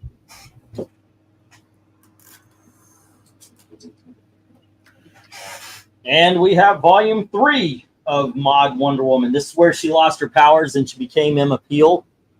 And then we have Volume 2 and Volume 1. All righty. And this one is going to start at 20. Bidding begins as soon as LK says go. don't know if it's better to put them up here or not, because I can't really see that down there. But you can't really see it here either. Okay, see you later, back comic reviews. Yeah, we're going, man. Oh, Eric stepped away. Alrighty. No, I'm here. Oh, okay. Okay, so where are you kids going? I would go there. I would get those. The Aquaman are fucking awesome. The Empowered look actually kind of interesting too. Yeah. Uh-huh. Oh, Empowered is great. So it's all Adam Warren. It's done in kind of a manga style. It's the story of this gal who finds this alien suit that gives her some superpowers, but the problem is that the suit is basically paper thin, so every time that she gets attacked, it slowly shreds or disintegrates. So it leaves her, and of course, as the suit also, I think, disintegrates too, so her powers go away. So she's constantly getting captured and caught by the bad guys, and you have a great cast of secondary characters and the super team that she's part of, and it's all tongue-in-cheek and humor, and it's just such a fun book. Yeah, and that's my first thought too, was a Carol Danvers book. Her best friend's a drunk. Yes. Her boyfriend loves to dress up like a maid. It's fun. American Vampire. If there's vampires in basically the West, American West. Scott Snyder, Raphael Albuquerque, I think his name is. Yeah, they actually do a really good story. Got Sweet Tooth, or what was his name was Sweet. He was a train robber, ends up becoming a new kind of vampire. He turns this girl named Pebble or Pearl. Pearl. Yeah, and it becomes more like her story as well as his Sweets as well, and it is just fun. Wild West with vampires. There's a cool story with her husband. Yep. Who didn't want to be turned, so she basically stayed with him as he got old and died. Yep. Yeah. It start. I don't know if you have the complete. Is that the complete story? It's first three trades. First three trades, yeah. But I mean, eventually it goes through the wars. You know, you get more backstory on Sweet. You know, it's just a fun book. Like, if they did a movie with the vampire stuff, you know, I would love to have like a badass, like a vampire, like, you know, playing Sweet, and it could be great. Matthew McConaughey is Sweet. He couldn't do it. Not anymore, but I mean, no, he couldn't do it because I don't think he good of an actor as he is. Because Sweet gets really despicable and kind of just slowly does a face turn over time. Yeah, I'm trying to think who you put then. I don't know. Well, Dexter. McConaughey played a pretty bad character in Killer Joe. So, well, I haven't seen that, so I don't know. Maybe you could.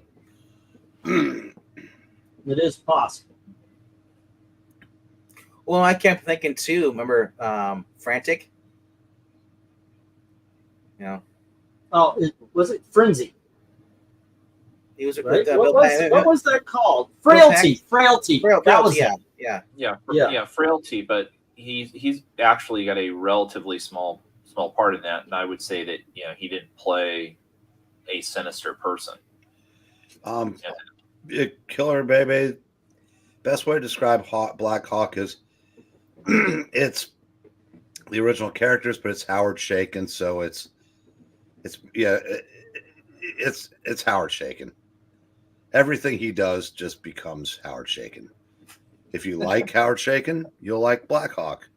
If you don't, you're not gonna like Black Hawk. If you once you go Black Hawk, you don't go back. Hawk. Yeah. Well, and I wanted to mention too, I mean, one of the great things too with Empowered is it has just some great villain, punny sort of villain names that are the best since anybody ever read Spy Kit that Peter David and Pop Mahan did. Remember the villain that's trapped in the power belt that they just keep on the table? Oh no, that's a running thing through all the volumes. That like belt that looks like the like a utility belt that just sits on a table. It's got the spirit of like one of their worst villain. All right, starting And she bid kind for of becomes friends with him. Dominic wants to know what the starting bid is for Black Hawk. Black Hawk was $3. Well, $3. All right, and then for the 2 volumes of Tokyo Ghoul, what are those? 3. 15. Okay. There's 3 volumes. What was I know. Yeah, I meant 2 books. Yeah.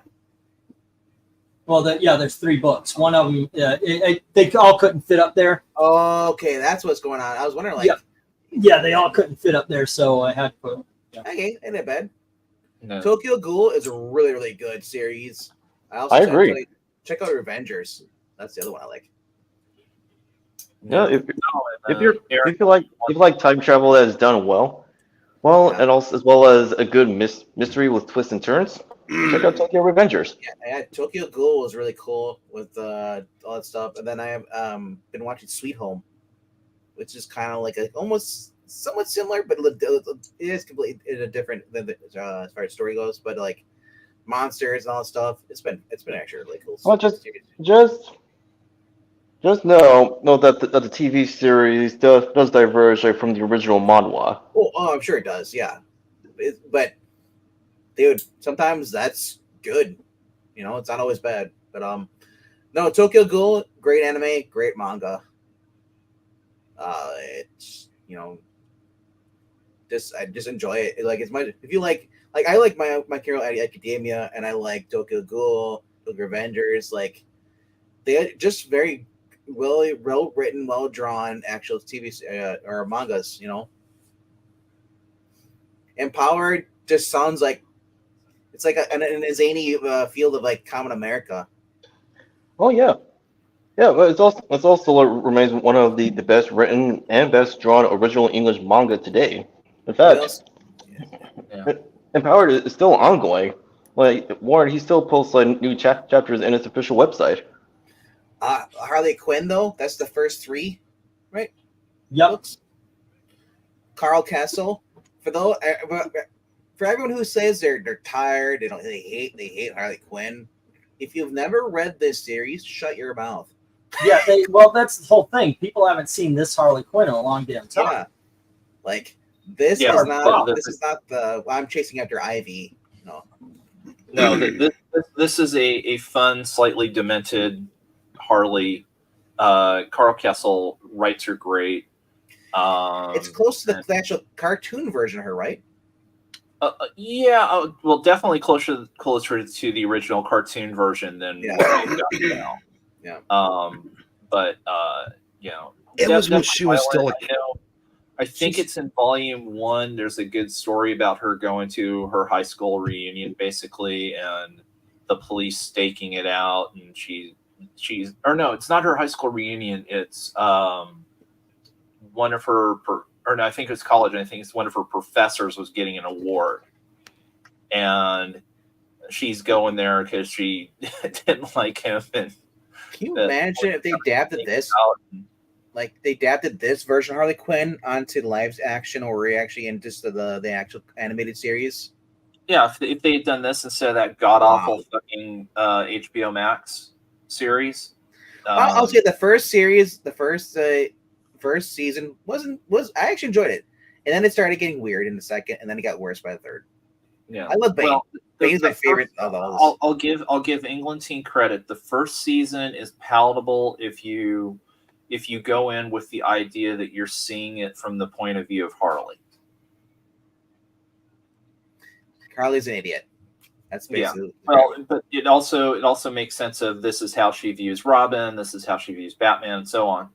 But then I think I watched the first episode of season 2, and I'm like, nope, I'm done, I'm out, and I never watched another episode. And I'll say, it's my concern with the Creature Commandos, because during that trailer, there's a few quips and jokes where I'm like, oh God, this sounds like this stupid Harley Quinn HBO Max show. And and if it's that way, I'll be watching one episode and I'll be out. So, did you guys ever talk about James Gunn bringing back their old DC Bullet? No, but I mean, it's a great idea. I mean, it's a simple marketing thing to at least either you are actually a comic fan or you're at least tricking the comic fans into believing you are one. So it's a smart move to use that as the DC Studios logo. Okay. like What I do said, we have going on here?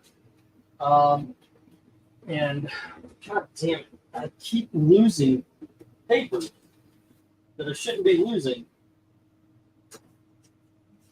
Where the fuck do they go? I'm like, literally, I am in such a small, tiny little cramped place, and I cannot find for the life of me. I can't find Dominic's sheets. it could be worse.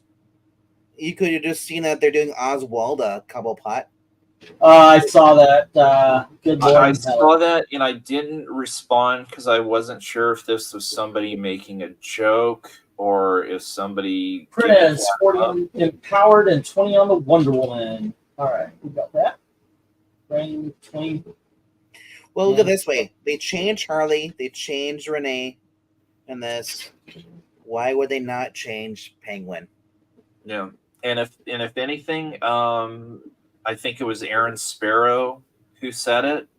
It's proving more and more that it was Paul Dini and a bunch of the other people that are really the ones responsible for making Batman the Animated Series as good as it was. Yeah. Because Bruce Timm left to his own Dominic devices. says 15 on Harley Quinn. Aaron is like, wow, they got Robert Downey Jr. coming back. 15 on Tokyo Ghoul. Why don't they just have Victor Von Doom versus Iron Man like everybody wants? All right, let's see. We have 30 for Aquaman. All right, later, Oh. Eric. Night, Breen. Have a good. Oh, Eric dropped. Yeah, he said it'll just be in the chat. Okay, have a good one, man. Take care. Be safe. And Eric, thanks for Not Eric. Volume 2 of Miracle Man. That gives me all 3 hardback volumes of the Marvel reprint of the original issues. So. Oh shit! I should have checked to see if I had Volume 2. I think I'm missing Volume 3 though. Yeah, because I Well, remember well, getting even with- I remember finding volumes 1 and 3 at Ollie's. So. Actually, the last Oh, time man. I visited one of my local comic book stores, I learned that the original Miracle Man comic book series before Moore's run, when it has been reprinted it, and they're all completed and in a one trade paperback. Wow. Yeah, well, that's 15 what these Marvel hardbacks are. Like the Volume 2 is more of the issues. So Marvel, when they got the Miracle Man license or got the books. All right, 41 on Empowerment from Killer Baby. The first series was reprinting all of the originals with like a few extra pages of talking about like background details or inspirations or commentary from like Neil Gaiman and stuff. But The point is, like, it is nice that people are reading what Miracle Man was before Alan Moore's run when he took over the character. yeah. All righty, and let's see, we've got 3 on Black Hawk from Dominic. And let's see, Denise Harley's not supposed to be a moron. That's true. Well, actually, in her origin story, Rhaegar, you find she got her degree by sleeping with the professors. Which is Yeah. accurate. Yeah. Yeah, one was married and he was from California. Let's see. I'm heading out. I'll be in the chat. Where did we get the 42? What did I miss? 42 from KRENIZ, 43 from Killer Baby, 45 from KRENIZ. Yeah. Well, because isn't it in this volume though too that we learn about this psychological experiment she pulls on her boyfriend? Now, I think modern day changed it where she's actually smart, which I think is, I don't like that. I kind of like the fact that she's slimy, Yeah. Well, I'm trying to remember, God, which Harley Quinn volumes, book, story it was, but I know there was one where it was showing the story and she is in college and shows her doing this psychological experiment on her boyfriend because she wanted to prove that she could turn somebody into a killer. That happened before New 52. That's cute. Okay. Yeah. Where the hell is Dominic Sheep? Yeah. Dude, And I it's read interesting that thing too right back. now with Yeah. the news, because there's outlets that are saying that Robert Downey Jr. is going to be playing Victor Von Doom, and then there's other people saying, "Oh no, he's going to be an evil Tony Stark." Not alternate. Well, it's leading into Secret World, Variant. Secret Wars. Remember? Yeah. So I would not be if this is Iron Maniac. It will be Tony Stark who became Doctor Who, who took on the mantle of Doctor Well, well, I'm seeing people saying it's a variant Tony Stark. Who. Right. So still playing into the multiverse. So he'll probably have a small cameo. Nah. But it's interesting that the Russo brothers are back with him. Yeah.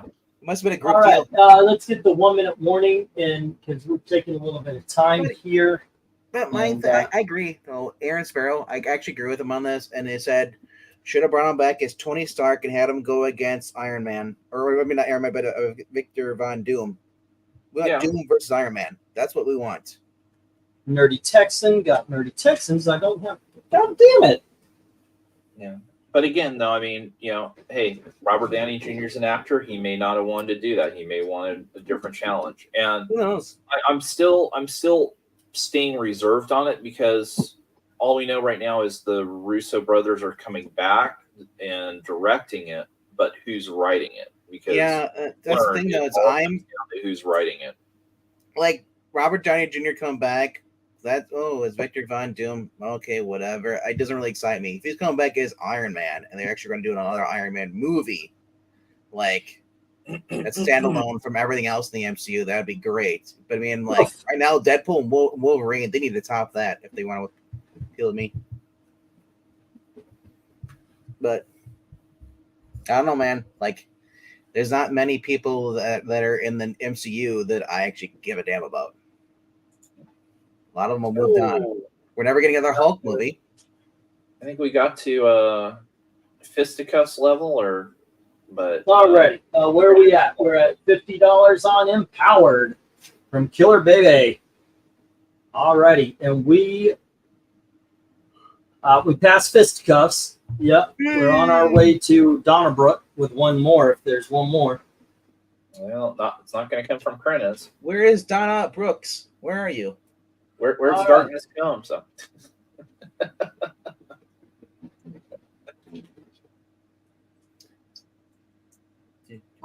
I'm about to cry.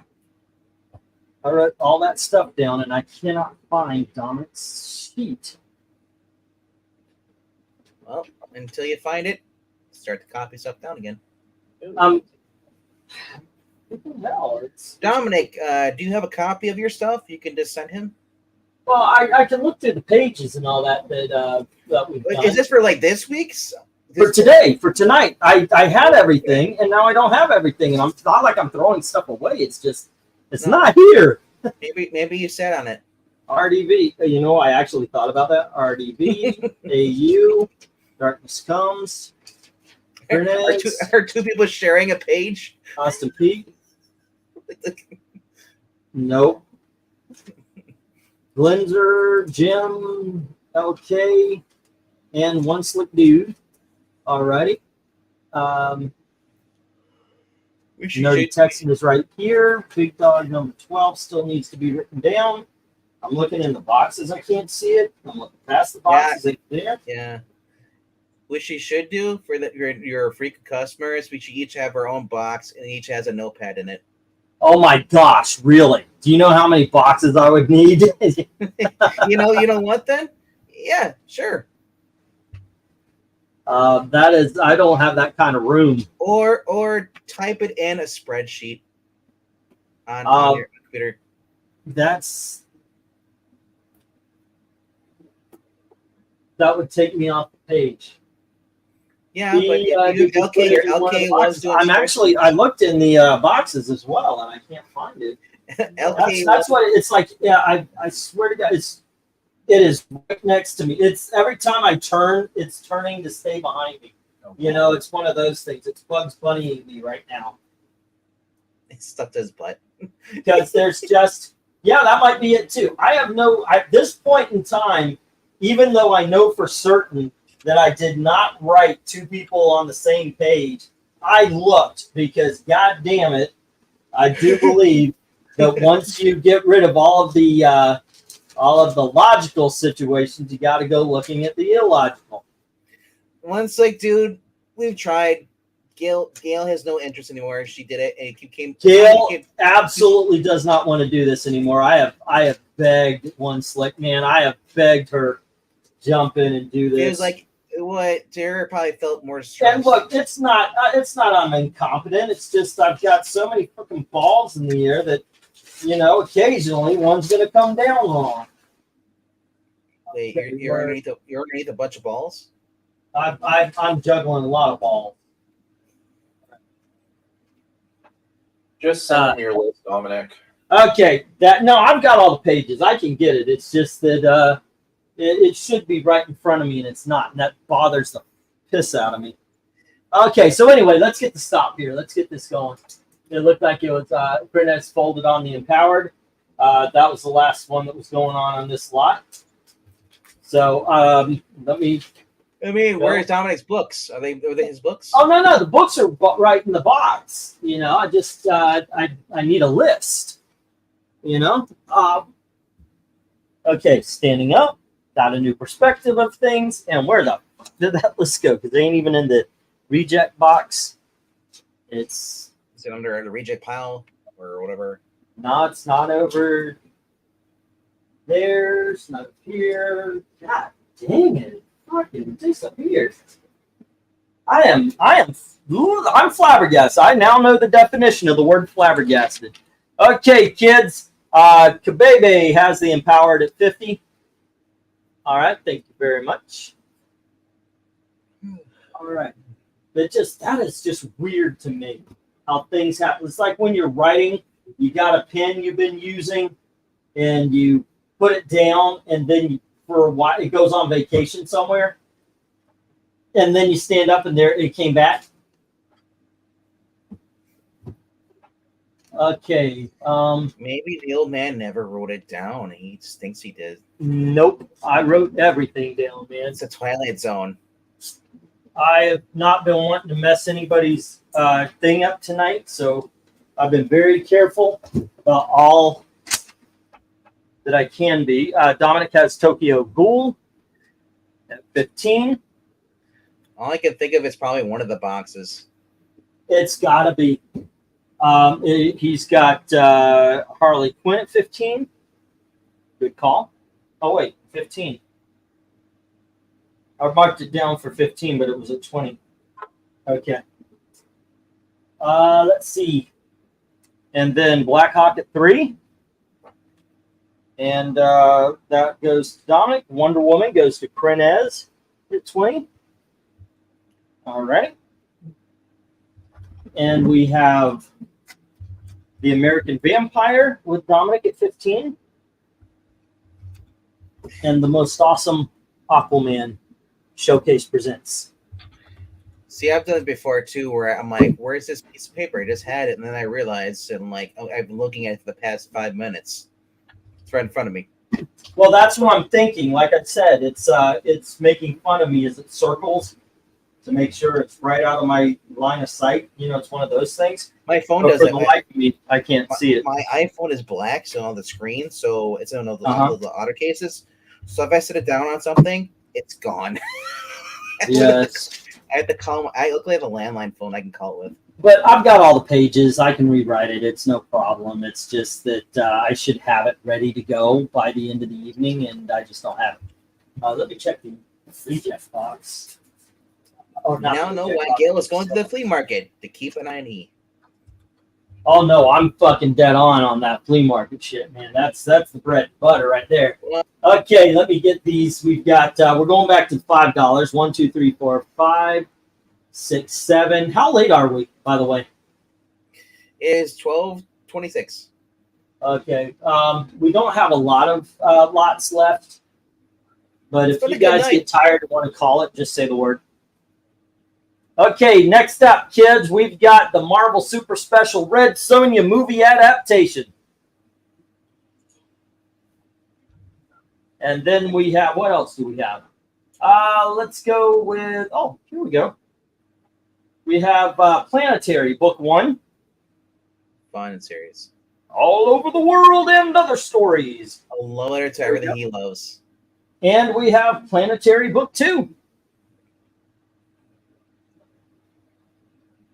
Next up, we have, what is this here? I thought I had 2 of those. I guess they're going to be in different lots. Alrighty, next up we have Batman, and this is the Court of Owls. That's Volume 1, Court of Owls. Earlier we had Night of Owls, here's Court of Owls. And then we have Batman Arkham, Killer Croc. And next up we have Batman Incorporated, Volume 2, Gotham's Most Wanted. And we have Team Zero, written by Chuck Dixon. And we have, let's see, by Brian Azzarello and Lee Bermejo, we have Luther. Next up, we have Life Sucks. Here we go. It's a little vampire story. And we have the Savage Hawkman, Volume 2 from the New 52. Bidding begins at $5 each. As soon as LK says go. All right. Well, I guess I'll just get to writing it all over again. Yay! Wait, Yeah. Can you understand your own writing? Yeah. Okay. Yeah, I'm actually, I'm okay with that. My thing is, one of you didn't write down Dominic's name, you wrote by somebody else's name twice. Like, Oh. you know, Well, let me look. so you might have RDV, and then there's another patient's RDV. You know what I mean? Yeah. But that's not what happened. But look at the bids. It might be Dominic's paid, but you wrote down someone else's name. Well, that's one thing to look at. But Dominic has a very large, it could be that I didn't start it and I thought I did. Yeah, That's probably what happened. Because I thought I started it and I didn't. All right. Okay, so that being let's see said, how- guys, keep track of your own bids. Make a Oh, most copy. definitely. Yeah, that should be just very well known at this point. All right. There's no professionalism here. Oh, there's a lot of professionalism. Just not you. Just sometimes mistakes happen. Ugh. Ooh, steaks. Yeah. Let's Red see. Sonja, I didn't care for the movie, but maybe the book's better. Ah, Planetary, you said that is Warren Ellis. Basically, this writing an awesome story, and he features Doc Savage is in there. yeah. LK can answer the planetary stuff. I think Yeah, that's his jam right there. Those are Bernard's saying 5 on Jay, the Hawkman. It's just a great all-encompassing book about the world and just weird things happening. The first X-Files. 5 or 6 issues are fantastic in that Ellis kind of explores all these different genres. So there's one issue that's basically a kaiju Godzilla type movie. There's one issue that is an homage to John Woo Bullet Time Hong Kong action movies. One of my favorite issues in the entire series is the Doc Savage homage, or they find Doc Brass after all these years.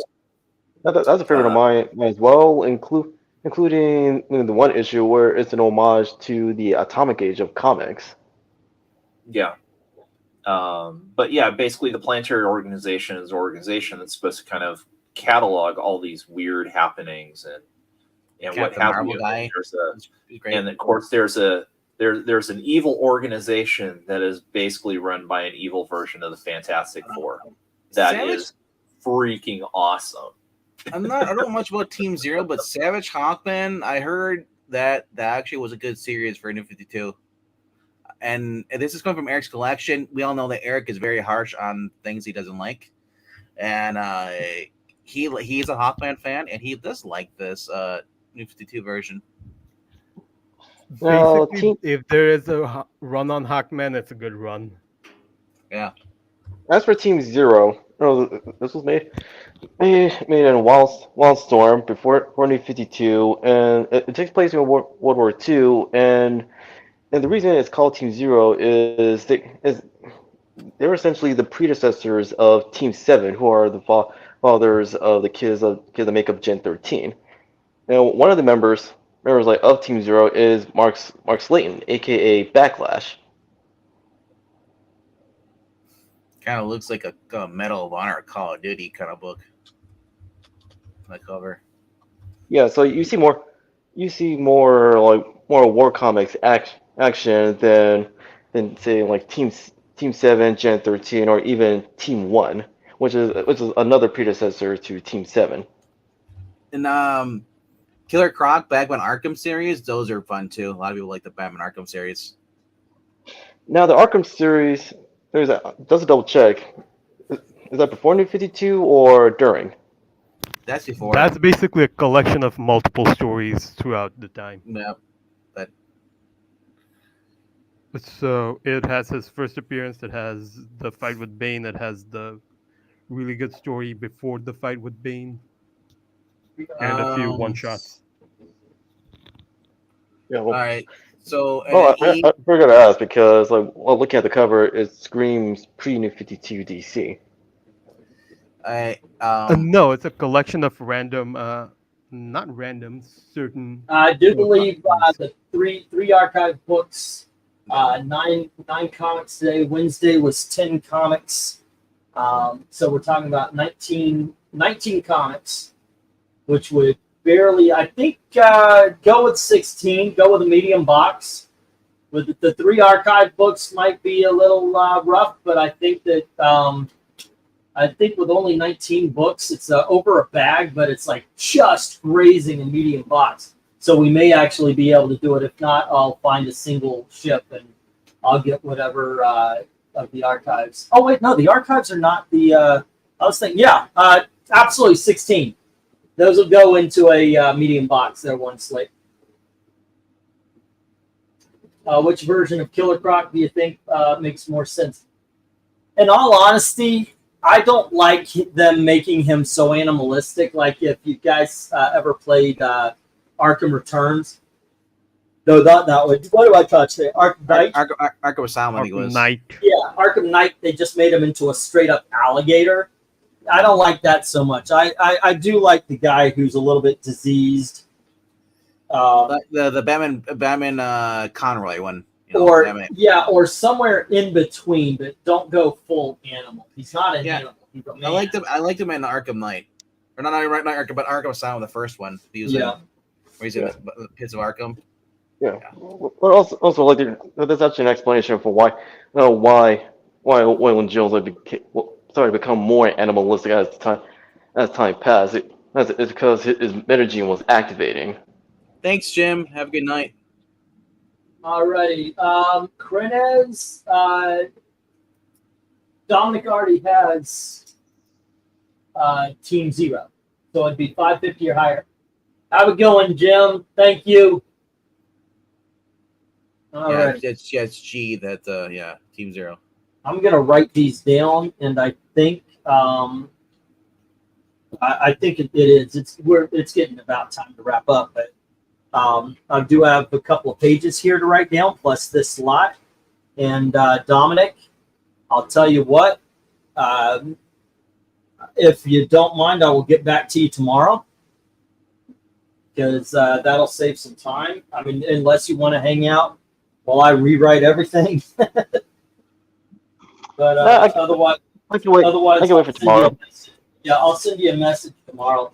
I'll go through everything and make sure. Because for the life of me, I am starting to question whether I actually started a page for you. I thought I did. I thought I was writing it down, but for the life of me, I cannot find it anywhere. I think Darkest Comes was right. I think it was a matter of it might be between the books somewhere. Like I put some books in, and your page went with it. How many? Okay, how many lots? We've got this one: 1, 2, 3, 4, 5, 6, 7, 8, 9, and 10, and then we have 1, 2, 3, 4, 5, 6, 7, 8, 9, and 10, and then 1, 2, 3. No, well, let's wait. I'll leave this last box for next week, and this will be the last. I think it's good time to wrap up. I see some people going to bed already.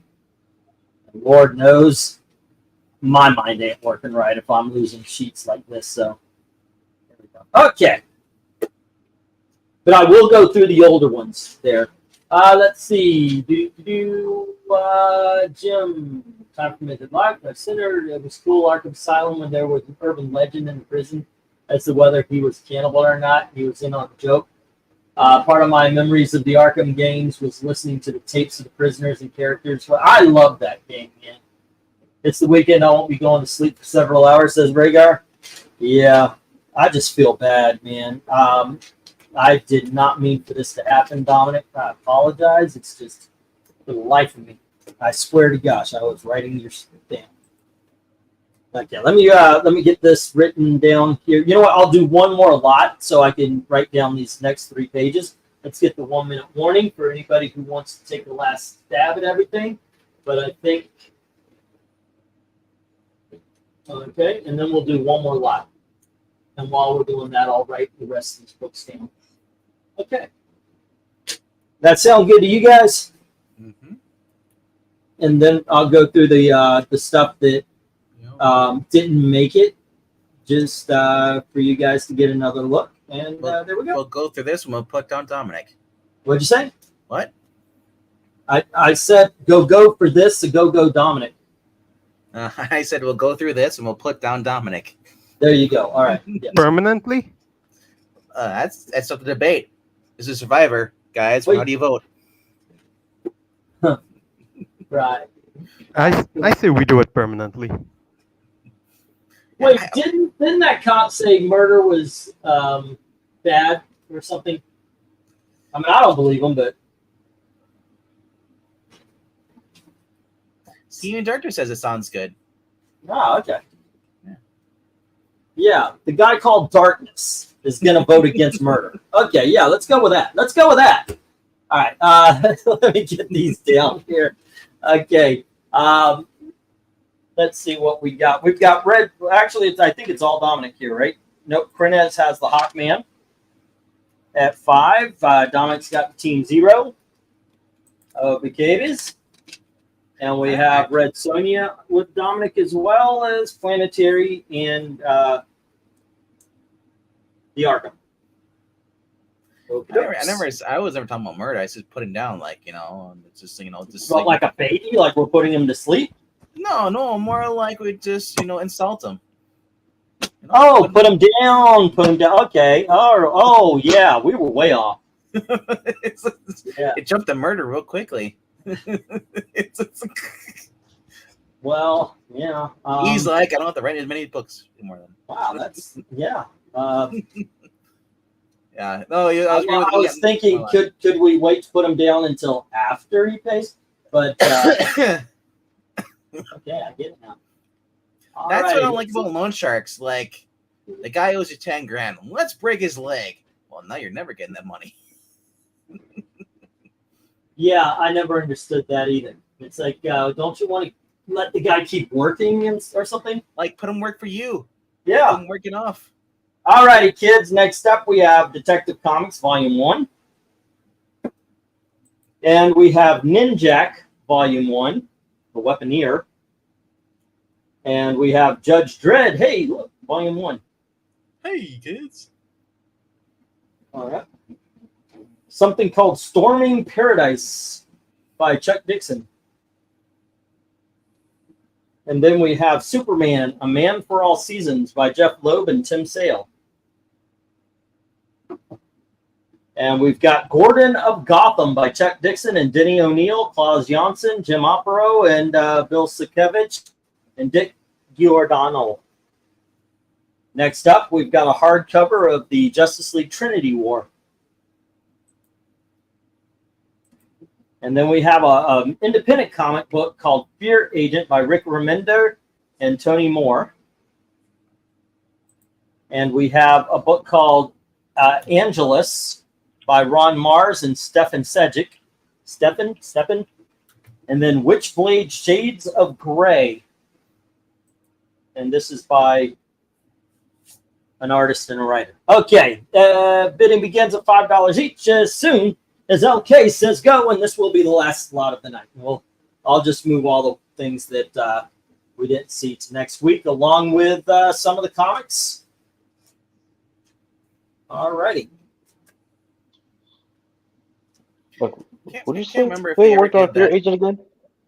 Say again? What did you say worked on Fear Agent? That is Rick Remender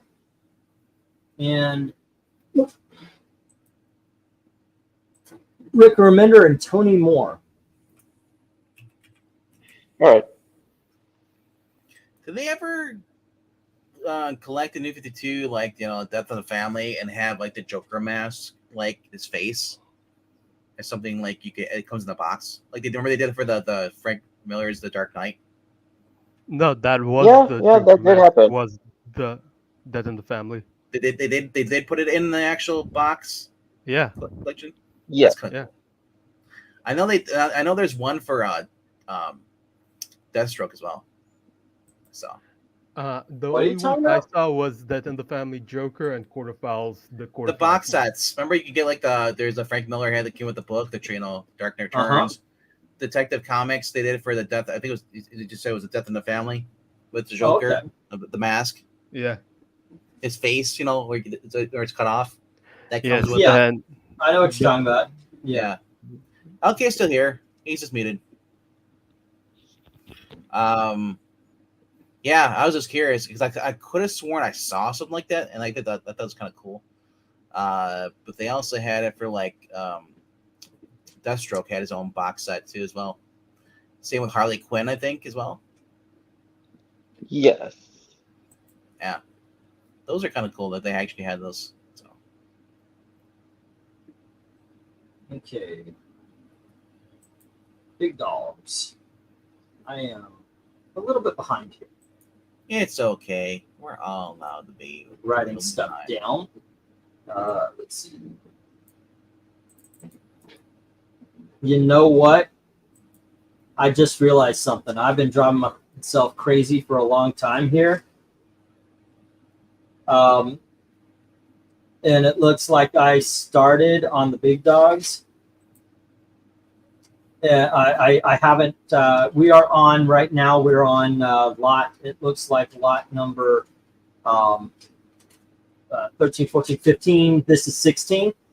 Mhm. Dominic came in at lot number 12. Yeah. I have not written his stuff down yet. That's why I can't find his sheet. I am a mess. I am a freaking mess, man.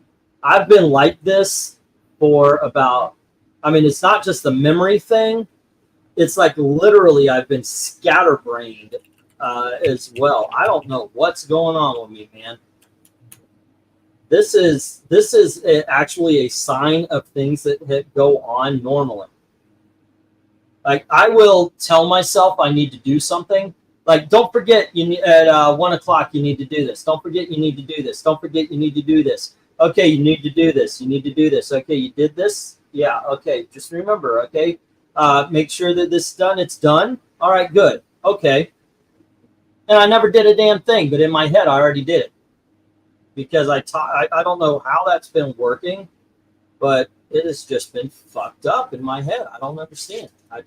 No, it's stress, stuff to deal with your dad, so taking a toll on you. Yeah. Yeah. By the way, it's that has not gotten better, obviously. It's only going to get worse, unfortunately. Yeah. And Did you you went through it? My grandfather. Yeah. I just hearing stories of my mom. Like he did not know who she was. He was hitting on her and her sister. He forgot that he was even married, and then he gets upset. He's in the nursing home. Where's my wife? I want to go home with my wife, and my kids. He was all over the place. He actually went to my brother's and asked, "Is that your mom?" I wondered about it because he looks over at her, and there's my 75-year-old heavy-set mother, and he asks, "Well, how long are you staying over? Are your parents going to let you?" You know, I mean, he's literally looking at a woman who is 50 years way older than she should be, and he's talking to her as if they're kids. They're still teenagers. Yeah, that just floors me. And they said the number one thing is these people that get dementia, they go on antidepressants because they get anger problems. Yeah, pretty much. Yeah, and that's the biggest thing. They're always angry. Yeah, my dad went through that, and he went through the whole bit about how, hey, look, I could take care of myself and all that kind of stuff. And it's not just that. It's just they get belligerent when they think they're a teenager and they get mad at you. You're like, let me go home. Oh, like they are teenagers. Yep. You're constantly confused. You can't remember. You get frightened. You get scared. You get angry. All that stuff. I wouldn't wish that on anybody. Let's see. And then on top of that, your dad served in Nam, so he's gonna relive those. You know, the weird thing is he's got this. Actually, has upset my mom sometimes. My dad has incredibly vivid memories of his time in the war, but he'll forget details about the life that they've had together. It's strange, but that has left that kind of lasting impression. It is. War changes you. I'm sorry. You can love someone as much war, but that war, when you see death, you are, and you just all that stuff. It sticks with you. Pretty sure. Never been and happy. Yeah. I don't understand false valor because I feel so lucky I did not go to war. Like me and my cousin were going to sign up together, but my cousin went down before I could sign up. My dad pulled me aside, gave a big speech and said, "You do research before you go in. You find out if this is a war you want to fight." He says, "I fought a war that I did not believe in." He says, "You don't want to do that." Was your dad drafted? I started looking at things, and I started questioning things. And by the time I was like, you know what, though, I've got to go for the country, and it was over. I mean, Desert Storm did not last a long damn time for us. Did your dad enlist, or was he drafted? No, he was drafted. Okay, so he didn't live. Okay. But his IQ was high enough that he went instantly into officer school. Yeah. So both my uncles actually went in willingly. Yep. And neither of them died over there. They died here. It's like it's crazy. And how long the war is? Can you imagine being over for like 3 or 4 years, and then you survive all that just to be taken out by a drunk driver, or your power steering goes out in your car. Like, that's crap luck. Just when everything's going to get better, sucks. I feel bad for those people.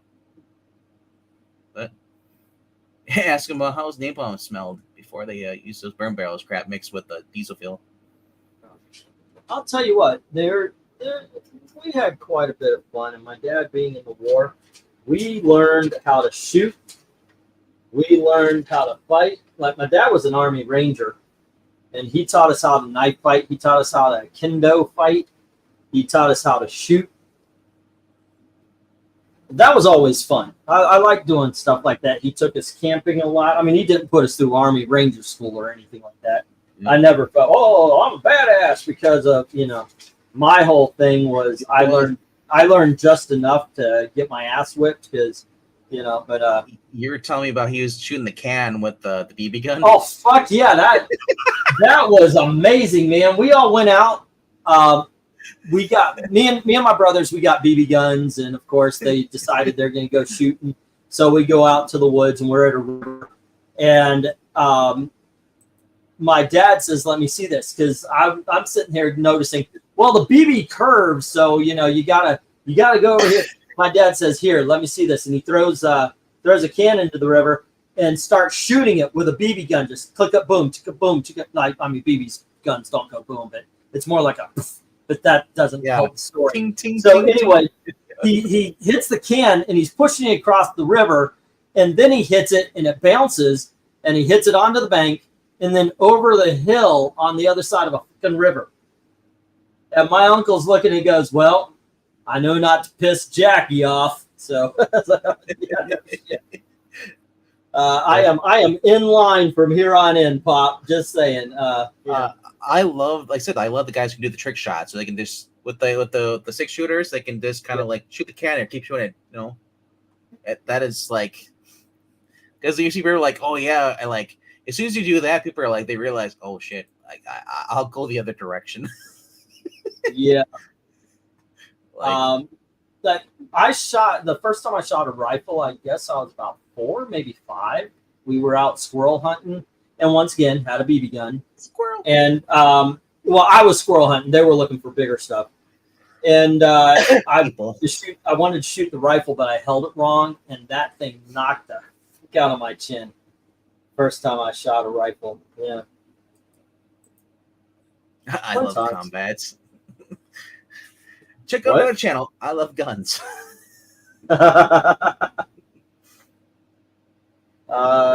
Necessary evil, I guess. I prefer not to. Well, that's the that's the thing. You bring it up. It's like because not everybody likes guns. It's no big secret that I've been watching. That's Alias Smith and whatever. What's it called? Smith and Jones. And there's one where they're actually shooting the cans, and this kid comes up and he's like, "Oh, I want to be like that." He's like, and they both realize they look at us like, "Well, Wes is pretty much coming to the end." And he says like, "No," he's like, he's hopefully I'll not teach you this because you should not know how to use a gun because pretty much he basically wanted the kid to grow up and do something else than end up robbing banks and stuff. Right. It's just like the life of a criminal because what they were. They're bank robbers and stuff and using the gun. Like, I agree with that. I can see, like, he doesn't want the kid to have that kind of life. But I'm also thinking, like, we should have open carry now because of that crap. Like, I love Texas as open carry. We should still be able to walk into a restaurant and have a 6-shooter on our belt, strapped to us. People think, oh, there'd be a lot of shootouts. I used to ask people, like, why are you carrying? Do you need the gun on you? I mean, it's like a, but yeah. It's more like when people say Co-Vices AU and listen to my books tonight. Have a good one. Thank you, sir. Well, you're probably gone. This is what I look at. You might hold on just a second. Let me see if there's any. Darkness Comes says 5 on G, which is the Justice League. All right. Yeah. You look at basically like how, like when you're driving on the road, everybody slows down because there's a cop there watching for speeders. As soon as they get past, they speed up.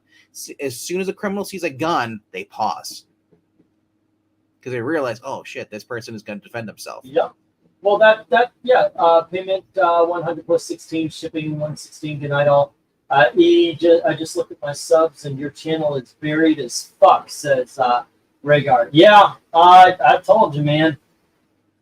I'm not kidding when I said I was shadow banned.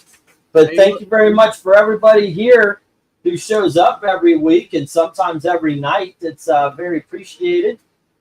Yeah. I'm on my phone, my smartphone, my iPhone 12, and when I go on the app, I just go under. Everybody's under subscriptions on one tab there. And then I purposely unsubscribed and resubscribed to Extreme Movie Show, Geeky Puppet Show, and I Love Comics. That way they show as top because they have like little bubbles on top. Tells you which channel is, so they're always the first 3. That's why I know. And So I also know he's live too, because I still get notifications. It's just that when he's live though, instead of being it shows a little red circle next to the icon. You know. Okay. Let's see what's going on here. All right, there we go. Yep. Oh, no wonder you can't find the paper. Look at that box. Well, no, that box is full of garbage from because that's one of the boxes the books came in. I want to talk to you about your books here, man.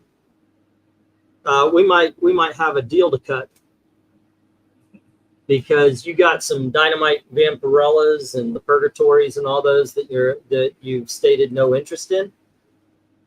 So, well, you're talking about which Vampirellas? I don't even know what Eric sent me, so I have to see when he gets it here. No. It's the you've got some Harris. You got a couple that I know you already have because you got them from me, but it's the Dynamite stuff. It all depends on depends on what year it's from, because the newer stuff I have, if it's older Dynamite, I might not have it. I'll show you. Yeah, I'll show it to you. We'll do it off camera because an unboxing. It's your stuff. It's your unboxing, right? But when we go off, I'll show you what I'm talking about. Let's see. Let me have. He's trying to steal my books, guys. You see that? Steal? No, I said. Okay, you know what? Yeah. Hey, I've got to finish up some stuff here before I get to bed, so I'm gonna have a good one, LK. Thanks for hanging out, man. Seriously. All right, Dominic, I started building a page for you. I know I don't have everything. He's taking advantage because I'm old and feeble. I got this one already. All right. Dominic, your total is $400. Yeah, like I said, I'm gonna go through this, but I think I got everything. I really do. That sounds reasonable. Or do you prefer $600? Well, he's got a couple of things that I just. Oh goodness gracious! I am probably all fucked up. Well, we know that. Okay. This is what I've got, by the way, Dominic. Like I said, I'm going to go through these. I'll get you yours. But for right now, what I had was Batman Volume 2 for 10, Hulk 7 for 10, Legion of Superheroes 1 and 5 for 10, Supergirl at 15, Superman 1 and 3 at 10 each. Well, that's like 1, 2, 3, 4, 5, 6, 7, right? 1, 2, 3, 4, 5, 6, 7. So even if these, well, some of these are other people's. Gustav PI for 8, Fallen for 8, Avengers Quicksilver for 8, Legionnaires at 10, and American Vampire, the miniseries. I haven't finished writing these down. Would have been 15. Let me go to Darkness Comes. What I've got for you is Incredible Hulk Annual number 7, Amazing Spider-Man, the novel bookish thing, $2. Magnus Robot Fighter for 8, the Thor 156 for 10, the Amazing Spider-Man 11 for 24, Brave and the Bold at 10. And let's see, KRENIZ had Spawn 10, Chariot number 5, both for $1 each, Spider-Girl 99 for 3, Olympus for 3, Go-Go Power Rangers for 3, Silver Surfer number 1 for 5, Wonder Woman 245 for $7.50, Spectacular Spider-Girl 1 and 2 for 15, Creature Commandos number trade paperback for 13, Bat Child Dreams for 10, Phantom Lady for 26, and Werewolf by Night for 23, 16, 23, 33, 38, 41, 51, 61, 81, 87, 90, 111, 50 is what I got for KRENIZ. He asked that did he get Ninjak and Angelus? Ninjak and Angelus. I think that was the last lot. In the last lot. No, I did not. Let me. I don't know. Yeah. There's the last lot you put up. Ninjak and Angelus. I have them now. Yay. Okay, and that would be 121.50. All right. Let's see. 1, 2, 3, 4, 5, 6, 7, 10, 11, 12, 13, 14. Okay, yeah, I'm gonna put these in boxes. As you can see, I've got a lot of boxes around, and so let's go with the normal 16. Okay, if it's anything over, I'll cover it. But let's go with that. All right. Yeah, you got the Dark Phoenix. KRENIZ saying you didn't get Werewolf by Night. Did I read off Werewolf by Night? Yeah, Werewolf by Night actually goes to Darkness Comes. Darkness Comes. Okay. For $24. 24 bucks. 24. That's right. That's right. Okay. Sorry about that. Sorry about that. Werewolf by Night on Darkness Comes. This was a fucking. I started this out last night out in a good mood, and then everything went to shit, and I don't know where and how. You know what? It went because I thought I freaking panicked and I threw the paperwork everywhere trying to find Dominic sheet that I never even made. Another thing is to keep Cole in here. I've got a fan blowing on me. That hasn't been easy either. But that's just excuses. That's just excuses. All right, 24 to Darkness Comes. Yeah, excuses. Yeah. Let's see. 1, 2, 5. Hell, here we go. 11, 16, 23, 50, 33, 38, 41, 51, 61, 81, 87, 97. That sound a little better, sir? 97, and we're talking about once again do the 16, and that would be it's fucking hell. It's 13. God damn it. 10 and 1. That's 11. So it's 113 all told. All right. I'm looking at 7.6. I'm wondering if I can't put it together. All right. Darkness Comes. What I have here. I read that off. Let's see. We have 3, 11, 21. 41, 45, 55, 75, 79 for Darkness Comes, 79. And then what are we looking at? Little Spider-Man, little this. So I think all this fits into a medium-sized box there, sir. So, we get 16, and it is 79.85, sir. Alrighty, there we go. That's the Darkness Comes. Go back to KRENIZ. Says you missed Diana Prince, Wonder Woman trades. Okay, yes. I'm just sure. You know what? I wasn't done writing the sets down. Why am I fucking reading this off? I wasn't writing.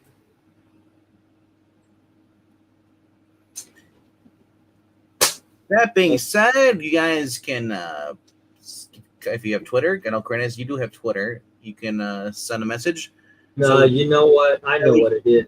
Well, no, that way, even after you read yourself, that way you can at least verify it later on. Yeah, I would definitely. No, do you know what the thing is, and this is the truth of it? I got 2 hours sleep, and I don't think I'm firing on all cylinders.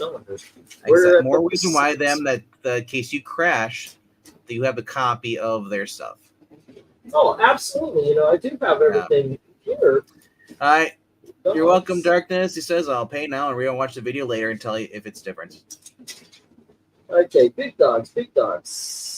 Dominates everything. Okay, so that's Nerdy Texan. All right. 11, 12. Here's 14. Big dogs, I need the sets. That's 8, 7, 6, 5, 4, 3, 2, and 1. Okay. We got Darkness Comes. We got Dominic. We got KRENIZ. Austin P had Adventure Comics 418 and X-Men Dark Phoenix. Windsor had Sergeant Snorkel for 2, Yogi Bear for 2. New Funnies, the Woody Woodpecker for 3, Sad Sack 120 for 5, as well as 203. And the Laughing Special, Strange Suspense number 74 for 5, and that is 5, 10, 15, 25, 27. And I'll throw that into the box if you want. Alrighty, and then Jim already hit the hay. Let's see, LK already hit the hay. One Slick Dude paid and hit the hay. RDV had Brave and the Bold Volume 2 for... No, Brave and the Bold number 2 for a buck. Mickey Mouse, the Breakfast Steps issue, Sled 262, and Pluto. It's $9. I'll just erase that off of the. Yeah, sure. Yeah. Sounds good. AU already took off, but he had all the American flags 4, 5, 7, 8, 9, and Superman #1 for 5. So that was 10 sets. And big dogs. I was in a good mood this morning. I apologize to everybody because I do not recognize. I mean, I'm kind of in a haze right now, but I don't recognize it. So I thought I was chugging along, and apparently I made mistakes, and you guys deserve better than that. So I apologize for this. What happened was I was working on the auction. There was a lot of stuff. You guys saw the books. You saw the and I had to separate the stuff keeping and the stuff that's going, and then I priced a whole bunch of stuff, and I stayed up until about 4:30, and then I went to get a couple hours sleep, and I had to drive my wife, Gail, you guys know her, and because I had stuff to do at the shop, so I got up at 6 o'clock with her. And I've been up ever since, and I think just Finally taking you guys deserve better than this, and I apologize. You've been up since it's 1 o'clock by you. You've been up since 6 o'clock. That's a lot. Okay, yeah. So yeah, you're older now. It's more expected to you to your body wanted to shut down now. Okay, so yeah, the thing is, I didn't put down the Wonder Woman because it's right here for KRENIZ. Let me find this. Guys, talk to the chat here for a little bit. Let me put down Wonder Woman. You suck. Nobody cares about your character. Glenzer, everything. You paid $16 in already. Because I remember you paid for shipping. I had a box. I thought I grabbed a large size priority flat rate, which I normally send in. Instead, I grabbed one. It was $60.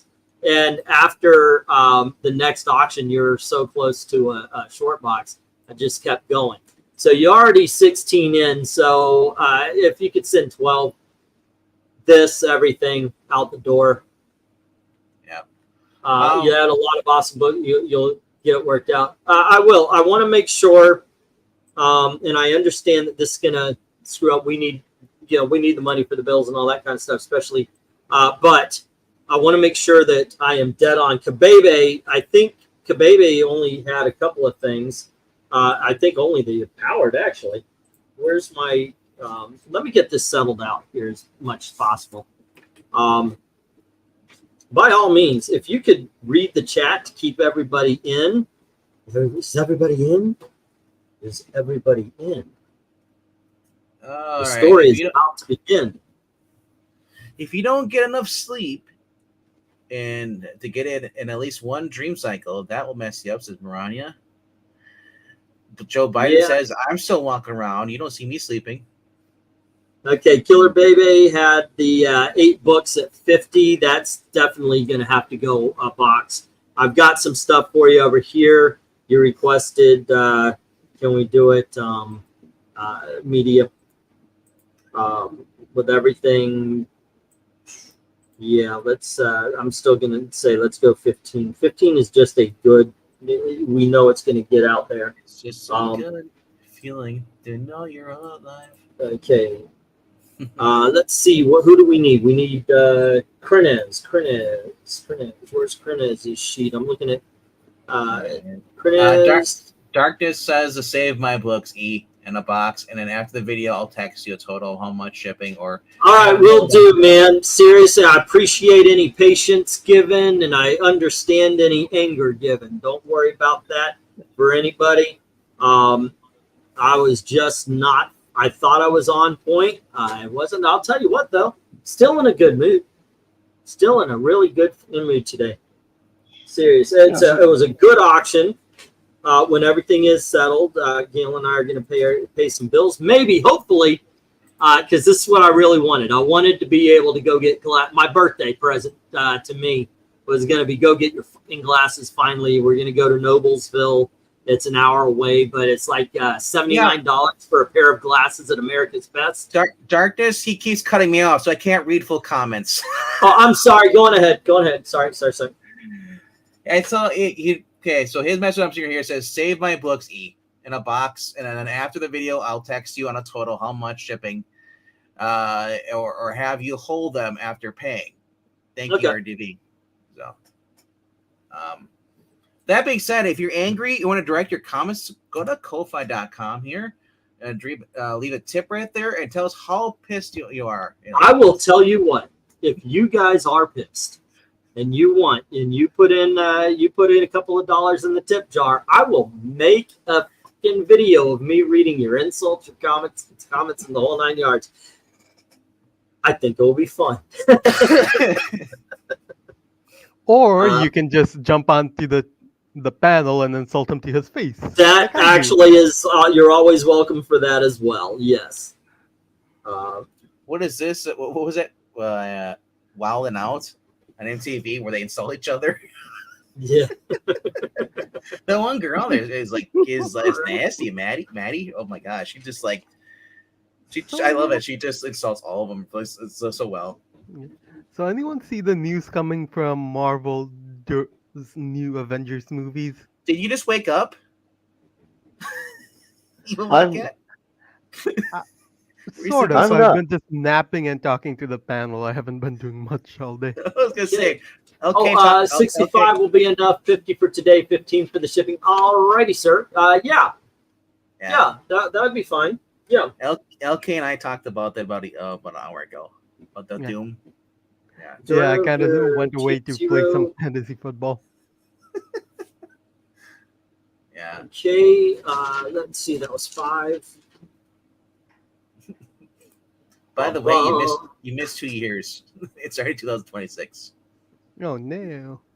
Red Sonja and Planetary. Do I have those? No, I do not. Red Sonja. I actually thought you were going to go for the Red Sonja, RDV. That's your jam. But you really don't like that movie, huh? I don't like the movie version. Well, it's bad. It's a horrible. I love it. But then again, Arnold's in there for what reason? Because he's Arnold, and they needed to push the movie. Yeah. I was 14, 15 when it came out, so it was like right there in the sweet spot. And I watched it. I was like, wow, this sucks compared to Conan.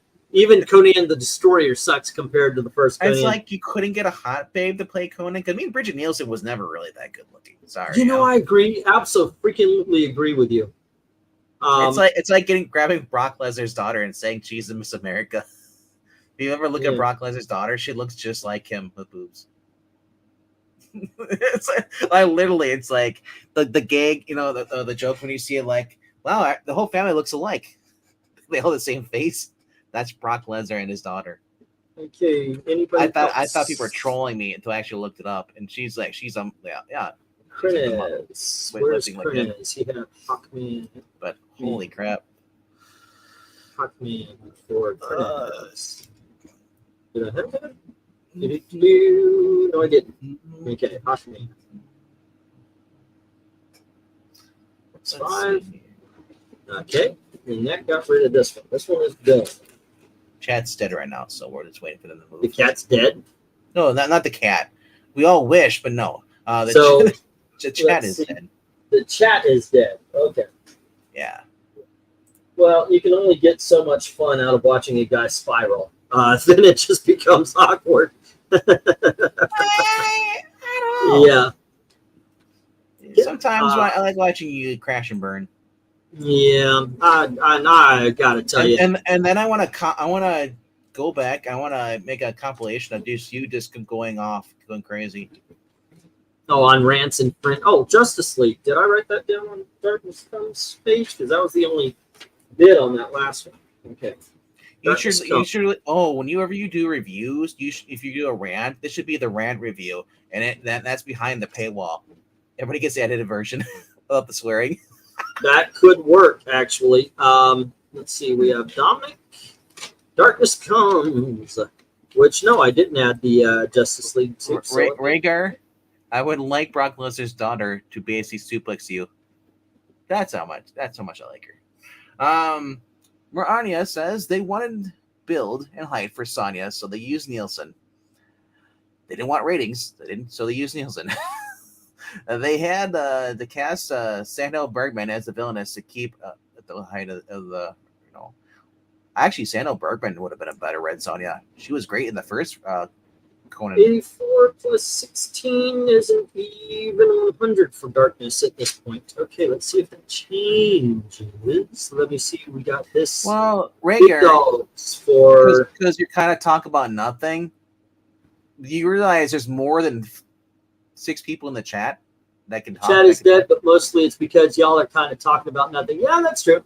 I have 122 before shipping. I know you already had a box building up, but I could send that out now and worry about shipping later.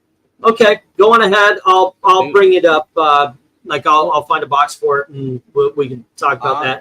Austin, now you did it. Now he's never going to shut up. Somehow makes climbing up a window look graceful. No, the comment he did before that. Oh, to revive the chat somewhat, I just watched Rear Window last night. Dang, Grace Kelly is an angel. Yes. She somehow makes climbing up a window look graceful. Absolutely. I worked at the Alfred Hitchcock Art of Making Movies at Universal Studios. I'm a huge Alfred Hitchcock fan. Talk about videos I would love to make. Eric says he's a Hitchcock fan as well. I think those would be awesome. We did one where we kind of talked about best and worst and all that kind of stuff. You did a ranking. But Rear Window is my favorite Alfred Hitchcock film of all time. And she is absolutely amazing. Unfortunately, it was also the one where Alfred Hitchcock had a thing for young blondes. Who doesn't? We all do. Yeah. And that was the time when he got most aggressive, and she met Monaco, the Prince of Monaco, and just kind of nope, I'm out. But yeah, there's the first scene you see her in, Jimmy Stewart sleeping in his chair, and you see her as she's about to kiss him, and it's just, they set up the lighting and everything because she's kind of already in that pose, and it is one of the best one of the best times I've ever seen a woman look good. There are just times where somebody is shot her character in a way that makes them just absolutely gorgeous, and that was done for her so well. Whole character personality in that, she's like, he's like, you don't want to marry, you don't want me, and I like to travel and stuff. He's basically, because she's out of his league, and he keeps saying that she is, and she says but you're a gentleman. You are kind. You're not like all the people that go after all the fake people. You're real. And that's why she likes him. Yeah, and I do like the fact that they acknowledged the age difference in that movie. Yep. Because he mentions when to Thelma Ritter, he talks about how much younger she is and how they're 2 different parts of their lives. And I love Thelma Ritter. I love her speech. She's y'all make it so complicated. It used to be you would meet somebody, bam, like a crash on in New York, whatever. I forget the streets you mentioned. Now you think. I love her little speech there. It was really done well. All righty, let's see. Dominic One Slick and I wrote this one already. I got this one. Yeah, like I said, the Ritter, she steals the whole entire movie. Oh, she's great. Yeah, and speaking of different parts in life / different timelines, I'm gonna go sleep. All righty, Bubba, you have a good night. It's 6:20, so what's with the younger generation going to bed early? Pixel did it last night. Now it's him. Yeah, he just does not have the endurance. The old man over here is on 2 hours of sleep. You don't hear him bitches say I'm going to bed. Solo was that's because we're gonna live longer. I have a better chance of making it to 60 than you do. You know that. He left already. Oh, okay. He got out of there. It's because he ran scared. He didn't leave. He ran. North by Northwest. Good movie. I love it. That's my favorite. I love it. And obviously Eric's favorite film because he's got that poster behind him. I love that the whole movie, the storyline stuff, but I love Grace Kelly. She is so amazing in Rear Window. I still haven't watched. Still haven't watched. Was the other one To Catch a Thief? Oh, To Catch a Thief is brilliant. I love that. I have it. I just haven't sat down and watched it. And Kirby King for 10. Yeah, Rear Window. I bought it on a whim at a Best Buy because they had it there on Blu-ray. I was like, "What's this?" I'm like, "Oh, it's Jimmy Stewart. I'll go give it a try." And I said, I was like, "Wow," because you've seen like everybody parodies it, like Bart Simpson when he broke his leg, he's watching the kids in the pool, that episode and stuff. The Simpsons. Yeah. So I was like, so you actually see the movie, and like, it's not even really the movie, like the story plot in Rear Window. It's more like the scenery, the people. It's like, how he watches the people across the building. They all have their own different lives. He even creates little stories about them and stuff. And he's sitting there, and because he's so bored, and just like one of those things when you witness a murder, like, did I imagine it? Because I'm so bored. Sorry to interrupt. Dominic, you ready? Oh, wait, never mind. Not yet. I've got to get sets. Do I have that? Wait a second. I wrote that down. Okay. There's no sets after marriage. American. There's no sacks before a fight. All right. Let's see. Got Tokyo Ghoul. Do I have? Okay. Yeah, I wrote down sacks. Okay. Damn it. Now All righty. Okay, Dominic, I think I've got you there. I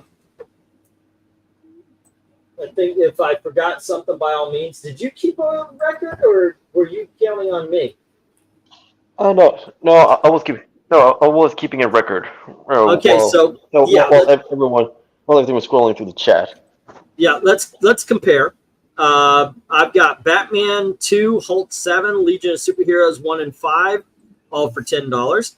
15 for Supergirl, Superman 1 and 3 for 10, Gustav P.I. and Fallen for $8 each, as well as Avengers Quicksilver, Legionnaires for 10, American Vampire for 15, Tokyo Ghoul for 15, Harley Quinn for 15. It said 20. 15's fine. Thank you, by the way. Black Hawk for 3, Aquaman 1 through 3 for 30, Team Zero for 5, as well as the Red Sonja movie, Planetary 1 and 2, and Batman Arkham Killer Croc. Solo for 25, Astro City for 9, and Kirby King for 10. And I've got 256. Have a good night, KRENIZ. Please take care. Be safe. What do you have? Yes. All right. No, that sounds about right. However, if there is something missing, we'll let you know after I watch the replay, just in case. I was thinking I'm going to do the same thing. Because reasons, and only because you asked. Well, yeah, that is true. Well, I did ask to say earlier that I was interested in checking out all the books that weren't given homes. Okay. Before starting with the $1. Judgment Day. All right. This apparently is drawn by Liefeld, but written by Alan Moore. That's what Eric said. We have a book called Prowler. That's issue number 4. And then Superman, Batman versus Vampires and Werewolves. That's issue number 5. Wait. Alan Moore and Liefeld? Does it say Moore Liefeld on that book? Well, it says just Liefeld, but... Oh, it doesn't say Alan Moore? Because it's Moore Liefeld? It doesn't say Moore. No. So Judgment Day, it was actually written by Alan Moore. Yeah. Black Widow number 3 from the Marvel Knights. All right. And then we had, hold on, let me get this in right order. There we go. Starman, issue number 8. And then we have Starman, issue number 11. Issue number 18. And issue number 19. And issue number 20. All right, and those were the dollar books. Oh, by the way, anybody else, if you want, just say the word. These are the $2. Superman, Doomsday, Hunter Prey, and then because this has been autographed, this trade paperback, I got it autographed. That's why I have it for $2. Okay, but you can never get this autograph again because it was autographed by Twiddles. Yeah. The fun part actually wasn't Twiddles, it was you. Yeah, there you go. Yes, I was the one that chewed up. But no, this was I was hearing I was like, what is he biting into? The first thing I thought of though is like if that's from Eric's collection, that's from the mice got to it. Right. No, this was actually chewed on by Twiddles. Yeah.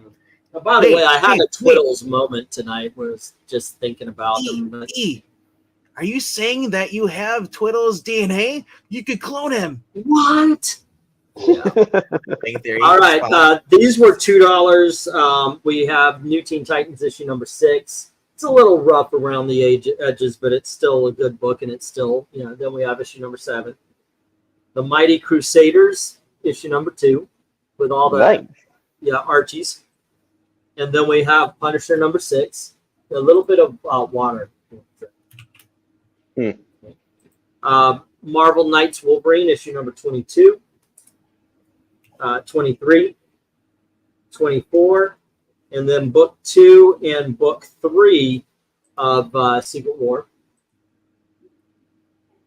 All right. And let's see, you got some $3 books. There wasn't a lot that hit the floor before you came in. Because there were a couple of lots that got taken up. Let's see, this I believe was in the, I guess these were these $3? I think these were $3. It was the Human Target. Nice. And then Teen Titans from the New 52. Superman from the New 52. And Nightwing from the New 52. And then The Amazing Spider-Girl, issue number 2.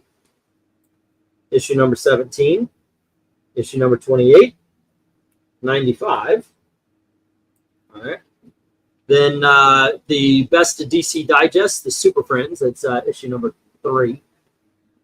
And then the Best of DC, the Digest number 5, which is the year's best, which is the year of 1996, or 76. Justice League International number 1. This was $5 books. Spider-Girl number 100, which I think is the last issue. And then Walt Disney Comics and Stories from Gold King. And then for the big dogs, Spider-Girl number 1. And then Spider-Girl number 20, where you get a new May. Then there was Adventure Comics number 357 and 356. Number 420. We had Air War Stories Kamikaze. Are these ones they don't sold? Yeah, these were not sold. Okay. And GI Combat number 174 with the Haunted Tank. That Supergirl one where she's got the tank over the head or the gun over the head, I'll take that one. And then Brave and the Bold special, which we've had a couple times. Yeah. All right. That one Adventure Comics, I think it was with Supergirl, where she has like the great tank over it. Yeah, she's throwing the penis ship. Exactly. Yeah, I'll take that. No one wants it. There you go. All right, I'll take that. I thought it sold. I was shocked. Nope. That one did not. Didn't you have Supergirls up there too? Huh? Did you have other Supergirls Adventure Comics that didn't sell? No, that was the only one that didn't. Wow. Jeez. I'm surprised. Me too. And that's all. That's the only books that didn't sell. I was actually surprised Spider-Woman or Spider-Girl did. Thank you, Austin. I'll hold them for you. By the way, Cary Grant better than Jimmy Stewart. I can't argue that. I love them both. If Jimmy Stewart, Alfred Hitchcock versus Cary Grant, I got to go Jimmy Stewart. But when you get away from that, you still got like Charade for Cary Grant. Both of them have the Philadelphia Story. But Cary Grant's got Arsenic and Old Lace, Bringing Up Baby. Jimmy Stewart's got the flight of the Flight of Phoenix, which is really good. He also has one where he plays what's his name? The guy who flew across the country. Yeah. He's got the Lindbergh? Bird Story, which was good. Yeah, Lindbergh.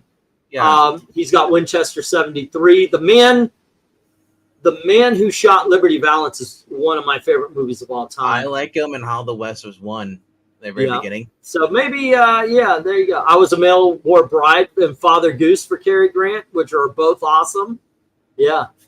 Cary Grant can do front flips, no contest. I'll tell you what. Nobody descends a flight of stairs like Cary Grant. The way it's kind of sideways and, you know. It's just like nobody runs like Tom Cruise. He's the only one. Exactly. The man is a class act all around.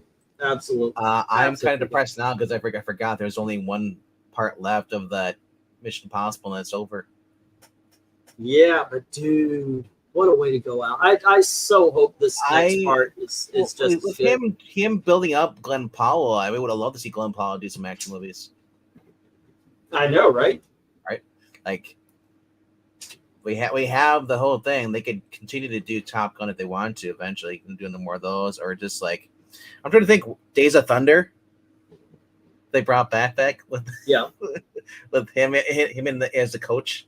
in the movie Holiday, he just does front flips every 20 minutes. Like look at because the way Stallone did it. Creed. He that's a perfect example to do it. Tom Cruise did a Top Gun. It was Maverick. It's the same thing. I was trying to. I thought I had Family Man, which is a Nick Cage Christmas movie I love, and I thought I had Love Actually. Didn't have either, and I found at Walmart for $5 a triple feature with Family Man, Love Actually, and Holiday Inn. I've never seen that. This is a blind spot. You know, it's supposed to be a big film. Okay, let's check this out. Never saw it before in my entire life. So I'm very excited. I get it home, and before I watch the two I bought the box set for, let's watch this movie I've never seen. So I'm watching it. It's Fred Astaire and it's Bing Crosby. So I'm just loving it because I love me some good old-fashioned musical numbers. And so it's all about this hotel, an inn, that is only open during the holidays. And so every holiday they have like a song and dance number that's kind of put to it, right? And so here comes George Washington and Abraham Lincoln's birthday. Back in the day, they were separated. And I'm watching and they're singing this patriotic song. And then all of a sudden I'm like, okay, yeah, this is pretty good. Now, what the honest fuck? Out comes Bing Crosby in blackface. I was like, wow.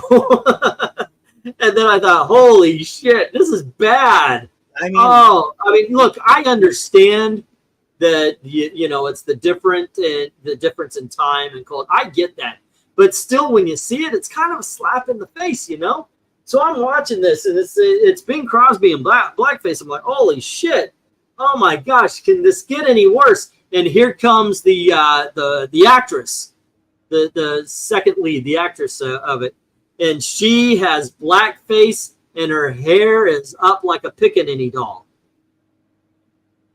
And I was like, wow, how has this not been canceled yet?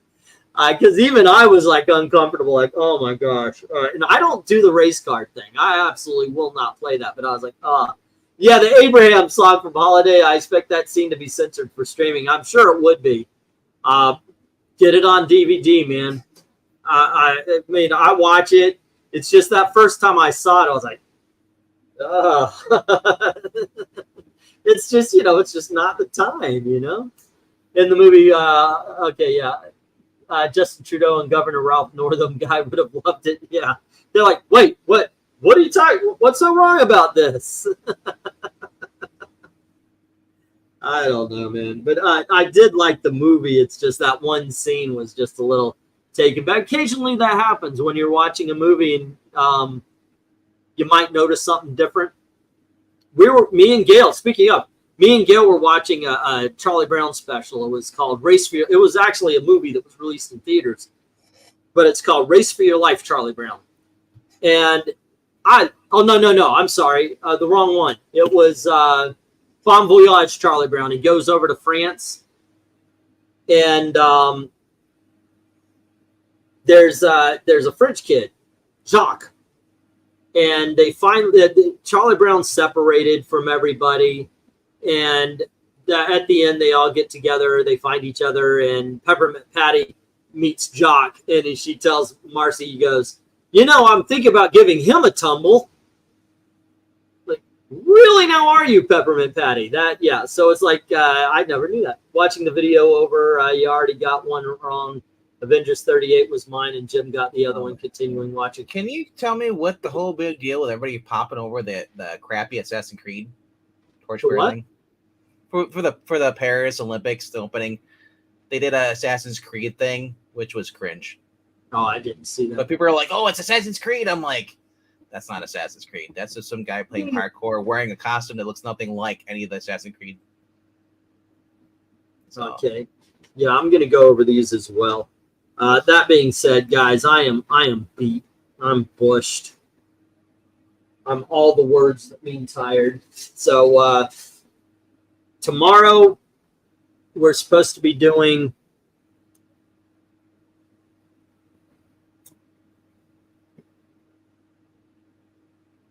Vampirella, right? Vampirella covers.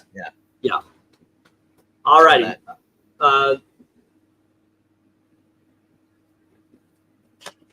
Oops, let me write this down before it gets lost.